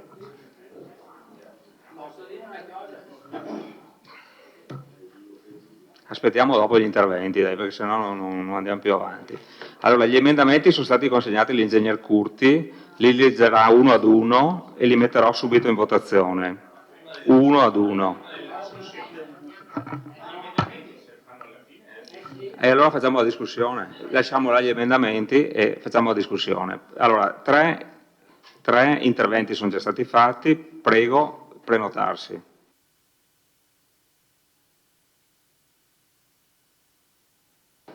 Consigliere Bagliana. Grazie. Allora, no, 7 più 7? Sì, 7 più 7, giusto. Allora, dunque, io partirei proprio dalla questione, cioè la questione di questo piano non è tanto influente sulle situazioni che si verificano in città, l'ho detto anche prima. Sempre più spesso ci sono eventi o altre situazioni o lamentele da parte dei cittadini o da altre persone che evidenziano alcuni aspetti inerenti appunto ai rumori che si determinano o per situazioni di attività produttive o per situazioni di attività ricreative di vario tipo, addirittura sportive, anche ricreative generali di musica e quant'altro. Quindi quello che andiamo a approvare, dal mio punto di vista, non è proprio una cosa così influente. E vorrei soffermarmi in particolar modo anche sulla questione del regolamento, che secondo me è forse la cosa più importante, al di là dell'aspetto della relazione tecnica che entra un po' nell'ambito conoscitivo della città e quindi classifica le varie aree. Però, voglio dire, il regolamento è di fondamentale importanza perché poi disciplina quelle che sono poi le attività consentite con dei limiti di legge a livello acustico e quindi secondo me il regolamento andrebbe un po' vagliato e andrebbe letto con attenzione. E detto questo, io vorrei partire dal testo del deliberato del Consiglio Comunale, quando, l'abbiamo detto anche prima, ci sono delle note all'interno del preso atto, delle norme di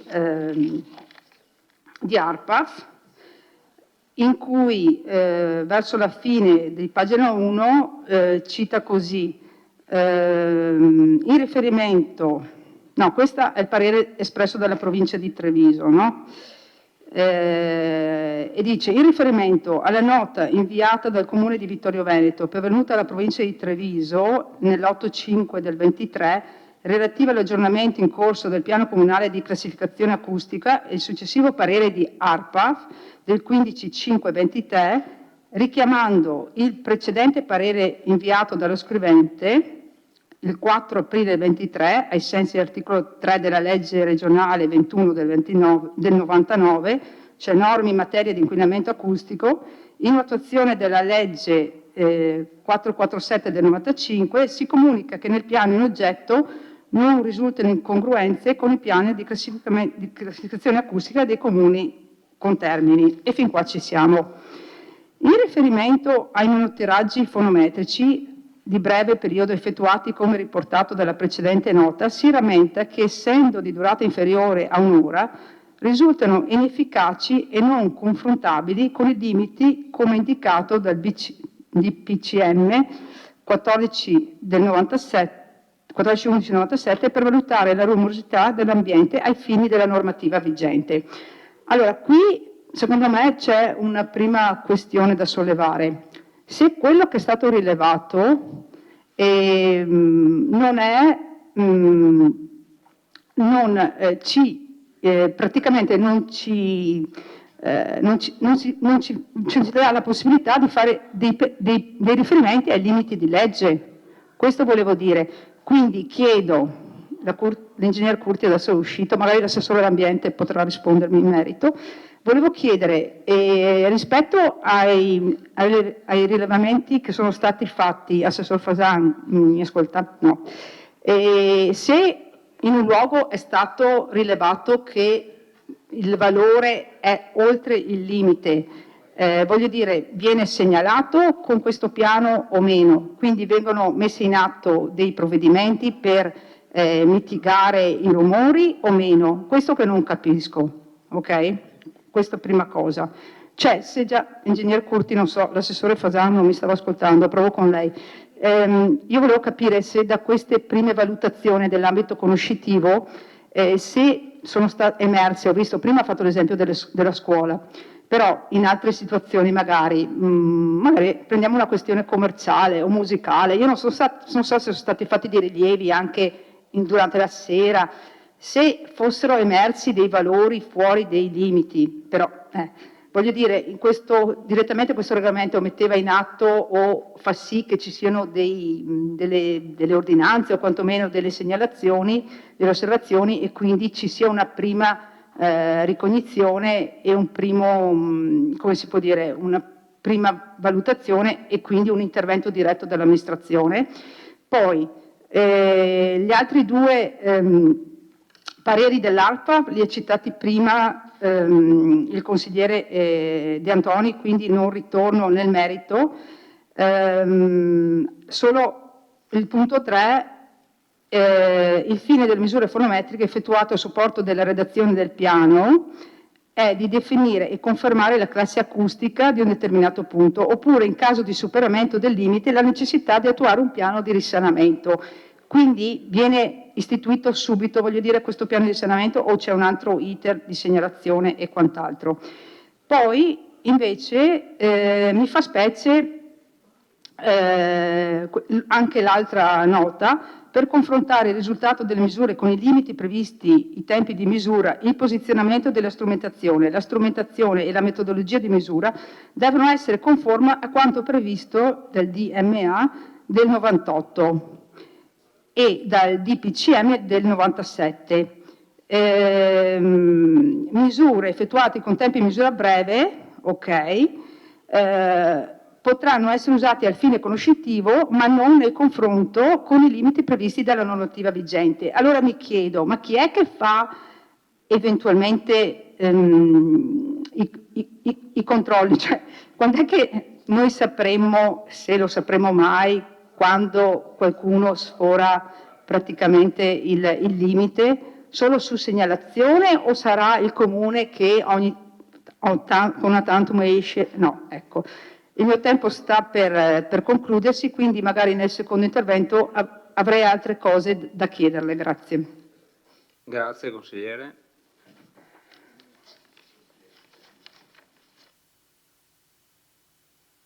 Consigliere De Antoni per il secondo intervento.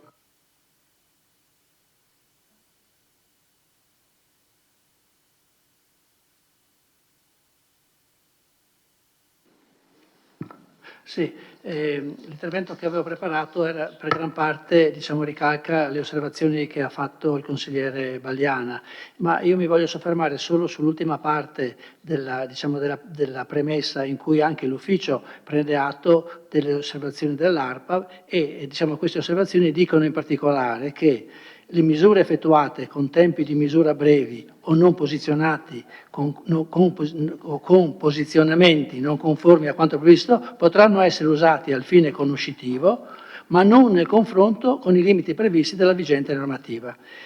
Nella delibera si dice anche che in merito alle valutazioni degli enti di qui sopra, quindi sia l'ARPAB che la provincia, il progettista ha chiarito che le rilevazioni fonometriche a breve periodo della durata di 15 minuti sono state eseguite al fine conoscitivo del clima acustico del territorio e che tali misure sono state giustificate nel paragrafo 6.3 descrizione dei risultati delle misure in relazione alla tecnica del piano. Io sono andato a vedere questa pagina dove non si dice altro che loro hanno ritenuto che queste misurazioni potessero essere eseguite così, forse anche per problemi di tempo, e che quindi avevano solo un valore conoscitivo. Ma alla fine mi domando, cioè questo piano che valore ha rispetto anche ad eventuali come dire, sanzioni che possono essere irrorate a persone che non a gruppi, persone o soggetti insomma in genere che non rispettano questi limiti? Perché se la stessa ARPAV dice che le misure che sono state prese a riferimento per fare questo piano non sono state prese correttamente, chiunque troverà questa delibera e chiunque dirà la sanzione che tu comune mi hai dato perché in quella sera sono andato oltre i decibel, la categoria 4, 3, 5, non mi interessa quale sia, sono andato oltre e quindi ti sei basato su un piano che è illegittimo in partenza, cioè si basa su delle misurazioni che non sono ritenute valide. Non lo dico io, lo dice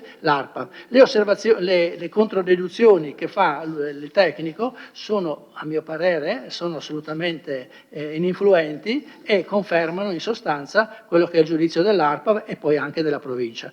Quindi mi domando come facciamo ad andare avanti ad approvare questo documento che parte in partenza zoppo.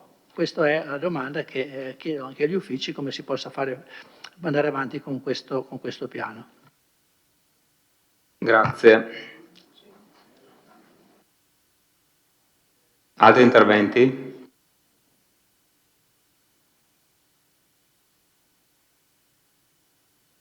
Se ci sono degli interventi, faccio rispondere all'ingegner Curti. Io parto dall'ultima osservazione del consigliere De Antoni. Prima la collaboratrice del progettista ha spiegato forse in maniera affrettata il significato di queste misurazioni. In fase di redazione del piano le misurazioni sono solo ed esclusivamente di tipo conoscitivo. E in tal senso non sono neanche dovute, però giustamente nel momento in cui c'è da valutare se assegnare una classe seconda, terza o quarta a una determinata area residenziale, è importante avere un'idea del livello di rumore che c'è in quest'area per poter assegnare la classe. E questa è una cosa, non sono dovute, il tecnico poteva non farlo e assegnare la classe senza farle, ha ritenuto di farle e sono quelle che l'ARPAV dice, vabbè, non possono essere utilizzate, dice ARPAV, ma è vero questo, per verificare la congruenza del rumore o i limiti di rumore rispetto alla classe. Ma qua siamo a piano approvato o comunque in una situazione diversa quando ho la denuncia del rumore, devo verificare se quel rumore supera o meno i limiti e per fare quelle misurazioni, a parte che non le avrebbe potute fare il tecnico, ma le può fare solo ARPAV, perché altrimenti non hanno amministrativamente alcun valore, e sono disciplinate in maniera specifica. Per cui nel momento in cui io dovessi intervenire per sanzionare un qualsiasi impresa, evento, cittadino che fa rumore, devo avere le misurazioni fatte da ARPAV, fatte secondo il DPCM che viene richiamato, che disciplina il tempo, gli intervalli di tempo nell'arco della giornata in cui a seconda della situazione vanno fatte le misurazioni. Dopodiché verifico che quella misurazione mi certifica un superamento del limite e li posso intervenire con un sistema sanzionatorio.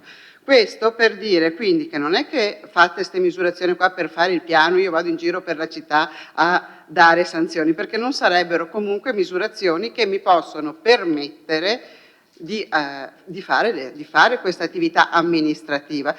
Tutte queste misurazioni fatte dal tecnico di breve durata nei vari punti del nostro territorio sono serviti al tecnico per farsi un quadro di qual era la situazione del rumore nelle diverse zone.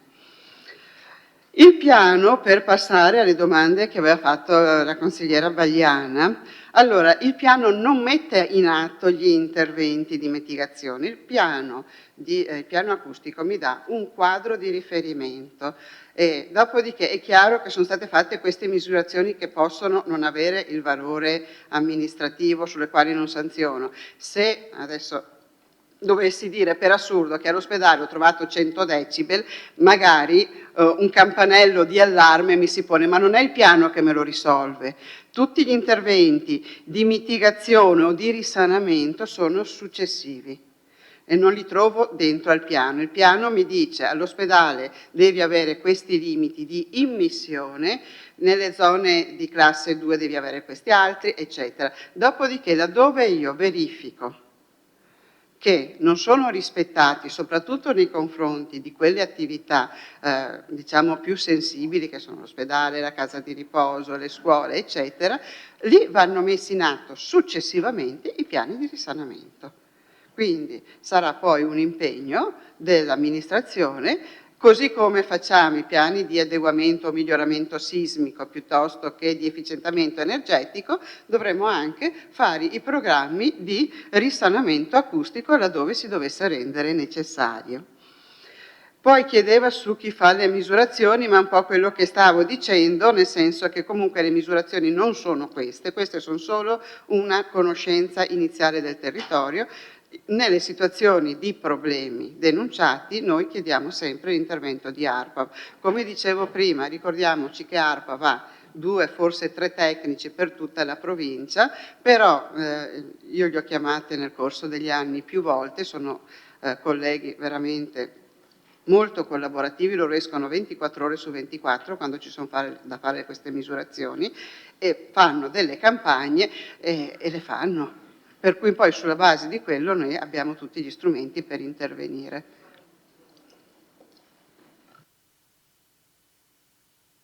Grazie. Altri interventi?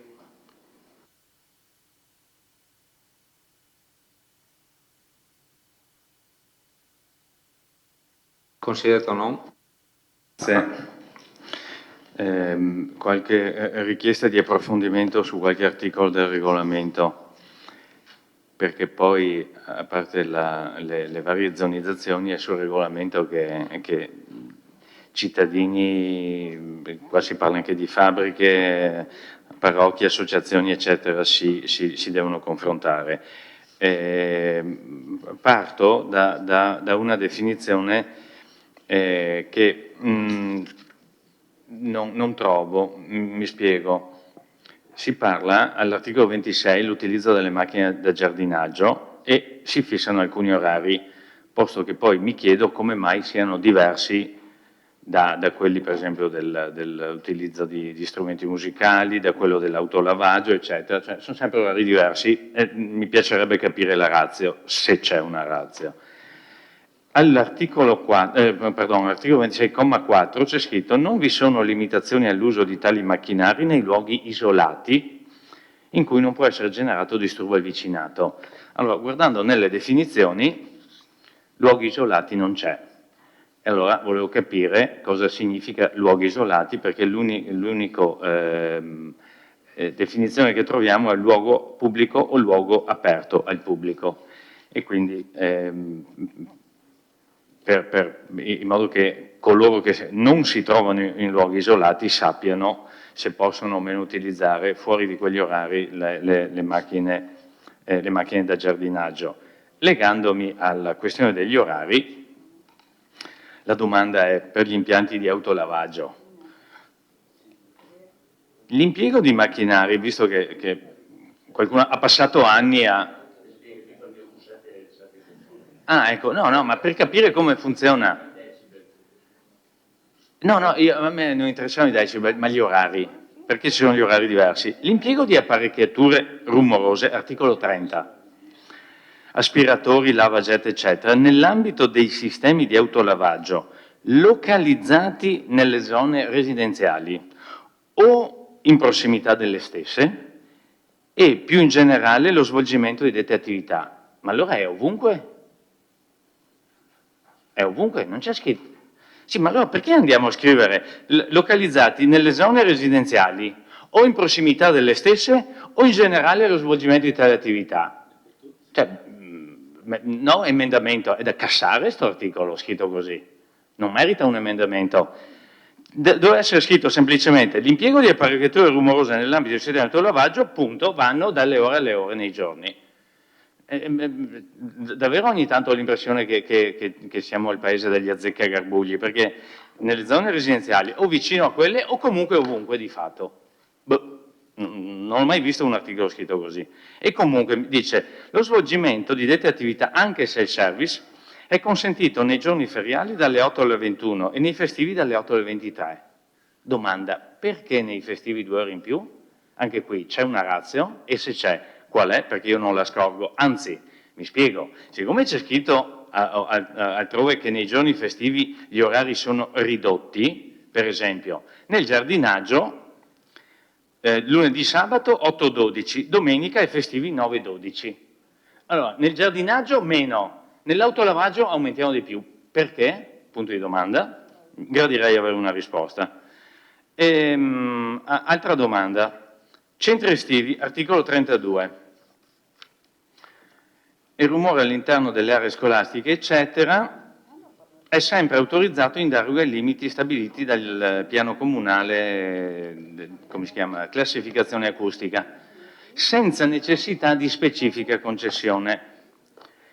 Poi c'è scritto, l'utilizzo dei sistemi di amplificazione o diffusione elettroacustici in esterno è autorizzato in deroga ai limiti stabiliti dal piano senza necessità di specifica concessione se sono rispettati gli orari 8, 12, 15, 19, eccetera. Ciò significa che senza nessuna necessità di permesso e quindi del tutto in deroga possono utilizzare qualsiasi livello di decibel. Cioè, quello che in un concerto non è concesso, qui è concesso. Domanda. Anche qui. Qual è la ratio? Punto di domanda. Gradirei risposta, grazie. Consigliere Balliana, secondo intervento. Sì, grazie. Allora, ho capito le spiegazioni che mi ha dato l'ingegner Curti, però ho ancora delle difficoltà per... Cioè, io non ho capito. Questi che hanno messo, gli indici che hanno messo, non sono dei limiti, praticamente. 5 minuti, sì. No, praticamente non sono dei limiti, cioè sono solo limiti, cioè sono solo indici conoscitivi, non sono indici di legge da rispettare, quello che non capisco io. Cioè, quelli messi, cioè, classificando le aree, volevo capire se gli indici messi sono dei limiti di legge da rispettare, sì o no, questo. Però se sono dei limiti delle leggi da rispettare e sono stati verificati attraverso una strumentazione non coerente con il DPCM, come fanno a essere dei limiti se non sono stati utilizzati degli strumenti con cui il DPCM chiedeva di misurare queste cose? Questo non capisco, vabbè, me lo spiegherà. Quindi, allora, questo è un discorso. E quindi sono effettivamente dei limiti di legge, detto questo. Un'altra considerazione che volevo fare era relativamente a, ad esempio, le attività produttive o le attività di servizio che, ad esempio, facevo un esempio prima, sia gli impianti sportivi che fanno attività in notturna, ok? Fino a ora tarda, perché magari hanno, non lo so se hanno la deroga, il permesso, ci sono i residenti che abitano nelle pertinenze che si lamentano che a mezzanotte e mezza ancora sentono schiamazzi e quant'altro. In quel caso là, domanda di pertinenza, deve partire la segnalazione e in quel caso là voi, in teoria, facciamo un'ipotesi, mandate ARPAF a rilevare alla sera i decibel. Ecco. Altra cosa che volevo evidenziare, che ho visto nel regolamento, che anche cioè gli schiamazzi o la musica all'esterno dei locali è assoggettata a questi limiti, nel senso che è il gestore del locale che deve garantire naturalmente che tale situazione sia sotto determinati decibel e a determinati limiti. E questo secondo me è giusto dirlo, insomma, perché poi si hanno situazioni estreme in cui secondo me poi vengono in comune, segnalano, mandano email e magari forse non so se effettivamente con questo nuovo regolamento giustamente bisognerà rivalutare tutta una serie di considerazioni, magari tanti non sanno quali sono i limiti in cui bisogna sottostare, ok? Questo è un discorso che faccio a livello generale.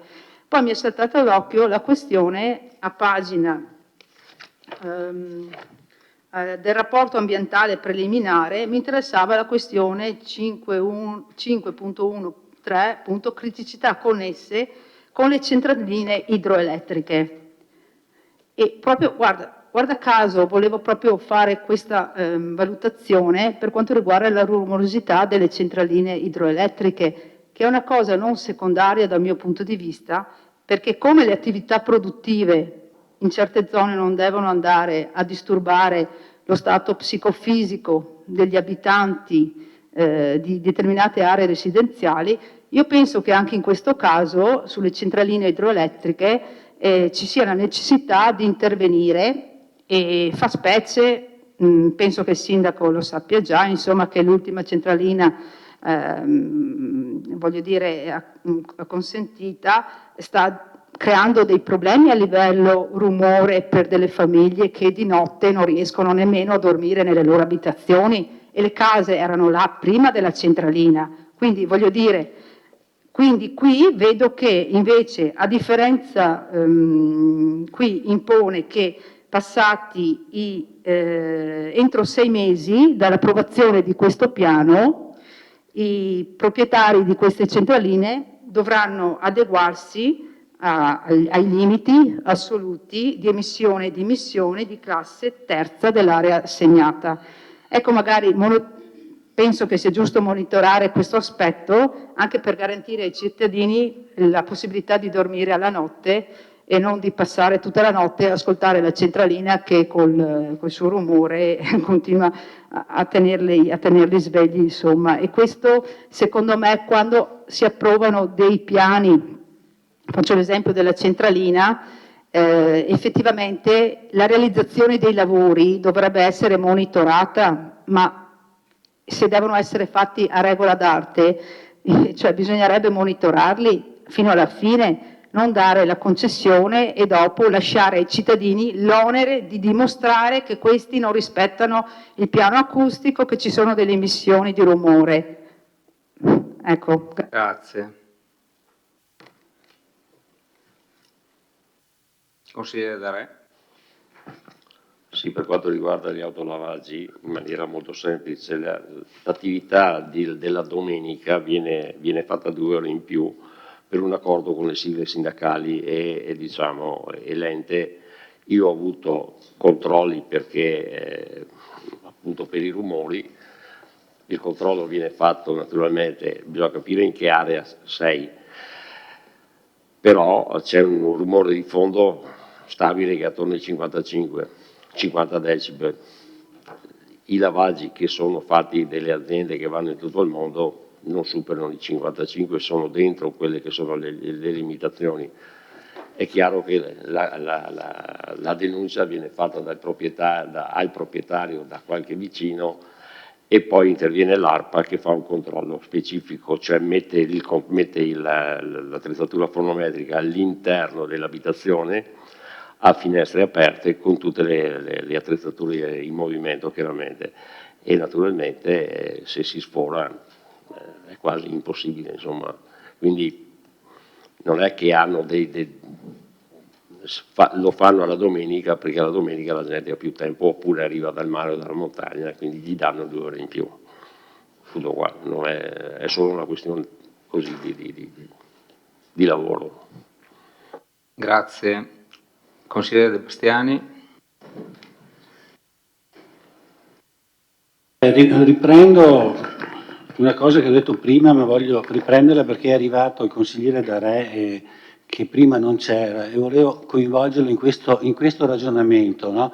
Lei è stato consigliere regionale e adesso deputato europeo e si parlava no? Sì? No.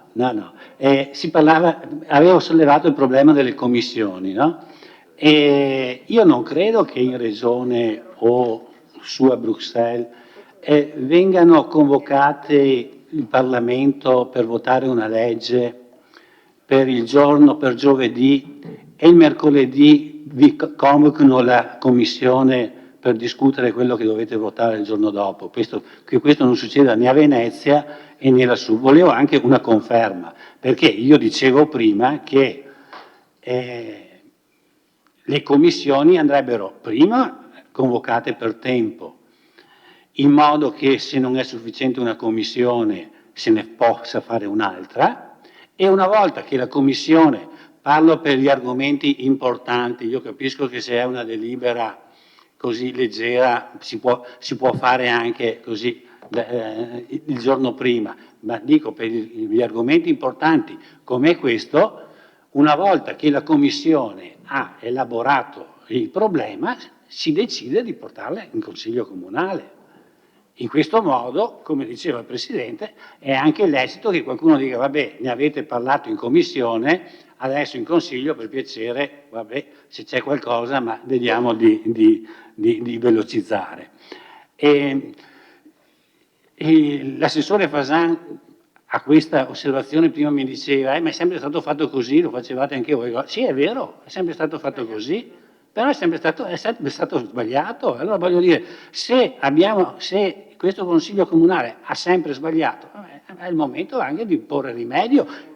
E questa è l'esempio e l'occasione per fare una riflessione e impegnarci per il futuro di portare le cose importanti per tempo. L'assessore Antica l'11 l'abbiamo spedita, vabbè l'avete spedita, ma se avete spedita l'11 luglio, voglio dire, a fine luglio vuol dire che a fine luglio si poteva già fare una commissione. Non riesco a capire perché si è aspettato il giorno prima. E il tempo corre. Una cosa che mi hanno segnalato e che probabilmente l'assessore Fasan è a conoscenza riguarda appunto il rumore. Sulla parte della Valle Pisina, l'autostrada, mi hanno riferito che sono stati tolti dei pannelli e che questa cosa qua crea un grande disturbo e non dico sofferenza, ma insomma crea problemi a una parte di... Adesso non so precisamente dove e come e perché. Ecco, sì. Se magari vuole spiegarci qual è il problema, perché io l'ho recepito così, come ci è stato segnalato un problema dal Parco Fender, che è stato, ho visto che hanno scritto a noi, ma hanno scritto anche all'amministrazione del sindaco, che dove hanno realizzato una festa e hanno proseguendo fino a tarda ora e con un notevole disturbo nella parte del centro. Adesso io mi chiedo, ma perché quella cosa là non è stata fatta al Parco Dan, che era fatto apposta con questa logica? E torno sul Parco Dan, che appunto una delle logiche del Parco Dan era di creare il meno disturbo possibile a gente che ci abita vicino e lì non ci sono abitazioni. Voi deciderete, avete pensato di spostare il Parco Dan nell'Areocampo e l'Areocampo a 100 metri hanno un centro abitato. Io non penso, Via del Campardo se non sbaglio, no? Via del Campardo. Io non penso che Via del Campardo sia molto contento di ospitare a 100 metri di distanza delle manifestazioni che a volte sono con decibel insomma, sostenuti, soprattutto se sono quei concerti di giovani a cui piace alzare il tono. Ecco, se l'assessore mi dà una spiegazione anche per curiosità, grazie. Grazie. Consigliere Rasera. Sì, io volevo riallacciarmi un attimo al discorso che faceva il consigliere Bagliana prima per quanto riguarda i pubblici esercizi e la musica all'esterno dei locali. Allora, tutti i pubblici esercizi che esercitano, hanno un giardino, esercitano musica oppure hanno un giardino comunque all'aperto, hanno bisogno di un documento che si chiama VIA, valutazione impatto acustico. Questo documento va a modificare i parametri anche di questi locali per il rilascio di queste autorizzazioni, sì o no? Grazie. Grazie.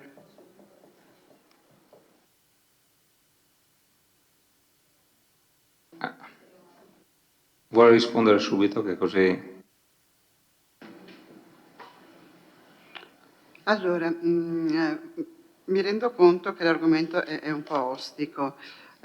Io non sono un'esperta in acustica e in 20 anni che mi occupo di piani acustici ho capito qualcosa, perché insistendo capisco, però l'argomento è complesso e non è propriamente. Quando allora, ricordiamoci quello che dicevamo all'inizio, che noi abbiamo comunque una zonizzazione acustica approvata dal Consiglio Comunale del 2003. I limiti che nel regolamento trovate a pagina 5 per le varie aree, non è che li ha dati il regolamento, li dà la legge 447 del 95, sono quelli, cioè la classe 1 ha quel limite e noi non possiamo dare un limite diverso, la classe 2 ha quei limiti e non possiamo. Quindi non è che cambi molto, adesso abbiamo aggiornato la zonizzazione, ma comunque anche oggi quando noi riceviamo una denuncia di rumore abbiamo una classificazione acustica che ci dice in che classe siamo. Secondo questa tabella io ho i limiti diurni e notturni e quindi so a cosa fare riferimento. In realtà l'ARPAV quando va a fare le misurazioni poi mi dà i risultati delle misurazioni e noi da lì capiamo se possiamo o meno intervenire. Quindi le misurazioni che sono state fatte erano proprio per conoscere il territorio da parte di un tecnico che abita e lavora a Padova e quindi non conosce il nostro territorio e non sa se a Serravalle c'è tanto o poco rumore, per dirla proprio in termini molto terra-terra, ma non ha nulla a che vedere, cioè non ha nulla a che vedere. Mi permette di capire che se vedo che ho comunque un certo livello di rumorosità è meglio, potendo scegliere tra la classe seconda e la quarta, che mi metta in terza perché grosso modo ho rilevato questo, ma non ha alcun, cioè non è questa rilevazione e non è il tecnico che stabilisce il limite della classe, sono definiti dalla legge del 95. Per quanto riguarda il discorso dei pubblici locali, vale quello che ho appena detto, nel senso non è che prima potevano far casino e da domani mattina non possono più far casino, non potevano farlo neanche ieri. Il problema è quello delle verifiche, semmai. Allora, come giustamente ricordava il consigliere Rasera, per fare musica all'esterno della porta del bar ho bisogno di un'autorizzazione perché entriamo, o di una scia perché entriamo nell'ambito del pubblico spettacolo, non sono più le musiche di trattenimento che il bar può fare al suo interno, quindi nel momento in cui usciamo dalla porta serve comunque o una scia o un'autorizzazione a seconda, più che altro scia perché superi 200 persone la vedo un po' dura, insomma. Dopodiché deve essere accompagnata dalla documentazione previsionale di impatto acustico per dimostrare o meno se rispetta i limiti di zona. Nel caso in cui l'evento non rispetti i limiti di zona può chiedere le deroghe. E qua ci inseriamo nel discorso che faceva prima anche il consigliere Rosset, la deroga. Un'attività produttiva non può lavorare in deroga, un'attività produttiva deve lavorare a norma di legge, può lavorare in deroga se è una cosa temporanea, i 30 giorni nell'arco dell'anno. Potevano essere 25, potevano essere 40, normalmente si mette 30 perché ci leghiamo a una norma sulla somministrazione che dice che l'attività di somministrazione è temporanea quando non supera i 30 giorni. Una cosa che abbiamo fatto qua, che fanno normalmente tutti i comuni, perché io mi confronto con anche altri colleghi, e normalmente la temporaneità per questo genere di attività è fissata in 30 giorni per questo motivo. Per cui il bar che decide di fare dei concertini all'aperto e difficilmente potrà rispettare i limiti acustici, a meno che non sia in zona industriale, ma anche là comunque la vedo dura dopo le 22, produrrà la documentazione previsionale di impatto acustico che mi dirà a che livello di rumore arriva, mi dirà quali sono gli eventuali accorgimenti da prendersi per evitare di arrecare disturbo oltre un certo limite. Di solito, banalmente, ti dicono, tari il mixer, non so se si chiamino ancora così, mi sovvecchia, chiamavano mixer ai miei tempi, a questo livello.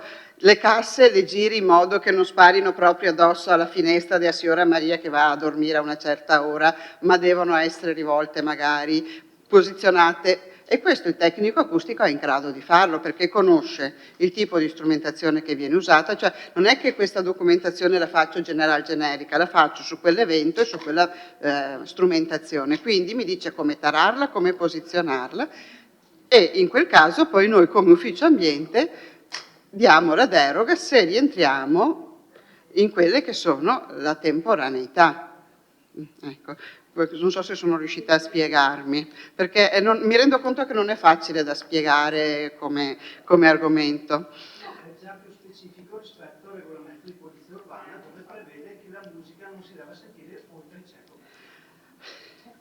Ma vede, poi dopo anche qua è una cosa, allora, noi poi amministrativamente, ripeto, facciamo riferimento a delle misure precise che ci fa un ente preciso, dopo andiamo a 100 metri, mi sono fia sorda, probabilmente sento molto meno di quello che sente la consigliera Bagliana, che ci sente bene, capisce? Per cui è un po' troppo soggettivo, però ti dà intanto una... Dopo io che devo dare una sanzione su questo mi devo invece devo fare riferimento a dei limiti oggettivi misurabili. Per cui siamo su uno strumento diverso, questo è uno strumento specifico che parla solo di acustica. Poi passiamo invece agli articoli che citava il consigliere Tonon. Scusi un attimo. Allora, gli orari chiaramente sono una proposta che nasce dall'esperienza di tanti piani acustici, letti, visti, confrontati, progettati dal progettista, non da me. Io ne ho visti, ma progettati non posso, non sono un'esperta in acustica. Quindi, le macchine da giardinaggio, l'idea è che la domenica mattina la gente voglia dormire un'ora in più e quindi per quello lo metti alle 9 anziché alle 8.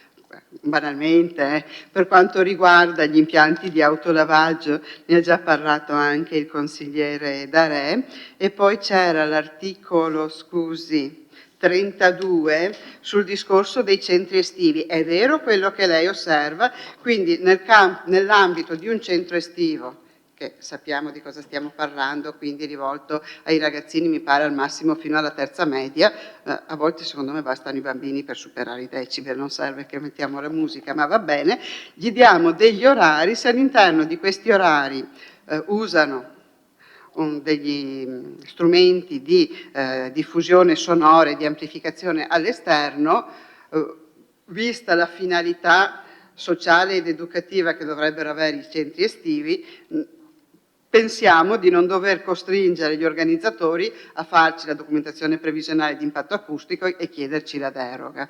Quindi era un po' questa la ratio che stava dietro a questa norma, proprio per la specificità e per il servizio che dà il centro estivo.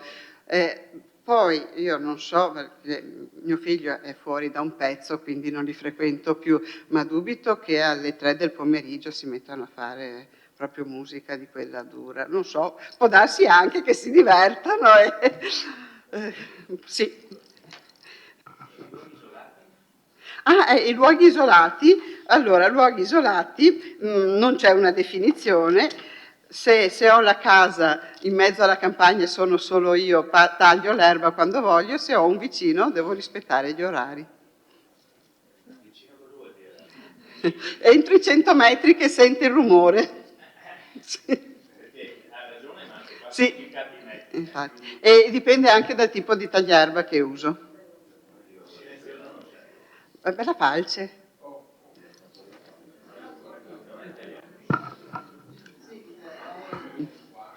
Va bene, andiamo avanti.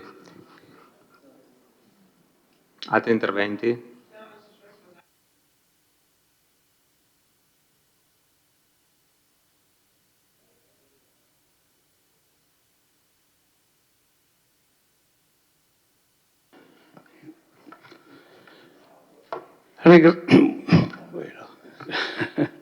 Ringrazio il consigliere Alessandro per la domanda.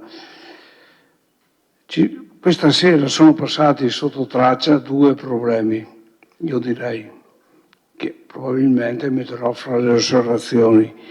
I rumori dell'autostrada e i rumori del traffico delle moto del Fadalto. Qui nessuno ne ha parlato, ma la mattina passano su 4.000 moto a scarico libero, pomeriggio passano giù 4. Ma questo penso che si risolva facilmente con le forze dell'ordine più che con i rilievi sonori. Autostrade. Il vero problema è cominciato con la tempesta Vaia, non tanto qui a Vittorio Veneto, ma in quel di Genova, vicino a Genova. La tempesta Vaia ha abbattuto buona parte delle barriere fonoassorbenti. La Procura della Repubblica di Genova ha imposto ad Autostrade di levare tutte le barriere fonoassorbenti di quel tipo che erano state posizionate a Genova. Sono passati 3 anni e sono ancora giù, in attesa che qualcuno dia indicazioni di Autostrade. Questo è quello che so io. Certo che ai Posocon o in Vala Pisina è un rumore diverso, sono più i giunti che rompono le scatole. Invece qui a Longhere anche sono i giunti, è chiaro, però c'è stato un incontro con Autostrade, in accordo con Autostrade, nel giro di un anno dovranno cambiare tutti i giunti che sono datati e metteranno quelli di nuovo tipo che si sentono meno. Questa è l'assicurazione di Autostrade.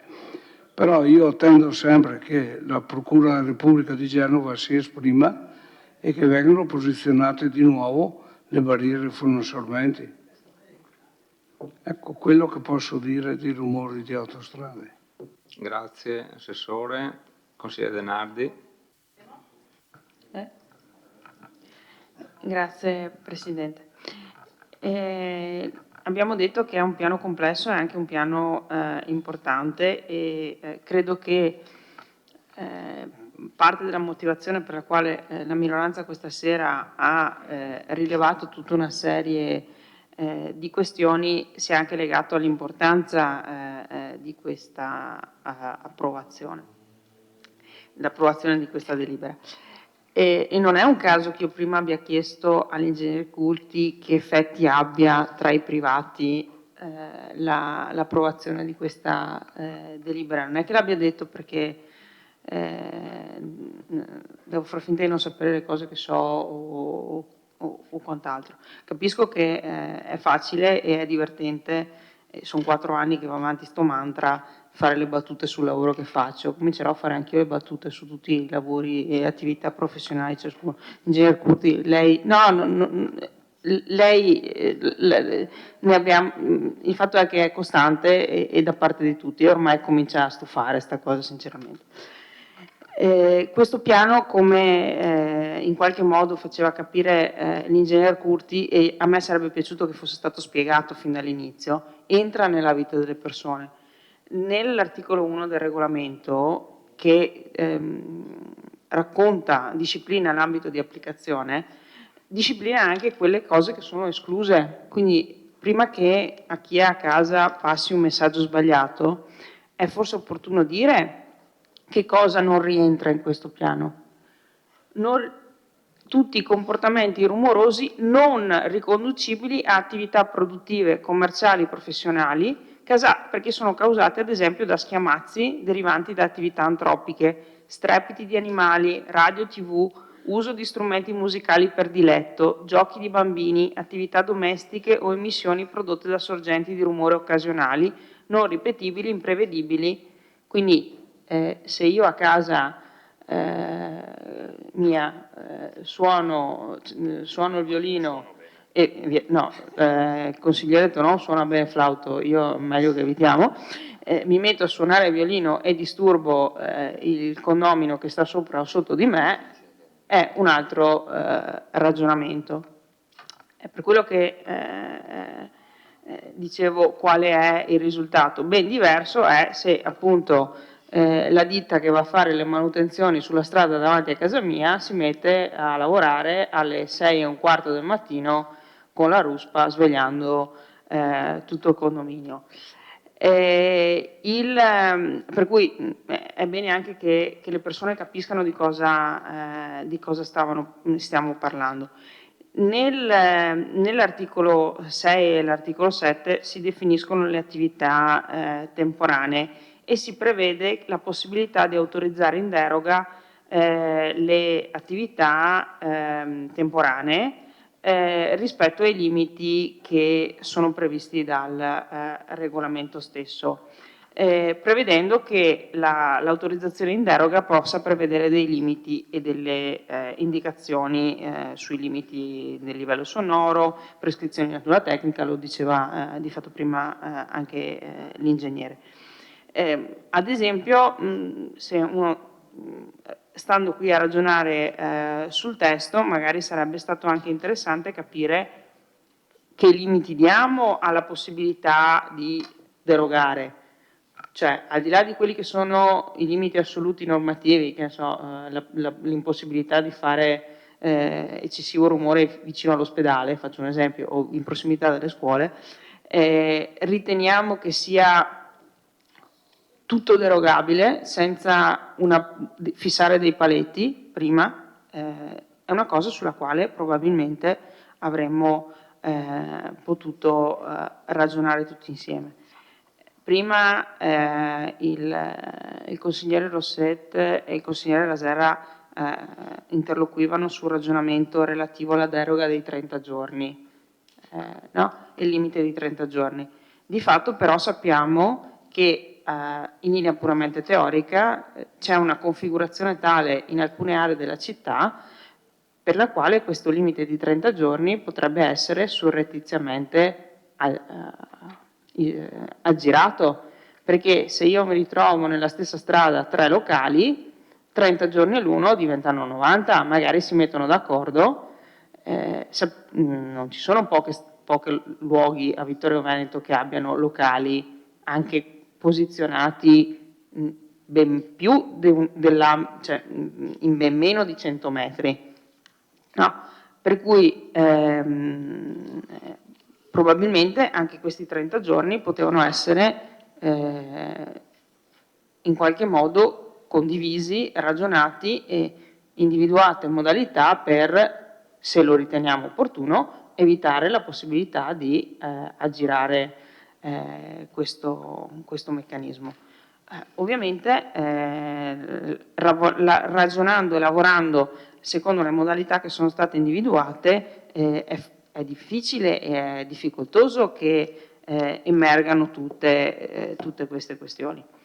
Un'ultima cosa, è stato detto che il documento è stato trasmesso l'11 luglio, questo è successo solo, ribadisco, ai componenti della Commissione, e mi piacerebbe avere una dichiarazione definitiva su quella famigerata mail PEC dell'8 di agosto, che io ho riguardato adesso anche la mia PEC e non ho trovato.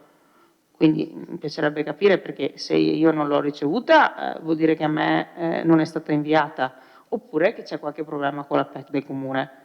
Mi piacerebbe capire questa. Una volta c'erano le delibere fantasma, adesso ci sono le PEC fantasma al Comune di Vittorio. Grazie. Grazie, consigliere.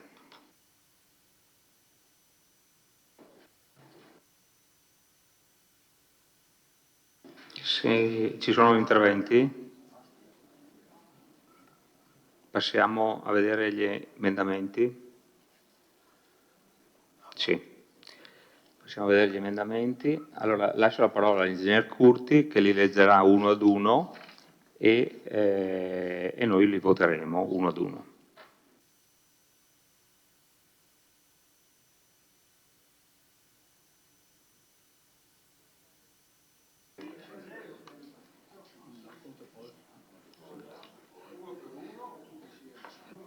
Uno a uno. Sì. Nell'elaborato grafico PCCA zonizzazione.pdf, inserire l'indicazione del complesso scolastico Nazario Sauro nel quartiere di San Giacomo.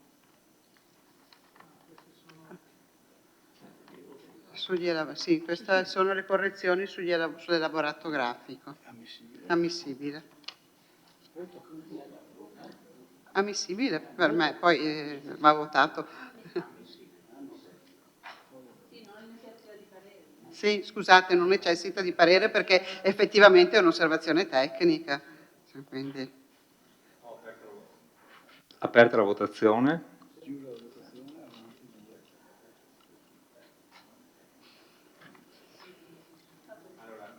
(13 favorevoli), emendamento accolto.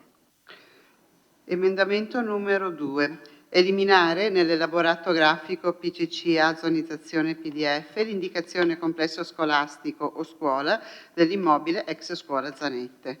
Ammissibile.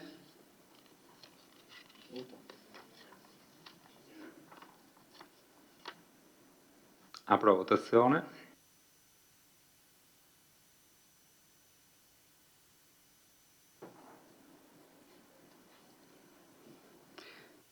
(13 favorevoli), emendamento accettato. Emendamento numero 3. Eliminare nell'elaborato grafico PCCA zonizzazione PDF l'indicazione complesso scolastico o scuola dell'immobile ex scuola Pazienza. Ammissibile.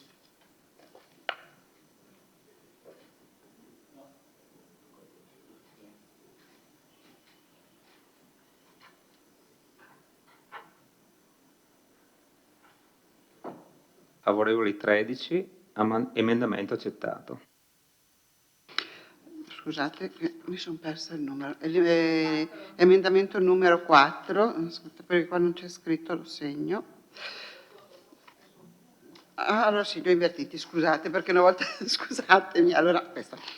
Nell'elaborato grafico PCCA zonizzazione.pdf correggere la zona M24, area per manifestazioni a carattere temporaneo all'aperto, dalla zona circonvicina alla chiesa di San Silvestro al santuario della Madonna della Salute. Ammissibile.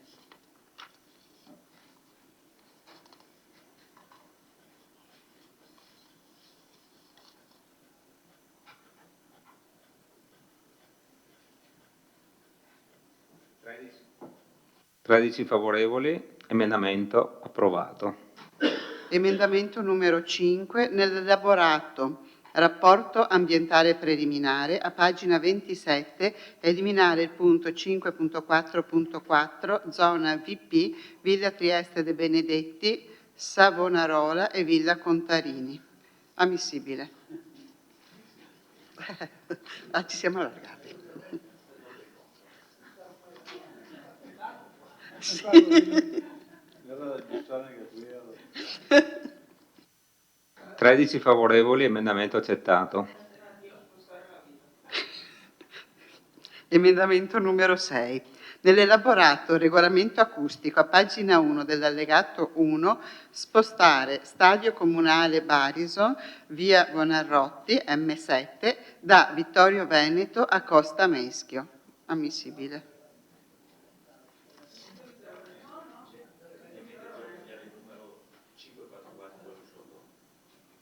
Ah beh sì, certo, chiaro.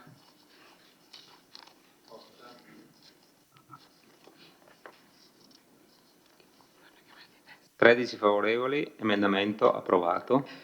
Emendamento numero 7. Nell'elaborato regolamento acustico a pagina 1 dell'allegato 1, spostare Victoria Campus, via dei Corder, M27, da Vittorio Veneto a Costa Meschio. Ammissibile.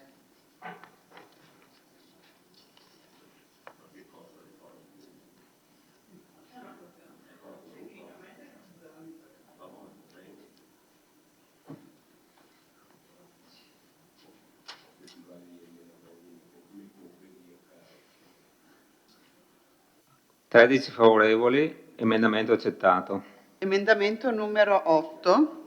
Nell'elaborato regolamento acustico, a pagina 1 dell'allegato 1, inserire l'area piana degli alpini in Fadalto, individuandone conseguentemente la consistenza negli elaborati grafici. In realtà l'area è già indicata con via del Campat. Sì, nell'elenco c'è. Nell'elenco c'è. Scusatemi. Allora, Valla Pisina, via del Campata M17.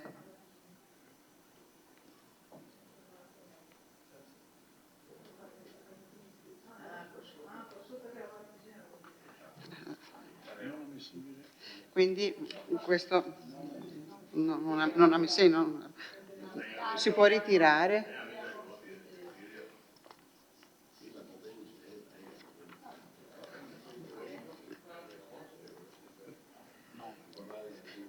Emendamento numero 9. Nell'elaborato regolamento acustico, sì, giusto, no? Ci siamo. A pagina 1 dell'allegato 1, spostare area Fender da Serravalle a Vittorio Veneto. Ammissibile.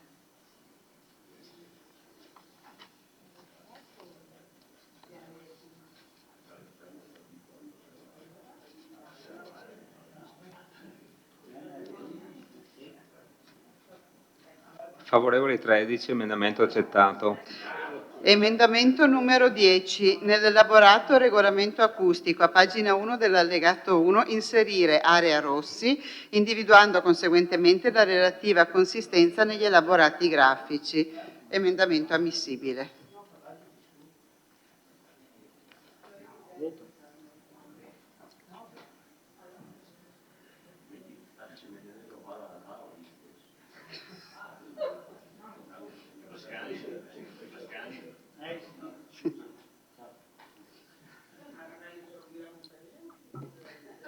Favorevoli 13, emendamento accettato. Emendamento numero 11. Nell'elaborato regolamento acustico, a pagina 1 dell'allegato 1, spostare pista atletica Piazzale Consolini M11 da Serravalle a Costa Meschio. Ammissibile.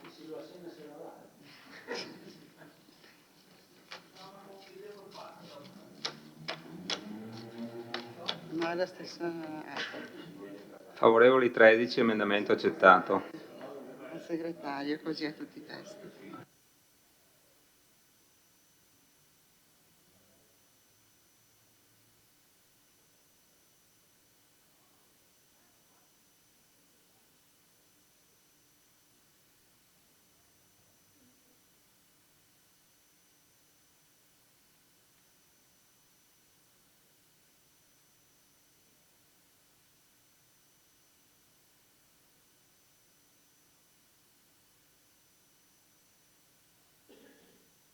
Bene, allora dichiarazione di voto e poi passiamo alla votazione.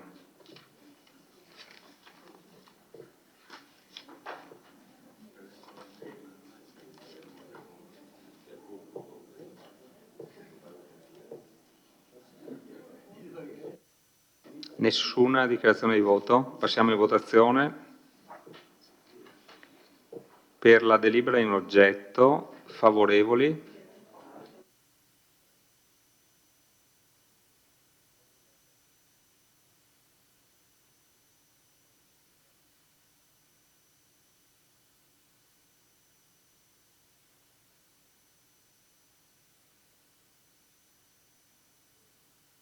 Favorevoli 8, contrari 1, astenuti 4. La delibera è approvata.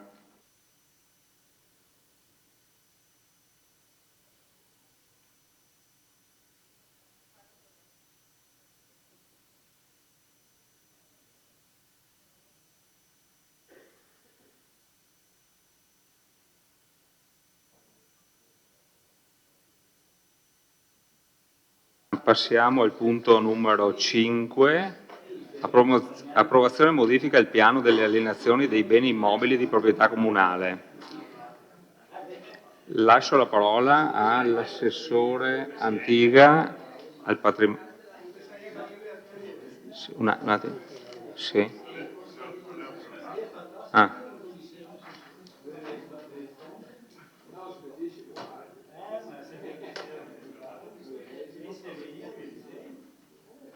Mi dica Varaschin, consigliere Varaschin, mi dica.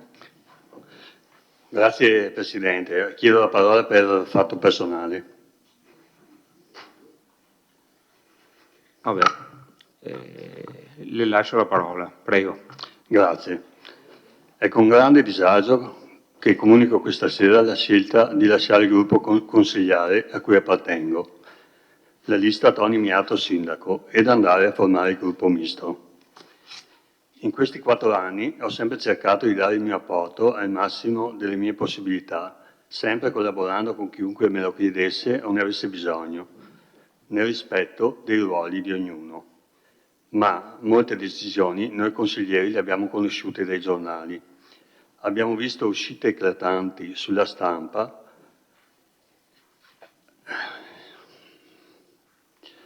Purtroppo io vengo da un mondo, quello privato, che prima si fanno le cose e dopo, se si ha tempo, si parla.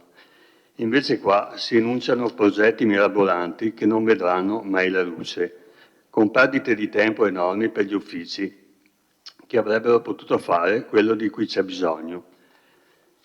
Mi è dispiaciuto tantissimo anche per come è stato trattato il caso Romiero, che è stato quello che più ha lavorato, ad esempio regolamento polizia municipale, stesura a parte, eccetera. Sarebbe bastato non fare certe dichiarazioni sui giornali. Giunti a questo punto non voglio mettere in difficoltà i miei colleghi Salezze e Casagrande e li ringrazio per la collaborazione e per tutto il lavoro fatto insieme. Ringrazio anche l'assessore Posocco per il compito che mi ha dato l'opportunità di svolgere in ambito sportivo.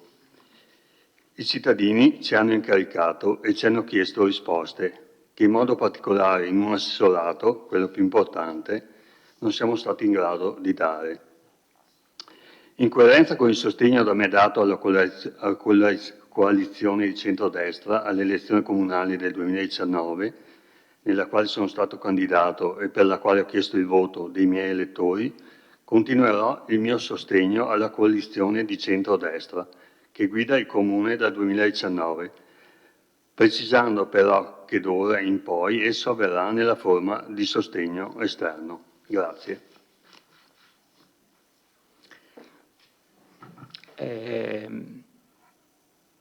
Ha qualcosa di scritto? Mi può lasciare...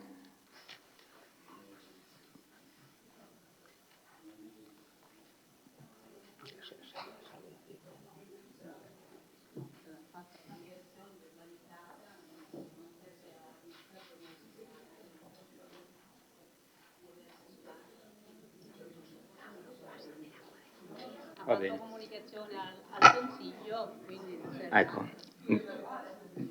Grazie, consigliere Varaschin.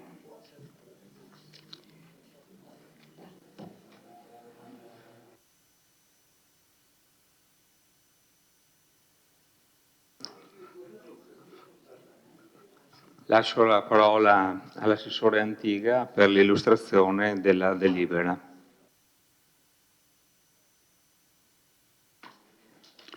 Grazie Presidente, colgo anche l'occasione, visto la serata, di presentare il nuovo responsabile ufficio patrimonio, architetto Laura Canil, che è entrata a far parte del nostro organico. Buonasera. Punto numero 5. È richiesto da questo Consiglio Comunale di esprimersi in merito alla modifica del piano delle alienazioni e valorizzazione immobiliare 2023-2025, anticipando la possibilità di vendita dal 2024, annualità di esercizio finanziario di riferimento, al 2023 del bene denominato ex scuola ex scuola Nazario Sauro in San Giacomo di Veglia, vista e ritenuta conveniente la manifestazione di interesse pervenuta al protocollo 28916 del 28/7/2023 di acquisizione del bene stesso.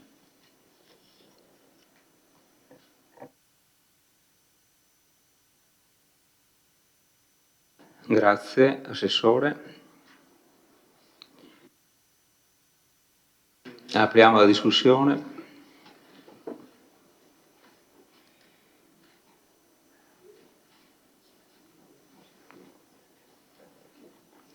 C'è qualcuno che vuole intervenire? Ah sì, consigliere Tonò. Grazie. Ho letto la delibera, ho letto anche se riguarda ovviamente la relazione successiva. Sì, la relazione successiva, ma nella delibera si dice, atteso che lo sviluppo dovrebbe riguardare l'acquisto dell'immobile e la riqualificazione dell'immobile con destinazione al piano terra della nuova farmacia di San Giacomo, mentre il primo piano dovrebbe ospitare gli ambulatori medici e la sede degli uffici della società. Penso di non svelare nulla di segreto, perché ci è stato comunicato che era d'accordo col nostro sindaco. Dico che l'amministratore unico della società ci ha chiamato qualche mese addietro per illustrarci, direi anche molto correttamente ed esaustivamente, il progetto, sul quale ovviamente parleremo dopo. Da questo punto di vista posso semplicemente dire che, preso atto, c'è scritto qui, dell'analisi di bilancio della società Vittorio Veneto Servizi SRL agli atti, che presumo sia ovviamente quella del dottor Sarri, giusto? Prego?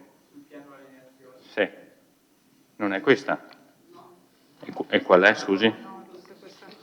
E qual è l'analisi del bilancio? No, c'è scritto, preso atto dell'analisi di bilancio, non è questa? Autorizzazione alla vita. Ah, chiedo scusa, ero già passato qui dopo me. Consigliere. No. Sì, hasta ora sì. Non è questione di ore, perché come lei sa noi eravamo abituati a andare ben oltre la mezzanotte. Il problema è che, siccome era un argomento, non me lo sono stampato questo, a differenza degli altri, perché questo lo ritenevo, come dire, assolutamente nessun problema, passabile. Quindi chiedo venia se ho già affrontato diciamo il tema successivo, sul quale aspetterò ovviamente su questo sono favorevole comunque. Grazie.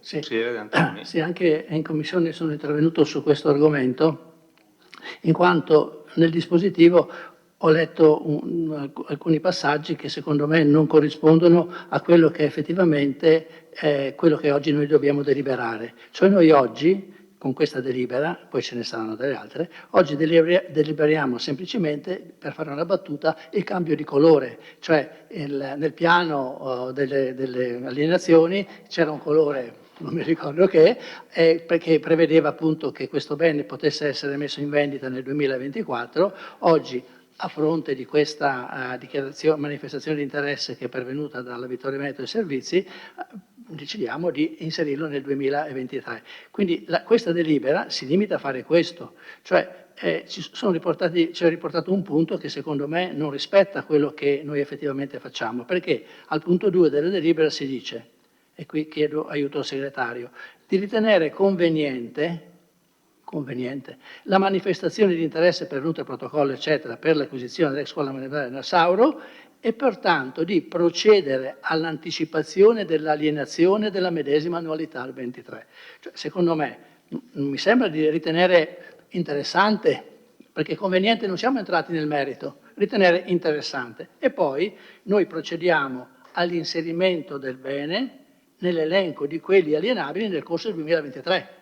Non decidiamo di procedere all'anticipazione della vendita, come è scritto nell'attuale punto 2 del dispositivo. Secondo me potrebbe essere considerata da qualcuno una questione di lana caprina, ma di fatto non lo è, nel senso che con questa delibera decidiamo di fare questo e io sono d'accordo di anticipare l'inserimento nell'annualità 23 di questa alienazione. Poi però ci sarà tutta la procedura, arriverà la richiesta formale, esamineremo la richiesta, autorizzeremo o no l'avvitolamento dei servizi a procedere all'acquisto e bla bla bla. Quindi questa delibera si limita a spostare questo bene dall'anno 2024 all'anno 2003 e basta. Se la delibera viene modificata in questi termini, esprimo già da adesso il mio voto favorevole.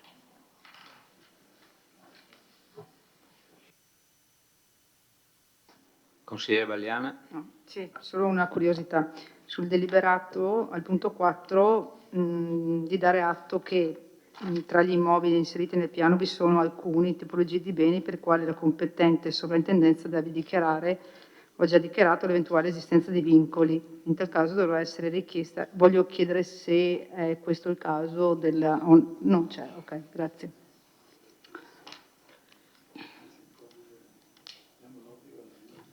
Altri interventi? Altre richieste? Altrimenti passiamo in votazione. Se qualcuno vuole fare qualche dichiarazione di voto, passiamo in votazione. No. Ho fatto una richiesta, chiedo se questa richiesta è condivisa oppure se è respinta. Cioè, sbaglio io a interpretare la delibera o il segretario forse potrebbe essere più correttamente modificata? Mi dica lei. Sono d'accordo con lei, è interessante, se non entriamo nel merito della valutazione.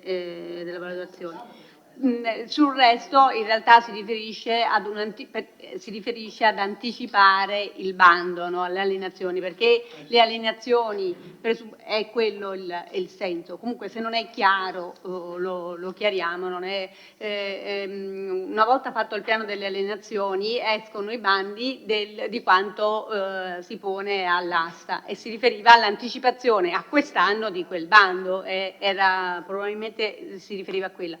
Se lei voleva, possiamo anche eliminarlo, sì, non è un problema.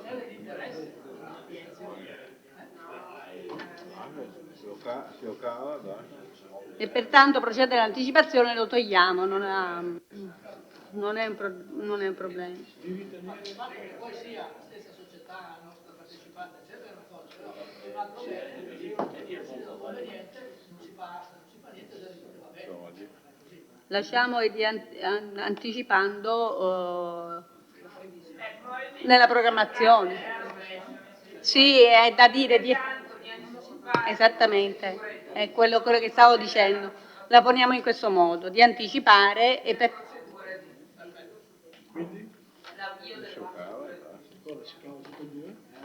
No, di anticipare, di prendere atto della premessa, di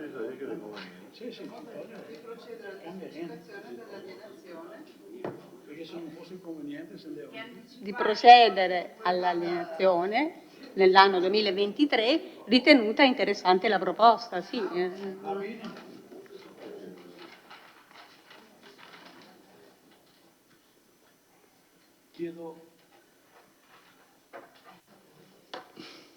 Prego. Chiedo al Presidente se un emendamento a votare o se lo acquisiamo tout court, punto. Consiglieri. Lo acquisiamo. Comunque. No, il Presidente, abbiamo il Presidente in seconda che fa il Presidente. Vabbè. Si vede che si ricorda i passati. Vabbè.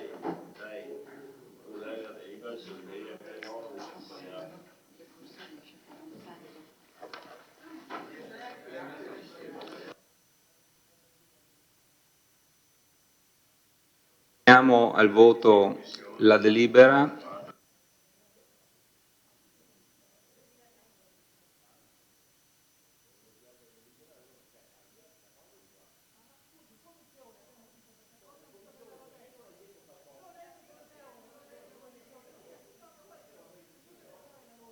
Per cortesia, votiamo. Vabbè.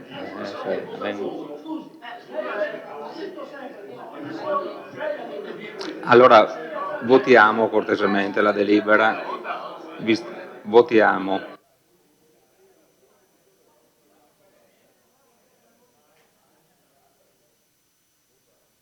Forza. L'abbiamo corretta.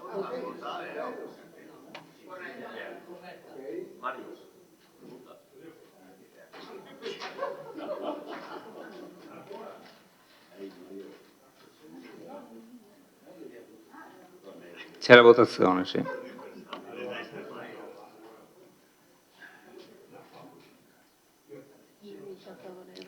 Allora, 14 favorevoli, contrari 0, astenuti 0. La delibera è approvata. Con immediata eseguibilità, vediamo. Votiamo per l'immediata eseguibilità, per cortesia, silenzio, silenzio.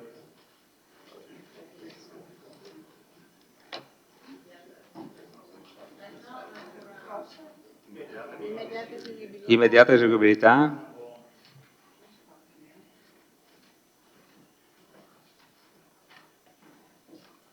Allora, favorevoli 14, contrari 0, astenuti 0, la delibera è immediatamente eseguibile.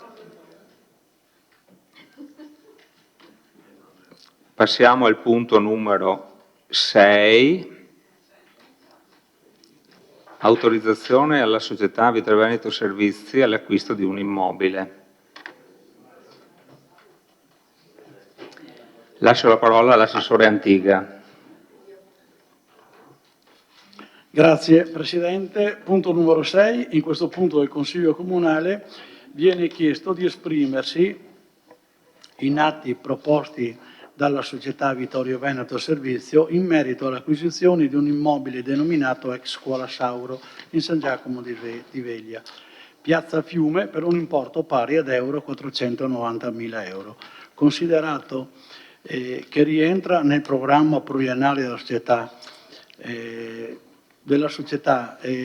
nel dare maggior sviluppo alla farmacia di San Giacomo di Veglia, in analogia con quanto già avvenuto in precedenza per la farmacia di Costa, e visto che questo Consiglio esercita un controllo analogo a questo esercitato sui propri servizi e alle società controllate in house, esercitando un'influenza determinante sia sugli obiettivi strategici che sulle decisioni significative della società.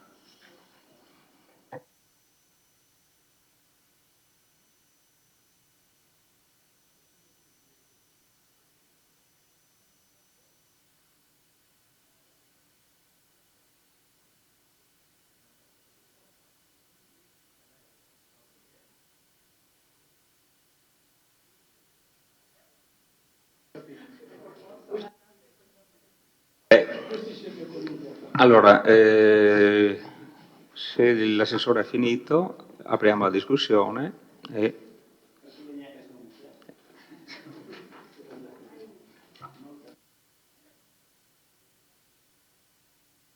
qualche prenotazione?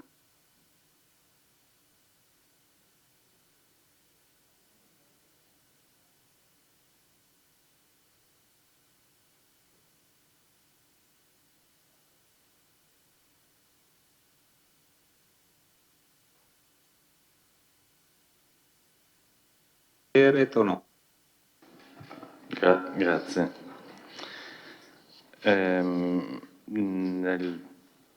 Parlando del punto precedente avevo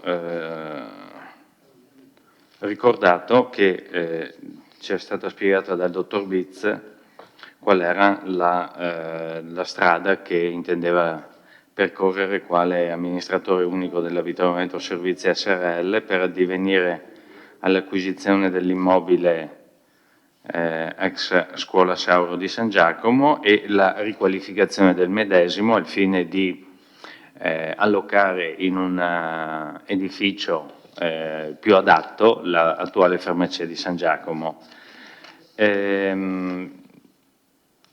Io ricordo che la proposta, mi correggano i colleghi se così non è, era quella di utilizzare una forma di cosiddetto rent to buy, cioè di acquisto insomma, non immediato, perché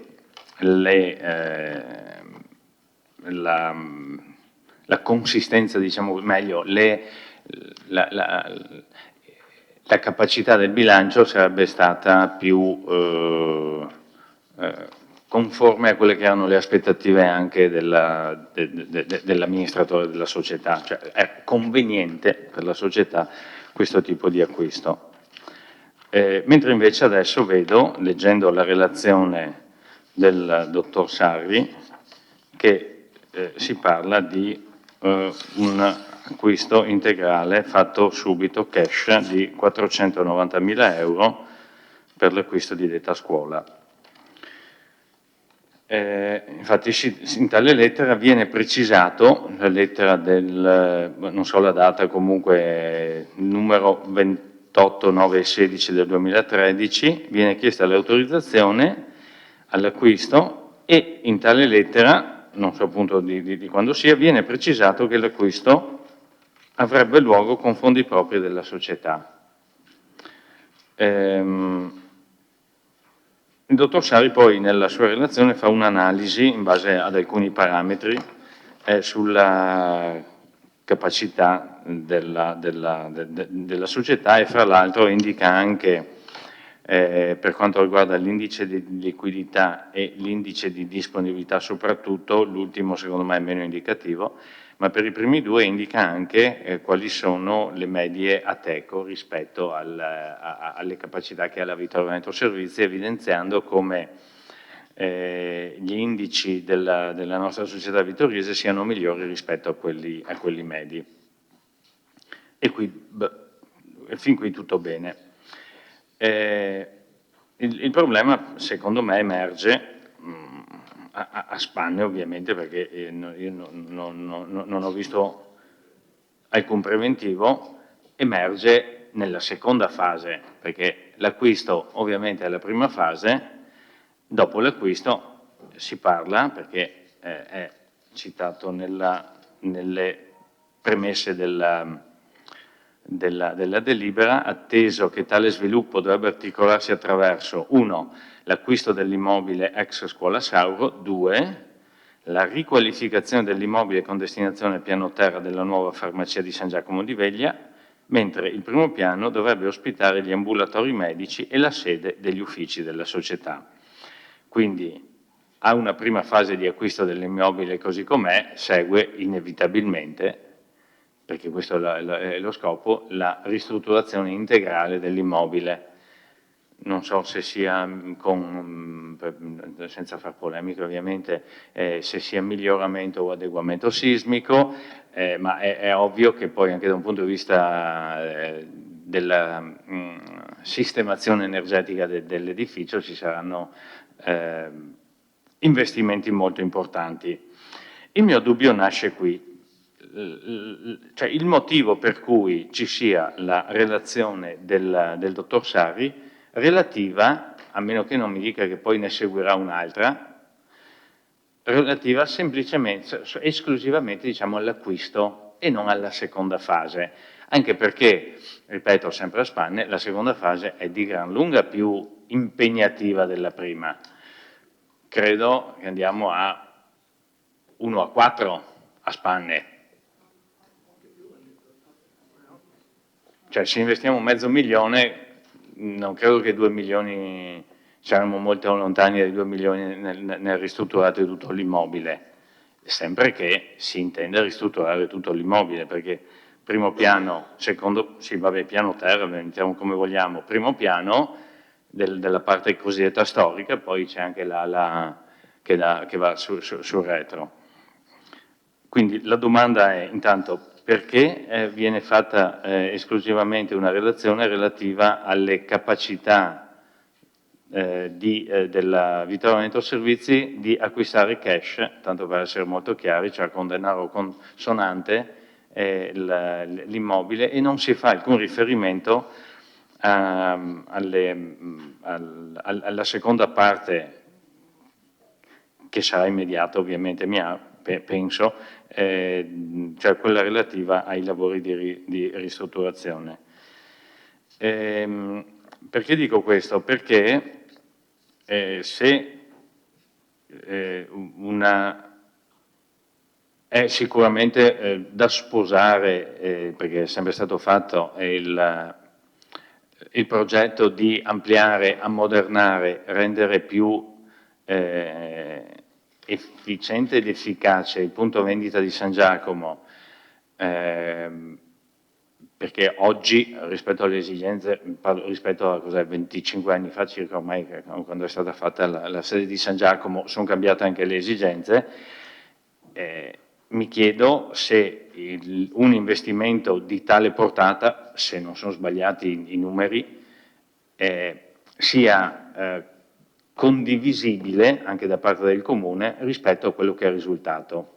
A cosa mi riferisco? Allora, il tipo di finanziamento rent to buy è stato usato, se non ricordo male, per la farmacia del centro, con un investimento tutto sommato non eclatante, perché diciamo, la sede era già abbastanza capiente.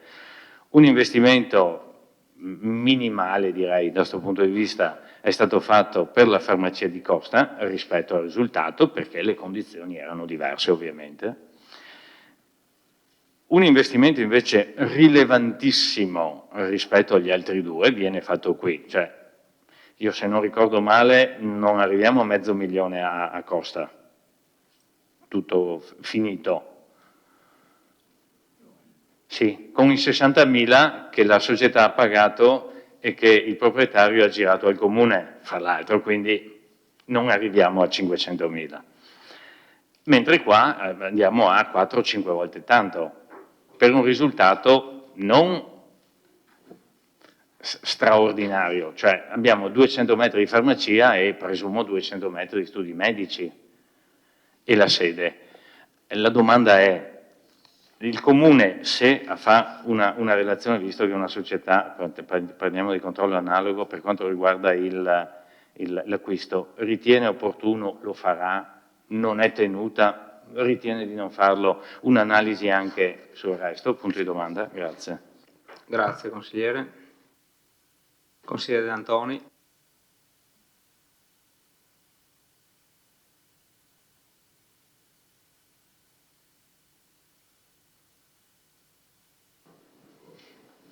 Sì, grazie.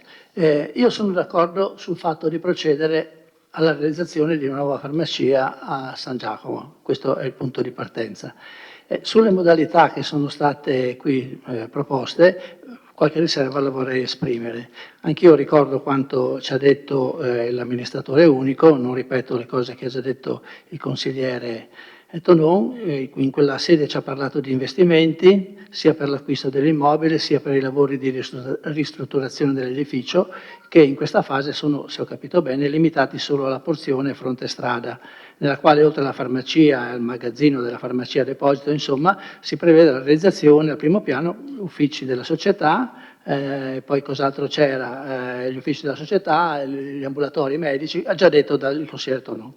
Ci ha parlato poi di miglioramento sismico e non di adeguamento sismico, di questioni finanziarie, per la quale aveva in mente, come già stato detto, una procedura di utilizzo già utilizzata per la farmacia del centro, che io, per non parlare sempre in inglese, dico affitta per poi acquistare, no? Che forse vuol dire la stessa cosa, non potendo a suo parere utilizzare la peraltro notevole liquidità che già allora c'era, perché quando abbiamo fatto questo incontro, era circa, no, non 2 mesi fa meno, già conosceva quella che era la liquidità della società, quindi è stato cambiato parere, mi piacerebbe capire perché l'ho chiesto in commissione e non c'è stato nessuna comunicazione da parte dell'amministratore quanto il dirigente che tra le varie cose insomma, ha segnalato ha ribadito la forte liquidità della società, ha anche detto che questo tipo di contratto può in qualche modo non è visto bene dalla Corte dei Conti o da qualche comunque organo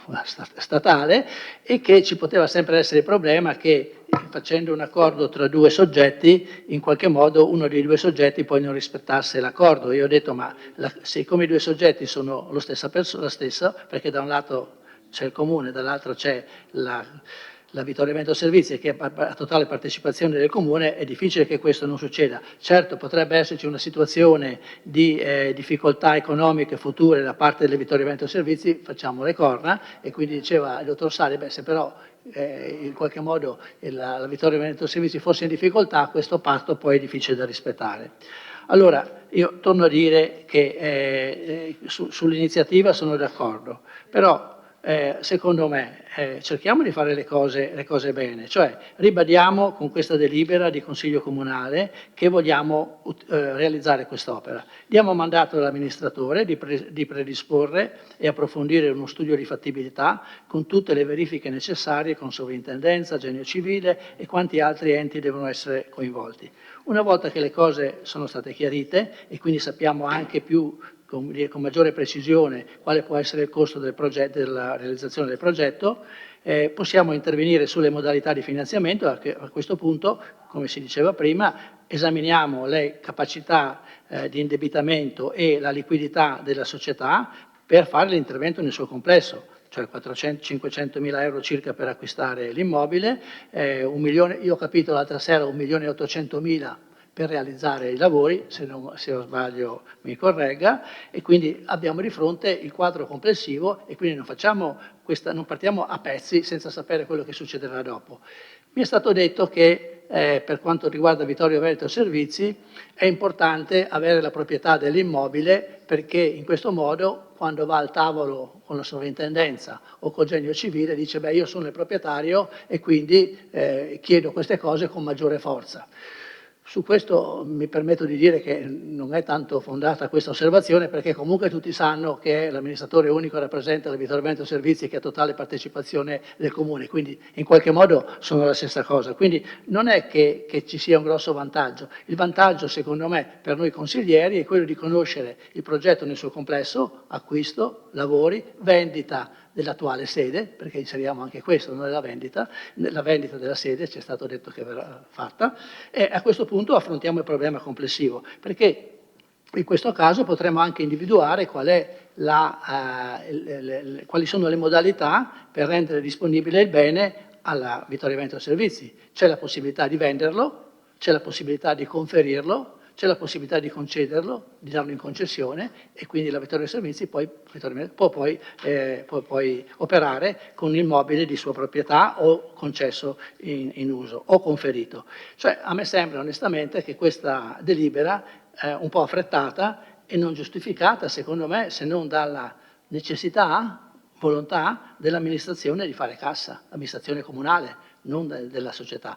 Se abbiamo il quadro complessivo, come ci è stato esposto quella sera, alla luce dei miglioramenti, degli approfondimenti che sono stati fatti, possiamo esaminare in un'unica delibera tutto il progetto, diciamo sì alla vendita, al conferimento, alla concessione o quello che è, diciamo sì alla vendita, voi proponete, diciamo sì alla vendita, diciamo sì alla realizzazione dell'immobile, diciamo sì alle modalità per reperire le risorse necessarie a completare l'opera. Grazie.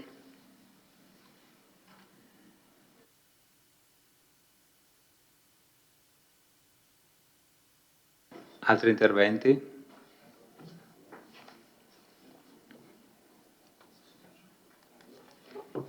Prego, consigliere. Grazie. Non voglio dilungarmi ripetendo quello che hanno già esposto i consiglieri Tonon e De Antoni prima di me. Ho partecipato anch'io all'incontro promosso dal Presidente Viz e credo che sarebbe stato più utile questa sera per tutti quanti e anche per chi a casa ci segue per comprendere meglio tutta la vicenda, poter capire almeno per sommi capi, per grandi linee, quello che è l'idea di futuro intervento sull'immobile. Anche perché un intervento così importante dal punto di vista finanziario, citava i numeri prima ipotizzati il consigliere Tonon, è giusto che sia fin dall'inizio percepito dalla cittadinanza e compreso dalla cittadinanza in tutti i suoi aspetti, in tutte quelle che sono le varie poi dipanazioni del progetto stesso. Ho già espresso quella sera alcune mie perplessità, non assolutamente sull'idea di utilizzare la scuola per fare la farmacia, né assolutamente sull'idea stessa di rendere un immobile che tra l'altro ha anche comunque un certo pregio storico e architettonico, sede di una farmacia più ampia, più efficiente e degli ambulatori ampliati rispetto a quello che adesso può vantare la sede di San Giacomo della società. La mia perplessità è stata, l'ho espressa, relativamente al fatto che un intervento così rilevante deve essere ragionato, creato e operato guardando anche a tutto quello che è il contesto intorno. Sappiamo che l'area della piazza davanti all'ex scuola Sauro vive di una difficoltà evidente, nel senso che è un parcheggio anche poco qualificato dal punto di vista estetico, difficile da utilizzare perché comunque il via vai delle auto e la collocazione caotica dei parcheggi non lo rende sicuramente una delle aree di sosta più gradevoli anche esteticamente che ci siano a Vittorio Veneto. Un intervento appunto così rilevante e così importante, a mio avviso, va calato e va contestualizzato e va esteso a tutte le aree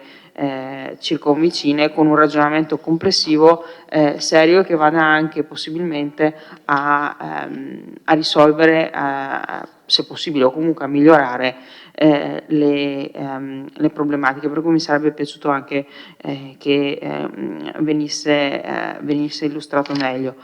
Concordo dal punto di vista dei ragionamenti finanziari con quanto ha illustrato il consigliere De Antoni, per cui mi richiamo a quanto già detto senza far perdere ulteriore tempo. Grazie. Consigliere De Bastiani.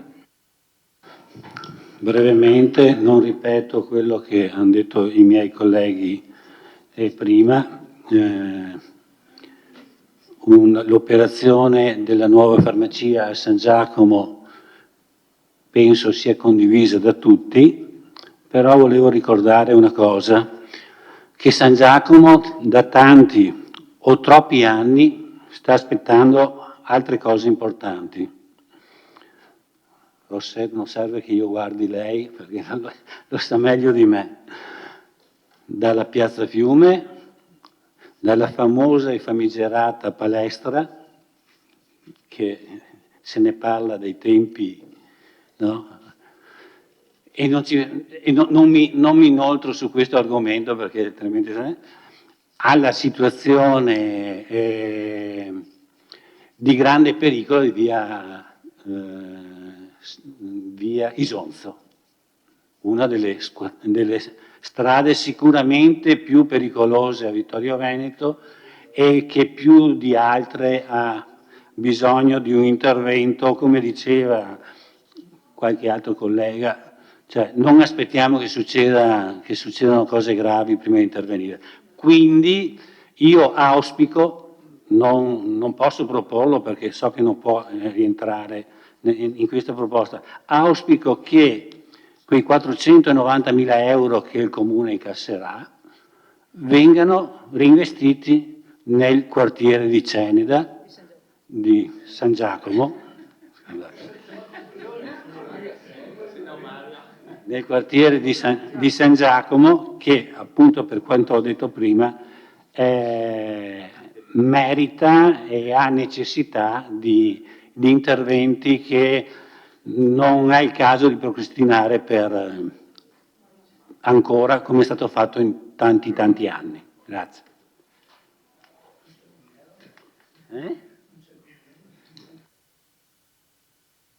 Consigliere Valiana. Velocemente, mi ricollego anch'io alla questione del progetto futuro poi di questa farmacia e anche sull'aspetto urbanistico che secondo me sì, nel senso la priorità della farmacia è assoluta, però effettivamente era significativo dal mio punto di vista anche valutarla per una riqualificazione che potrà essere fatta anche in un secondo tempo, anche rispetto all'assetto urbanistico del territorio. Adesso a memoria non ricordo nel PAT le aree limitrofe come siano destinate, ma insomma andrò a rivedermi la questione. Invece volevo sottolineare che durante la commissione era emersa la necessità che come hanno detto i consiglieri che mi hanno preceduto, il dottor Bitz, amministratore, illustrasse in modo magari anche sintetico, però quello che ci aveva già illustrato nell'incontro, in modo che i cittadini che sono a casa oppure che sono in sala, pochi ma purtroppo, abbiano anche la visione completa di quella che sarà poi l'investimento finale, no? Io so che adesso l'ora è tarda e siamo proprio addirittura. Io non so se domani sera potremmo riaggiornarci su questo e chiedere al dottor Bitz un intervento, ripeto, magari sintetico, però insomma una panoramica su quel che sarà l'idea di progettualità di questo edificio. Grazie.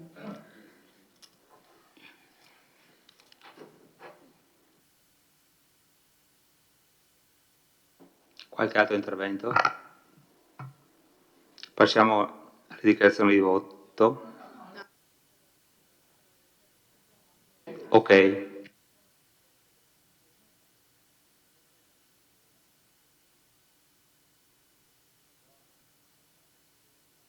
Lascio la parola al dottore, poi ci sono due interventi. L'intervento del consigliere Rosset e l'intervento del consigliere De Antoni. Prego, dottor Sale. Temo che diventerò. Ecco. Allora, buonasera a tutti. Cerco di rispondere velocemente ai quesiti che sono stati posti. Faccio un attimo una premessa di carattere generale, anticipando un po' il punto il prossimo punto, che è quello del controllo analogo. Allora, pur avendo un regolamento un po' datato, nel senso relativamente proprio al controllo analogo sulla Vittorio Veneto Servizi o comunque sulle nostre controllate in generale, comunque non possiamo prescindere da quelli che sono i principi cardine del controllo analogo, cioè il Comune sulle società in house quale Vittorio Veneto Servizi esercita un controllo proprio come se il servizio fosse suo. Quindi qualsiasi atto, fra virgolette, di straordinaria amministrazione per renderlo un po' più semplice di lettura, quindi quale l'autorizzazione all'assunzione di un mutuo piuttosto che una progettazione, non può che passare per questo Consiglio Comunale nell'ambito del controllo analogo. Quindi questa è la premessa generale. La richiesta di Vittorio Veneto Servizi di acquisto è pervenuta il 28 luglio e diciamo sostituisce le precedenti. In commissione avevo manifestato le mie perplessità sulla formula rent to buy, ma con questo non voglio dire che sia un contratto vietato alla pubblica amministrazione.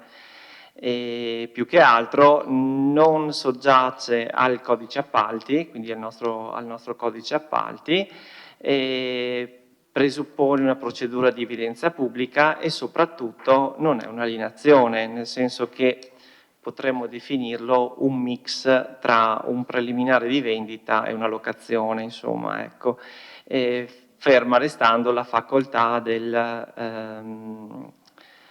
del compratore, in questo caso Vittorio Veneto Servizi, di non riscattare, quindi di non procedere all'acquisto in qualsiasi momento del contratto. Ecco.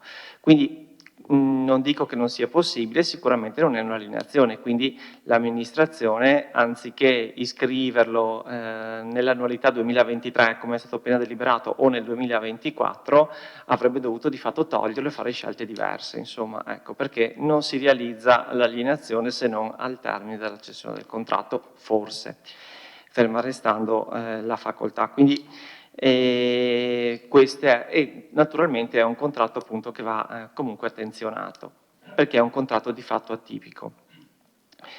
Per quanto riguarda le mie analisi sull'autorizzazione nell'ambito del controllo analogo, a questo punto io ho fatto come ha detto giustamente il consigliere Tonon, ho fatto una mera analisi di liquidità, nel senso che ho fatto un'analisi per indici riclassificando il bilancio 2022 per capire se l'operazione era sostenibile da Vittorio Veneto Servizi senza creare difficoltà di bilancio.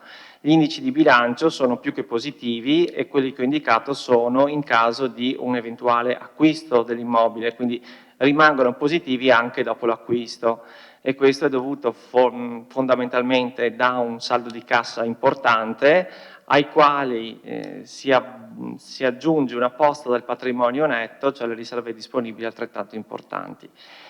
Per quanto riguarda l'assunzione del mutuo e l'intervento stesso, voi sapete che è una società in house, ripeto, anticipiamo sempre il discorso del punto successivo, e come tale soggiace anche lei al codice appalti e quindi a tutte le regole tipiche della pubblica amministrazione. Come tale una progettazione definitiva, una progettazione, tra virgolette, non si chiama più preliminare, ma la progettazione preliminare, una progettazione esecutiva e così via. Detto questo, la richiesta pervenuta fa una sorta di come dire, indicatore di massima del costo dell'intervento e quindi era nell'ambito del controllo analogo, non era diciamo procedibile un controllo analogo su una cifra di massima. Noi abbiamo bisogno di sapere quant'è la progettazione preliminare e quanto ammonta l'intervento, quindi su numeri aleatori di fatto o comunque non certi il Consiglio Comunale non si può esprimere, ecco. E quindi questo tipo di valutazione, fermo restando che per questa sede sarà necessario intervenire, è stata rimandata perché appunto non abbiamo i dati per fare un'analisi di bilancio per un'assunzione del mutuo del valore di sostanzialmente, perché non c'è. Come tale non c'è una progettazione preliminare ad oggi pervenuta, c'è forse una fattibilità di massima, allora su questo possiamo discutere, ma certamente non possiamo fare un controllo analogo. Vado avanti sul discorso conferimenti.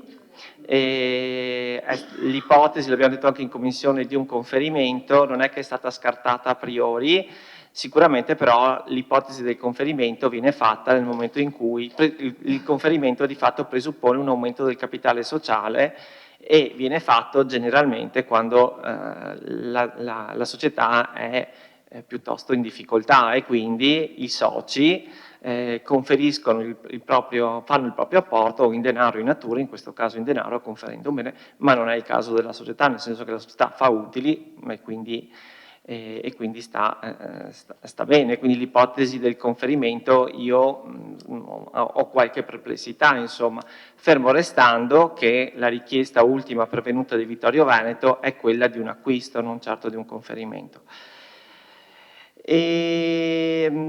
Direi che non c'è altro, se non mi sembra di aver risposto a tutto, insomma, ecco, questo è di aver affrontato tutta la panoramica, insomma. Grazie, dottor Sarri. Lascio la parola al consigliere Rossetti. Grazie Presidente. Consigliere De Bastiani, io non posso che ringraziarla per per avere a cuore anche San Giacomo. Io ricordo quando ho incominciato a lavorare in zona industriale, l'azienda nella quale lavoravo io non era di là, era in via Daneguti, di là della ferrovia. Nella zona industriale c'erano 2 attività già presenti e 4 che avevano appena iniziato. Vediamo cosa è diventata adesso la zona industriale. In più si è allacciata alla viabilità anche la zona industriale di Conegliano, che è abbastanza grossa anche quella. Strade fatte, 0. Io capisco che in tutto il mondo c'è un nord e un sud, ma nel comune di Vittorio Veneto, a San Giacomo, siamo il sud. E difatti io dico sempre che se nascevo 100 metri più a sud sarei stato a nord del comune di Colle Umberto, ma purtroppo sono a sud, a parte questi scherzi. Allora io ritengo che nelle scelte di un'amministrazione non ci sono solo aspetti meramente economici. Ho la certezza che il Presidente Biz ha valutato attentamente gli aspetti economici. Nella nostra città ci sono numerosi edifici che fino a qualche tempo fa avevano un'utilità e ora sono vuoti, con il rischio di rimanere abbandonati. Come amministratori dobbiamo essere responsabili del buon uso di queste risorse e riutilizzarle. Questa amministrazione è riuscita a mettere mano in 3 scuole dismesse, per cause diverse, sottoponendole 2 già a ristrutturazione e una, adesso è la scuola Nazario Sauro, partiranno dei lavori. Allora, siamo riusciti a fare dell'edilizia circolare. Nell'ex asilo dell'Ente Manzoni, via 24 maggio, è diventata brigata della Guardia di Finanza. La scuola Emilio Zanette è diventata sede dell'Agenzia delle Entrate. La Nazario Sauro sarà una farmacia comunale. 3 edifici che avevano funzione pubblica e che tornano al servizio dei cittadini. Noi appoggiamo in pieno questa operazione e dichiaro fin da ora che il nostro voto sarà favorevole. Grazie. Consigliere De Antoni. Sì, anche noi appoggiamo questa iniziativa. Noi, io parlo per il mio gruppo, sono solo io, quindi appoggio anch'io questa iniziativa. Però credo che sia opportuno, come amministratori avveduti, cercare di capire bene da dove partiamo e da dove arriviamo e dove vogliamo arrivare.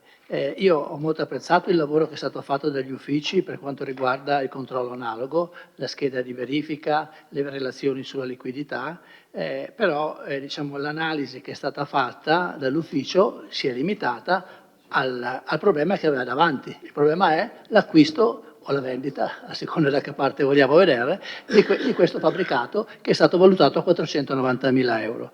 Allora mi chiedo, la prima domanda che faccio questa volta all'amministratore è: come mai rispetto a un mese fa è stata cambiata quell'idea, quella proposta che era stata fatta dal punto di vista finanziario, questo famoso rent to buy? Questa è la prima domanda che voglio fare. La seconda è, credo che anche come ufficio, dottor Sari, sarebbe importante dire che adesso mi hai posto questo problema, però c'è l'altro problema, quello successivo. E allora quando verrà fatta, è stata fatta un'analisi sulla liquidità, poteva essere fatta un'analisi complessiva sulla liquidità e sulla capacità di indebitamento della società di fronte a un diciamo, progetto completo che comprende l'acquisto o comunque l'acquisizione del bene, che comprende i lavori da fare, che comprende la vendita della vecchia sede, perché questa è l'altra. In questo modo il discorso diciamo, sarebbe completo. Mi domando, allora qualcuno mi potrebbe dire, ma certo dobbiamo perdere del tempo per fare questa cosa, ma in effetti non si perde assolutamente tempo, perché ribadiamo la volontà di comunque mettere a disposizione il fabbricato una scuola ex Sauro mettere a disposizione della Vittorio Veneto Servizi. Aspettiamo che diciamo, l'amministratore possa completare quelle verifiche con i diversi organi dello Stato per capire quali opere sono da fare, antisismiche, sovrintendenza, eccetera, eccetera. Studiamo meglio il progetto di fattibilità e quindi di fronte a un progetto di fattibilità che comprende tutti gli elementi di questo progetto complessivo, possiamo essere, prima di tutto l'ufficio e poi anche noi consiglieri, siamo messi nelle condizioni di dare il nostro parere sul progetto complessivo, ribadendo che se c'è qualcuno che non si fida di questo, riscriviamo, siamo favorevoli, io sono favorevole, spero anche tutti gli altri, sono favorevole alla realizzazione della nuova farmacia. Le modalità per arrivare a questo credo che sia giusto che ne possiamo discutere con calma, con attenzione.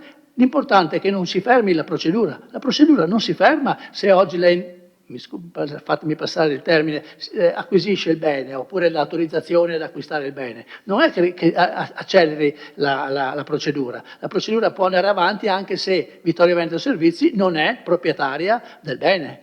Non c'è nessun motivo per cui non si possa andare a parlare con la sovrintendenza, con il Genio Civile o quanti altri enti ci sono che devono dire la loro, non si possa andare a parlare come responsabili della Vittorio Veneto Servizi, che è una società in house del comune di Vittorio Veneto. La stessa cosa è la stessa cosa che vada in questa posizione o nella situazione di proprietario. Quindi perché affrettare il tutto e non possiamo dare anche agli uffici la possibilità di dare un parere sull'iniziativa complessiva? Non riesco a capire, vorrei che qualcuno mi spiegasse i motivi.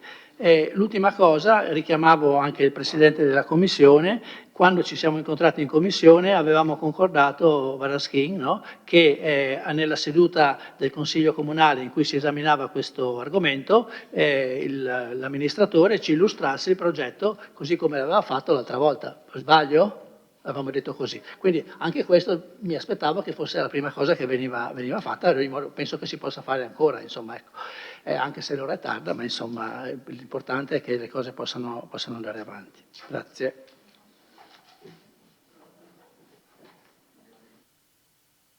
Consigliere Re. Sì, penso, stiamo parlando di una società al 100% del comune, Vittorio Veneto Servizi, stiamo quindi bene pubblico, stiamo parlando del comune, bene pubblico.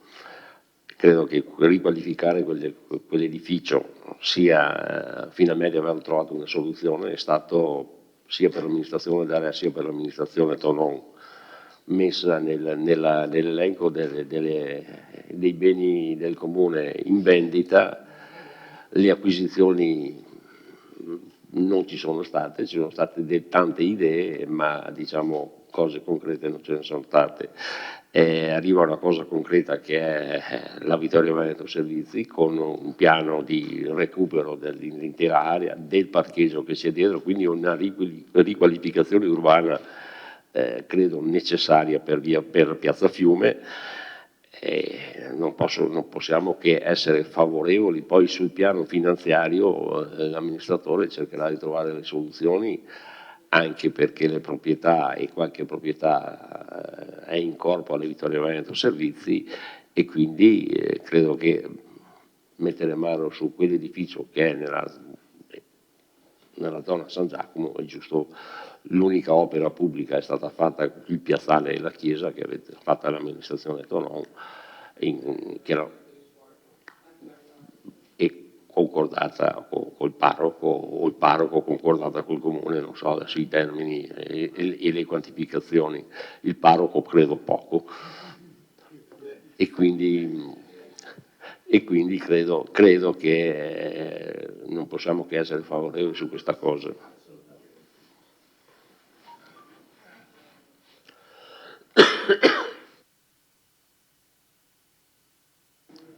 Dottor Sardi vuole rispondere o lasciamo a Varaschin l'intervento?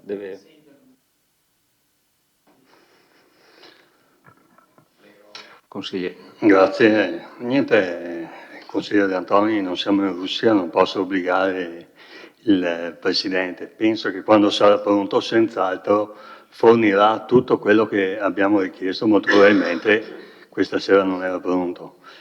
Dopo sicuramente è pronto, ecco, vede, quindi non c'è nessun problema. Un quartiere grande come San Giacomo meriti questa farmacia, un quartiere che ha sicuramente delle sofferenze, parliamo in termini di traffico, in termini di odori, in termini di rumori, e ben venga la farmacia. Mi dispiace solamente che questa sera non c'è Gumiero, che è stato il consigliere Gumiero, che è stato uno dei più grandi fautori e portatori di questa farmacia. Grazie. Grazie. Dottor Sarri, prego. Sì, allora rispondo per la mia parte e poi lascio la parola all'amministratore. La mia analisi si è limitata all'autorizzazione all'acquisto e alla vendita, perché comunque avevamo un dato di 490.000 euro e quindi avevo un dato certo su cui poter fare tutta una serie di valutazioni economico-finanziarie e di sostenibilità sulla Vittorio Veneto Servizi.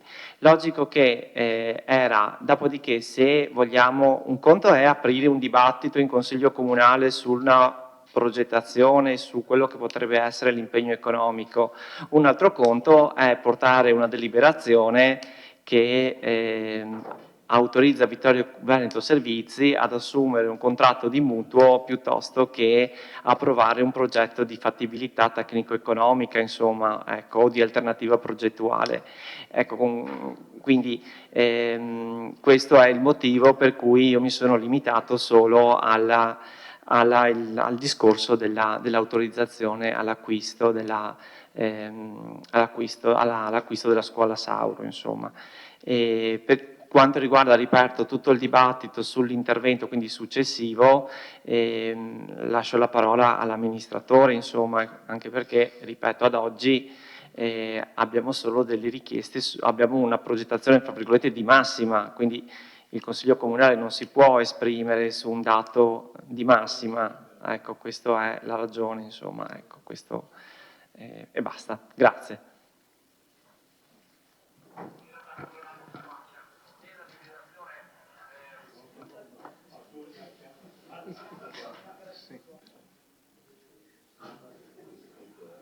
Dottor Biz, prego. Sì, allora, intanto,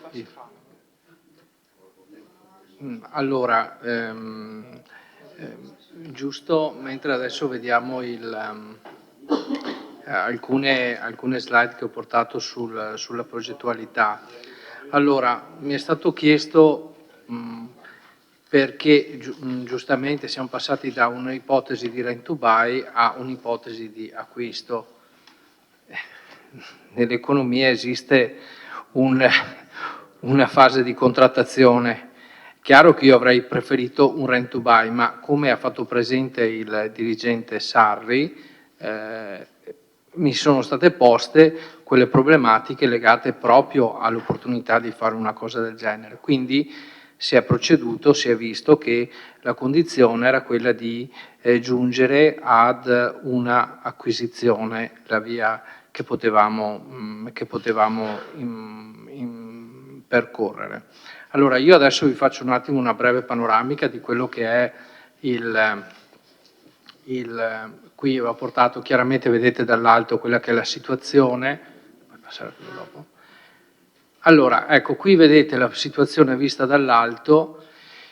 Questo prevede già una fase di integrazione, se voi vedete sulla parte frontale, chiaramente di questa, ecco, preciso, questo progetto nasce ancora oltre un anno fa, nasce, penso, vorrei dire, appena finita la realizzazione della farmacia del centro, abbiamo già cominciato, abbiamo sentito con il parere del sindaco di valutare sulla farmacia di San Giacomo di trovare una collocazione adeguata, perché quella farmacia, scusatemi, adesso parlo in termini economici perché alla fine quello devo comunque anche valutare, anche se parliamo di una società a controllo pubblico e quindi anche una funzione sociale, ma prima di tutto i conti devono tornare, perché sennò altrimenti la funzione sociale ce la dimentichiamo. Quella farmacia, la farmacia di San Giacomo, è giunta a un concetto di, mi sento di dire, saturazione, nel senso che la sua come è stato anche anticipato precedentemente, 25 anni fa aveva una funzione, la sua dimensione poteva essere adeguata ai tempi, adesso con l'evoluzione anche del mondo della farmacia che richiedono tutta una serie di servizi, gli spazi sono piccoli. Pensiamo che la zona espositiva, adesso passiamo dell'area vendita, parliamo di circa 70 metri quadri, quindi una cosa molto piccola. Quindi questo progetto è nato così lontano, sono state valutate anche altre possibili soluzioni di altri luoghi, ma diciamo che nessuno aveva le caratteristiche che potevano fare al caso della farmacia di San Giacomo. In questo è venuta fuori l'opportunità della scuola Nazario Sauro. Qui, come vedete, è stata fatta una ipotesi, già qui la vedete dall'alto, in cui questo progetto, questa ipotesi progettuale già recepisce gli aspetti che, se non ricordo male, riguardano anche i marciapiedi, il tema del PEBA. Sono già stati i tecnici del Comune e in questo momento in fase, come posso dire, preliminare, sono stati visti con i tecnici che mi hanno seguito in questo frangente, quindi anche disegnando la conformazione davanti di dove dovrebbe essere praticamente come posso dire, il marciapiede, che comunque si allarga, come vedete, la zona marrone. Chiaramente in questo contesto, che era già stato fatto presente ancora a suo tempo quando era stato presentato il progetto sull'area di San Giacomo, determinava una perdita di una parte dei parcheggi che sarebbero stati recuperati, come vedete, sulla parte interna. Chiaramente è previsto in questa fase di ipotesi di progetto che il muro laterale che dà su, non mi ricordo la via, non mi ricordo la via laterale come si chiama, non quella, questa, ecco quella, quindi di permettere un percorso circolare all'interno chiaramente della farmacia, quindi chiaramente recuperando alcuni parcheggi. Lì sono stati disegnati alcuni parcheggi in via preliminare, sicuramente potrebbero essere migliorati, ma questa era una fase di prima idea di fattibilità. Come vedete poi ecco, qui vedete naturalmente l'area che è di area di interesse, che comunque fa parte del compendio della dell'ex scuola Nazario Sauro. Ecco, in questo caso vedete già quello che era l'ipotesi proposta che vede la farmacia di San Giacomo. Allora, tornando un attimo a quella, volevo solo precisare che l'oggetto dell'intervento, anche se comunque il compendio viene comprato nella sua globalità, riguarderà solo la zona frontale, cioè la parte dritta, quella che è fronte piazza, mentre la ramo, la parte ad L, che è di seconda costruzione degli anni, mi pare, 50-60, però non vorrei dire una cosa per un'altra, nel progetto di intervento prevede la sistemazione, intendo dire la ristrutturazione delle facciate, lasciando chiaramente al grezzo la struttura per una eventuale e successiva come posso dire, destinazione della parte dell'immobile. Ben inteso, vi dico che quella parte perché come avevo comunque anticipato e detto, nel mese di gennaio di quest'anno, che sono stati gli elementi propulsivi di tutta la serie di analisi successive, la scuola Nazario Sauro, su autorizzazione da parte del Comune di Vittorio Veneto, che ha fatto istanza alla sovrintendenza, abbiamo proceduto a fare degli accertamenti dal punto di vista strutturale. Chiaramente ne è emersa che la zona, quella che noi vorremmo lasciare ferma in questo momento, ha una struttura moderna, quindi di una certa stabilità, di un certo pregio. Lo stesso vale anche per la restante parte della scuola, ben inteso che il problema di questa scuola, motivo per il quale poi ci sarà un intervento e parliamo di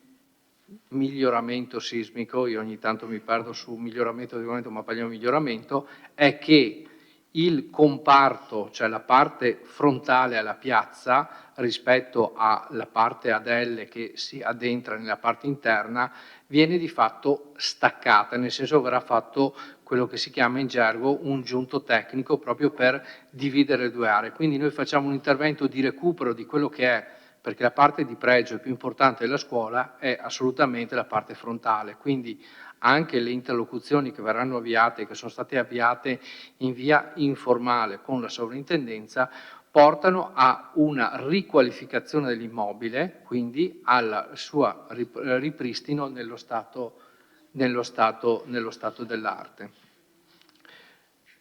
Andiamo, scusami, allora, ecco, quindi come vi dicevo, questa è l'ipotesi del piano terra, quella parte naturalmente a destra, ecco, vedete l'ingresso della farmacia previsto è dalla parte più a sud, quindi a fianco a quello che c'è l'ingresso, chiaramente con una zona, come vedete la parte centrale, l'area vendita, quella principale che è circa di 180 metri quadri, mentre tutte le aree di pertinenza, intendo dire bagni piuttosto che i vari uffici, piuttosto che le zone dedicate all'area medica, praticamente le salette, quelle predisposte, sono nella parte del corridoio, di quello che è il corridoio classico che c'è in quella scuola.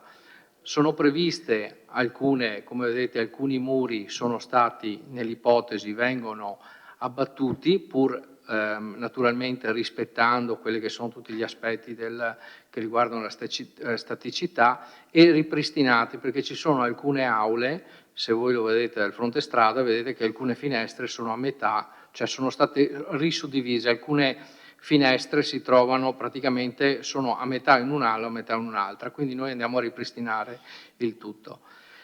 Chiaramente poi vedete ecco, vedete che quella zona è tutta la parte, come dicevamo, ecco, questo è il secondo piano, dove vedete sulla destra la zona di pertinenza degli uffici della Vittorio Veneto Servizi, mentre dove vedete poi che c'è l'altra parte, quelli sono previsti gli ambulatori. Sono stati disegnati sostanzialmente 4 ambulatori, perché ce n'è anche uno un po' più piccolo, mentre la sala d'aspetto è posta sul corridoio. Per raggiungere il secondo piano, chiaramente viene individuato ecco, in questa zona che vedete c'è individuato, verrà fatto un ascensore, chiaramente, che fungerà per poter permettere alle persone di salire al secondo piano. Quindi chiaramente noi lasciamo tutta la zona al di là, quindi che va verso la parte del retro, la lasciamo libera. Nella parte dell'intervento previsto c'è la parte del seminterrato, che è nella parte cioè la parte del retro, ecco, che quella verrà utilizzata, quella rimarrà una parte del compendio che comunque verrà utilizzata a Vittorio Veneto Servizi per chiaramente come magazzino, come deposito documenti, perché in questo momento negli uffici non abbiamo abbastanza abbastanza spazi per poter permetterci chiaramente di avere degli archivi. Ecco, in merito al discorso dell'operazione, al fatto di spezzarla, ripeto, non è una banalità il fatto che che ci sia l'intenzione di fare l'acquisto per poi procedere, perché in questo frangente è oltre un anno che ci lavoriamo dietro. Il fatto di non essere i proprietari dell'immobile, questo determina comunque un problema. In questo caso noi comunque riusciamo come avevo già fatto presente, l'importo della spesa, parliamo di circa oltre 1,7 milioni di spesa solo per la parte, questo che è individuato come ipotesi di appalto, più ci sono tutti gli altri oltre 400.000 euro che sono di oneri relativi alla progettazione e all'interno della quale c'è anche oltre, mi pare, sono 125.000 euro che sono gli oneri e costi di costruzione che la Vittorio Veneto Servizi comunque dovrà pagare al Comune di Vittorio Veneto, quindi nell'importo ulteriore di quella spesa che è stata considerata abbiamo anche questa valutazione. No. Sì, esatto. Allora, tenendo conto che noi dobbiamo fare comunque una considerazione che, come dicevo, dentro ci sono questi 125.000 euro che sono un'ulteriore liquidità che rientra nelle casse del Comune di Vittorio Veneto, tenendo conto che comunque da questa operazione prevede la cessione dell'attuale sede che da 2 perizie richieste in questo momento ha un valore che si aggira, una parla di 420.000 euro, una parla di 430.000 euro. Chiaramente il resto dell'operazione andrebbe a essere finanziato con un mutuo il più possibile, chiaramente una parte, pur avendo adesso speso, uscendo la parte di liquidità, comunque una parte di cash. Ben inteso che si intende che l'operazione si parte, però l'ipotesi è che arriviamo a sviluppare l'operazione su 2 step, quindi parliamo di prima operazione, ristrutturazione e collocazione immediata della farmacia. Il secondo step vengono portati gli ambulatori e naturalmente gli uffici della sede che chiaramente ci devono essere, ma sono quelli, dal mio punto di vista, quelli meno importanti, insomma sono più importanti la farmacia che parta per prima e naturalmente e chiaramente poi anche gli ambulatori e la sede, insomma. Grazie, dottor Bitz.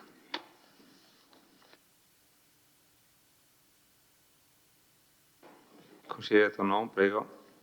Grazie anche per l'illustrazione che ha fatto il dottor Bitz. Un paio di sottolineature. Allora, concordo in pieno con quello che ha detto il collega Rosset per quanto riguarda la ristrutturazione e risistemazione di patrimonio pubblico, tant'è vero che è un tema che è stato tenuto in considerazione e perseguito anche dall'amministrazione che ho avuto l'onore di presiedere, cioè non abbiamo fatto scuole nuove, anche quando qualcuno ci incentivava a farlo, ma abbiamo ristrutturato gli edifici pubblici esistenti. Non sono totalmente d'accordo col dottor Sarri quando dice che il conferimento si fa quando c'è un problema di capitalizzazione in sostanza. Non sempre, o meglio, tecnicamente se consideriamo esclusivamente da un punto di vista tecnico una società privata, 9 volte su 10 sì. Diciamo che in questo caso proprio per la natura, non so se si può dire bifronte, della Vittorio Veneto Servizi, che è società di diritto privato ma a totale controllo pubblico, partecipazione pubblica, ha una connotazione leggermente diversa, nel senso potrebbe essere anche il comune che ha interesse a conferire, È chiaro che in questo caso non avrebbe i 490.000 euro del ritrovamento servizi, conterebbe poco o nulla l'aumento di capitale, ma la ritrovamento servizi che già si trova con 2 milioni e 7 meno 450.000, 2 milioni e 3, 2 milioni e 250 come dire, da considerare come impegno finanziario, ne avrebbe 500.000 euro in meno, perché presumo che, non dico da qui all'eternità ovviamente, ma per qualche anno i dividendi, è ovvio, se c'è questo impegno non ci potranno essere.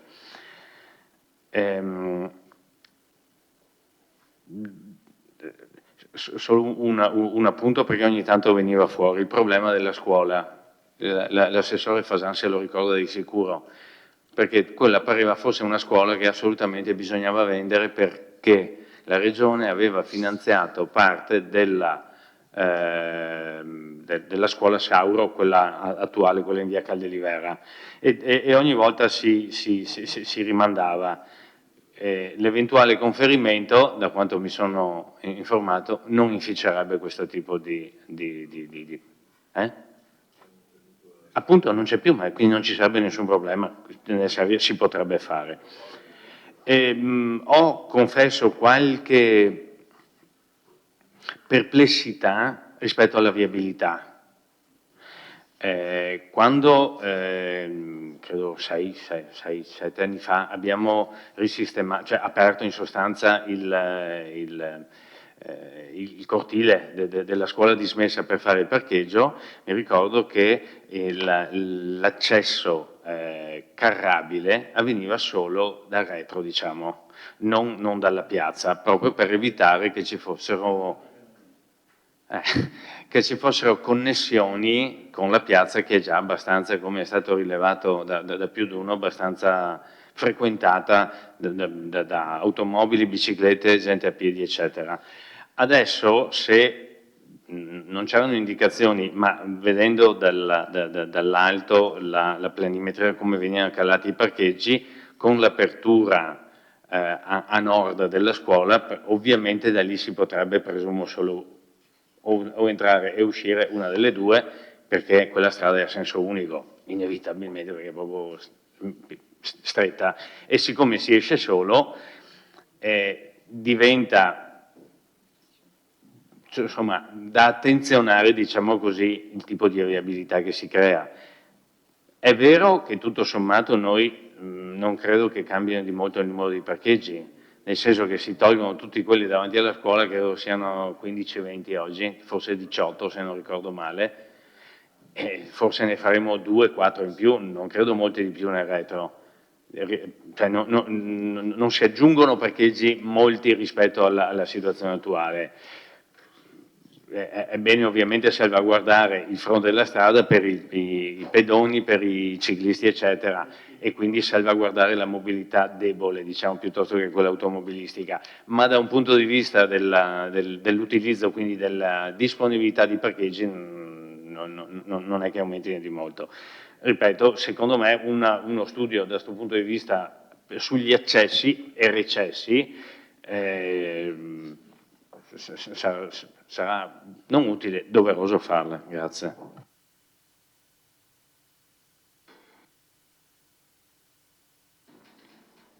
Qualche altro intervento? Altrimenti passiamo a dichiarazione di voto. Dichiarazione di voto?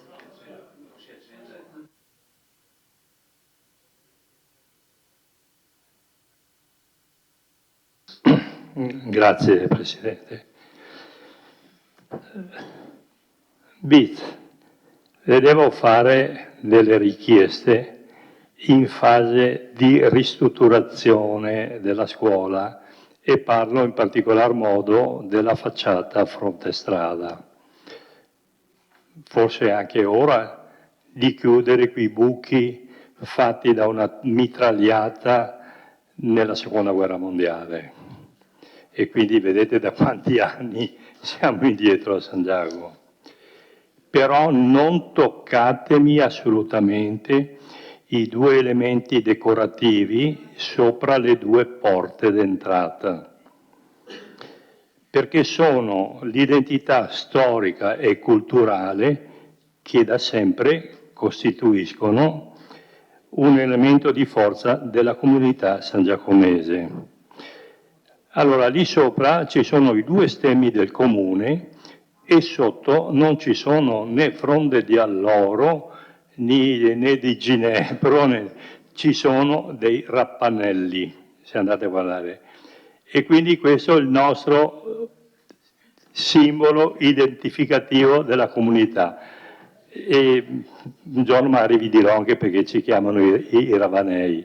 Non mi sta ascoltando il presidente Biz, però se mi toccate quei 2 fregi avete tutta San Giacomo contro. Grazie. Consigliere De Antoni.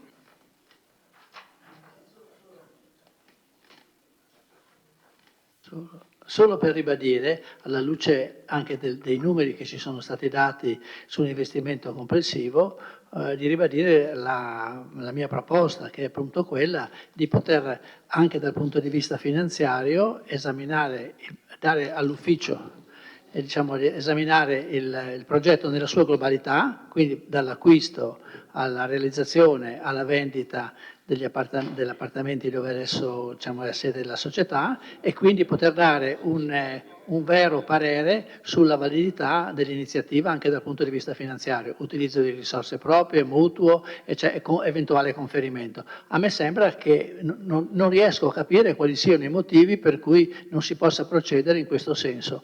Qualunque imprenditore... Scusi, così, ha fatto quanti interventi? 3 mi sembrano, questa sarebbe la dichiarazione di voto. Sì, questa è la dichiarazione di voto. Vabbè, dai, a mezzanotte. Dichiari o chiudo? Chiudo. Il consigliere Tonon, prego.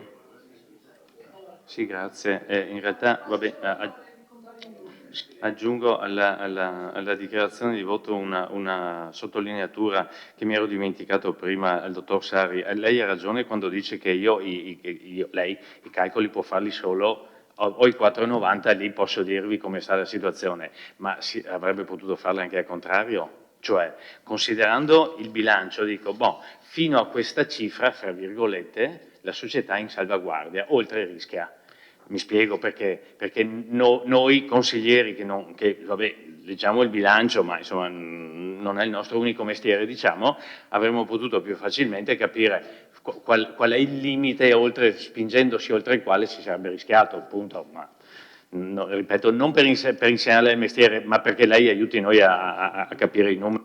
Dichiarazione? Sì, guardi che la dichiarazione di voto ho 3 minuti per farla, non gli è passati.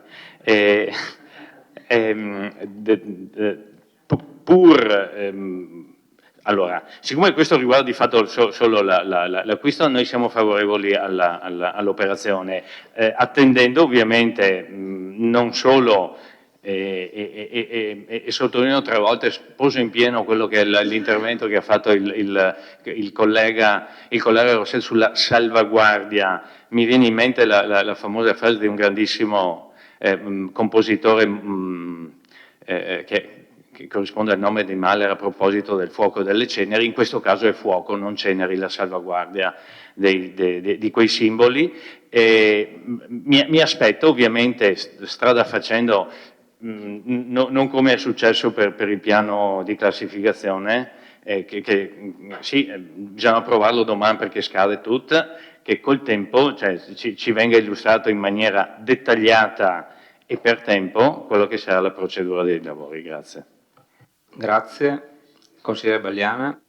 Intervengo solo per dichiarare il nostro voto favorevole del gruppo Rinascita Civica a questo impegno, e penso sia di fondamentale importanza per il recupero di quell'edificio pubblico che da anni appunto ha bisogno di un recupero, e penso che la sinergia secondo me è dimostrata anche in questo frangente tra la Vittorio Veneto Servizi e i nostri uffici del bilancio, nonché, come diceva giustamente il consigliere Tonon, anche la cooperazione delle commissioni deputate a questo potrà dare anche un seguito positivo negli altri step da qui a venire. Grazie.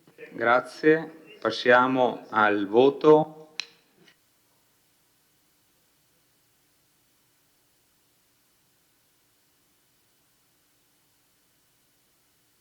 Ecco, prego, votate.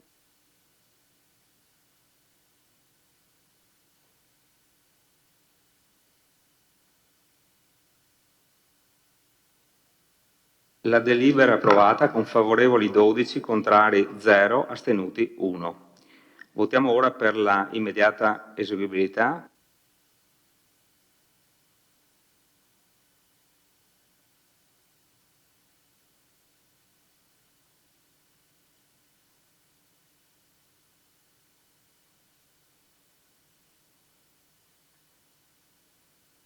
La delibera è immediatamente eseguibile con favorevoli 12, contrari 0, astenuti 1. Ci vediamo domani sera ore 6. Grazie.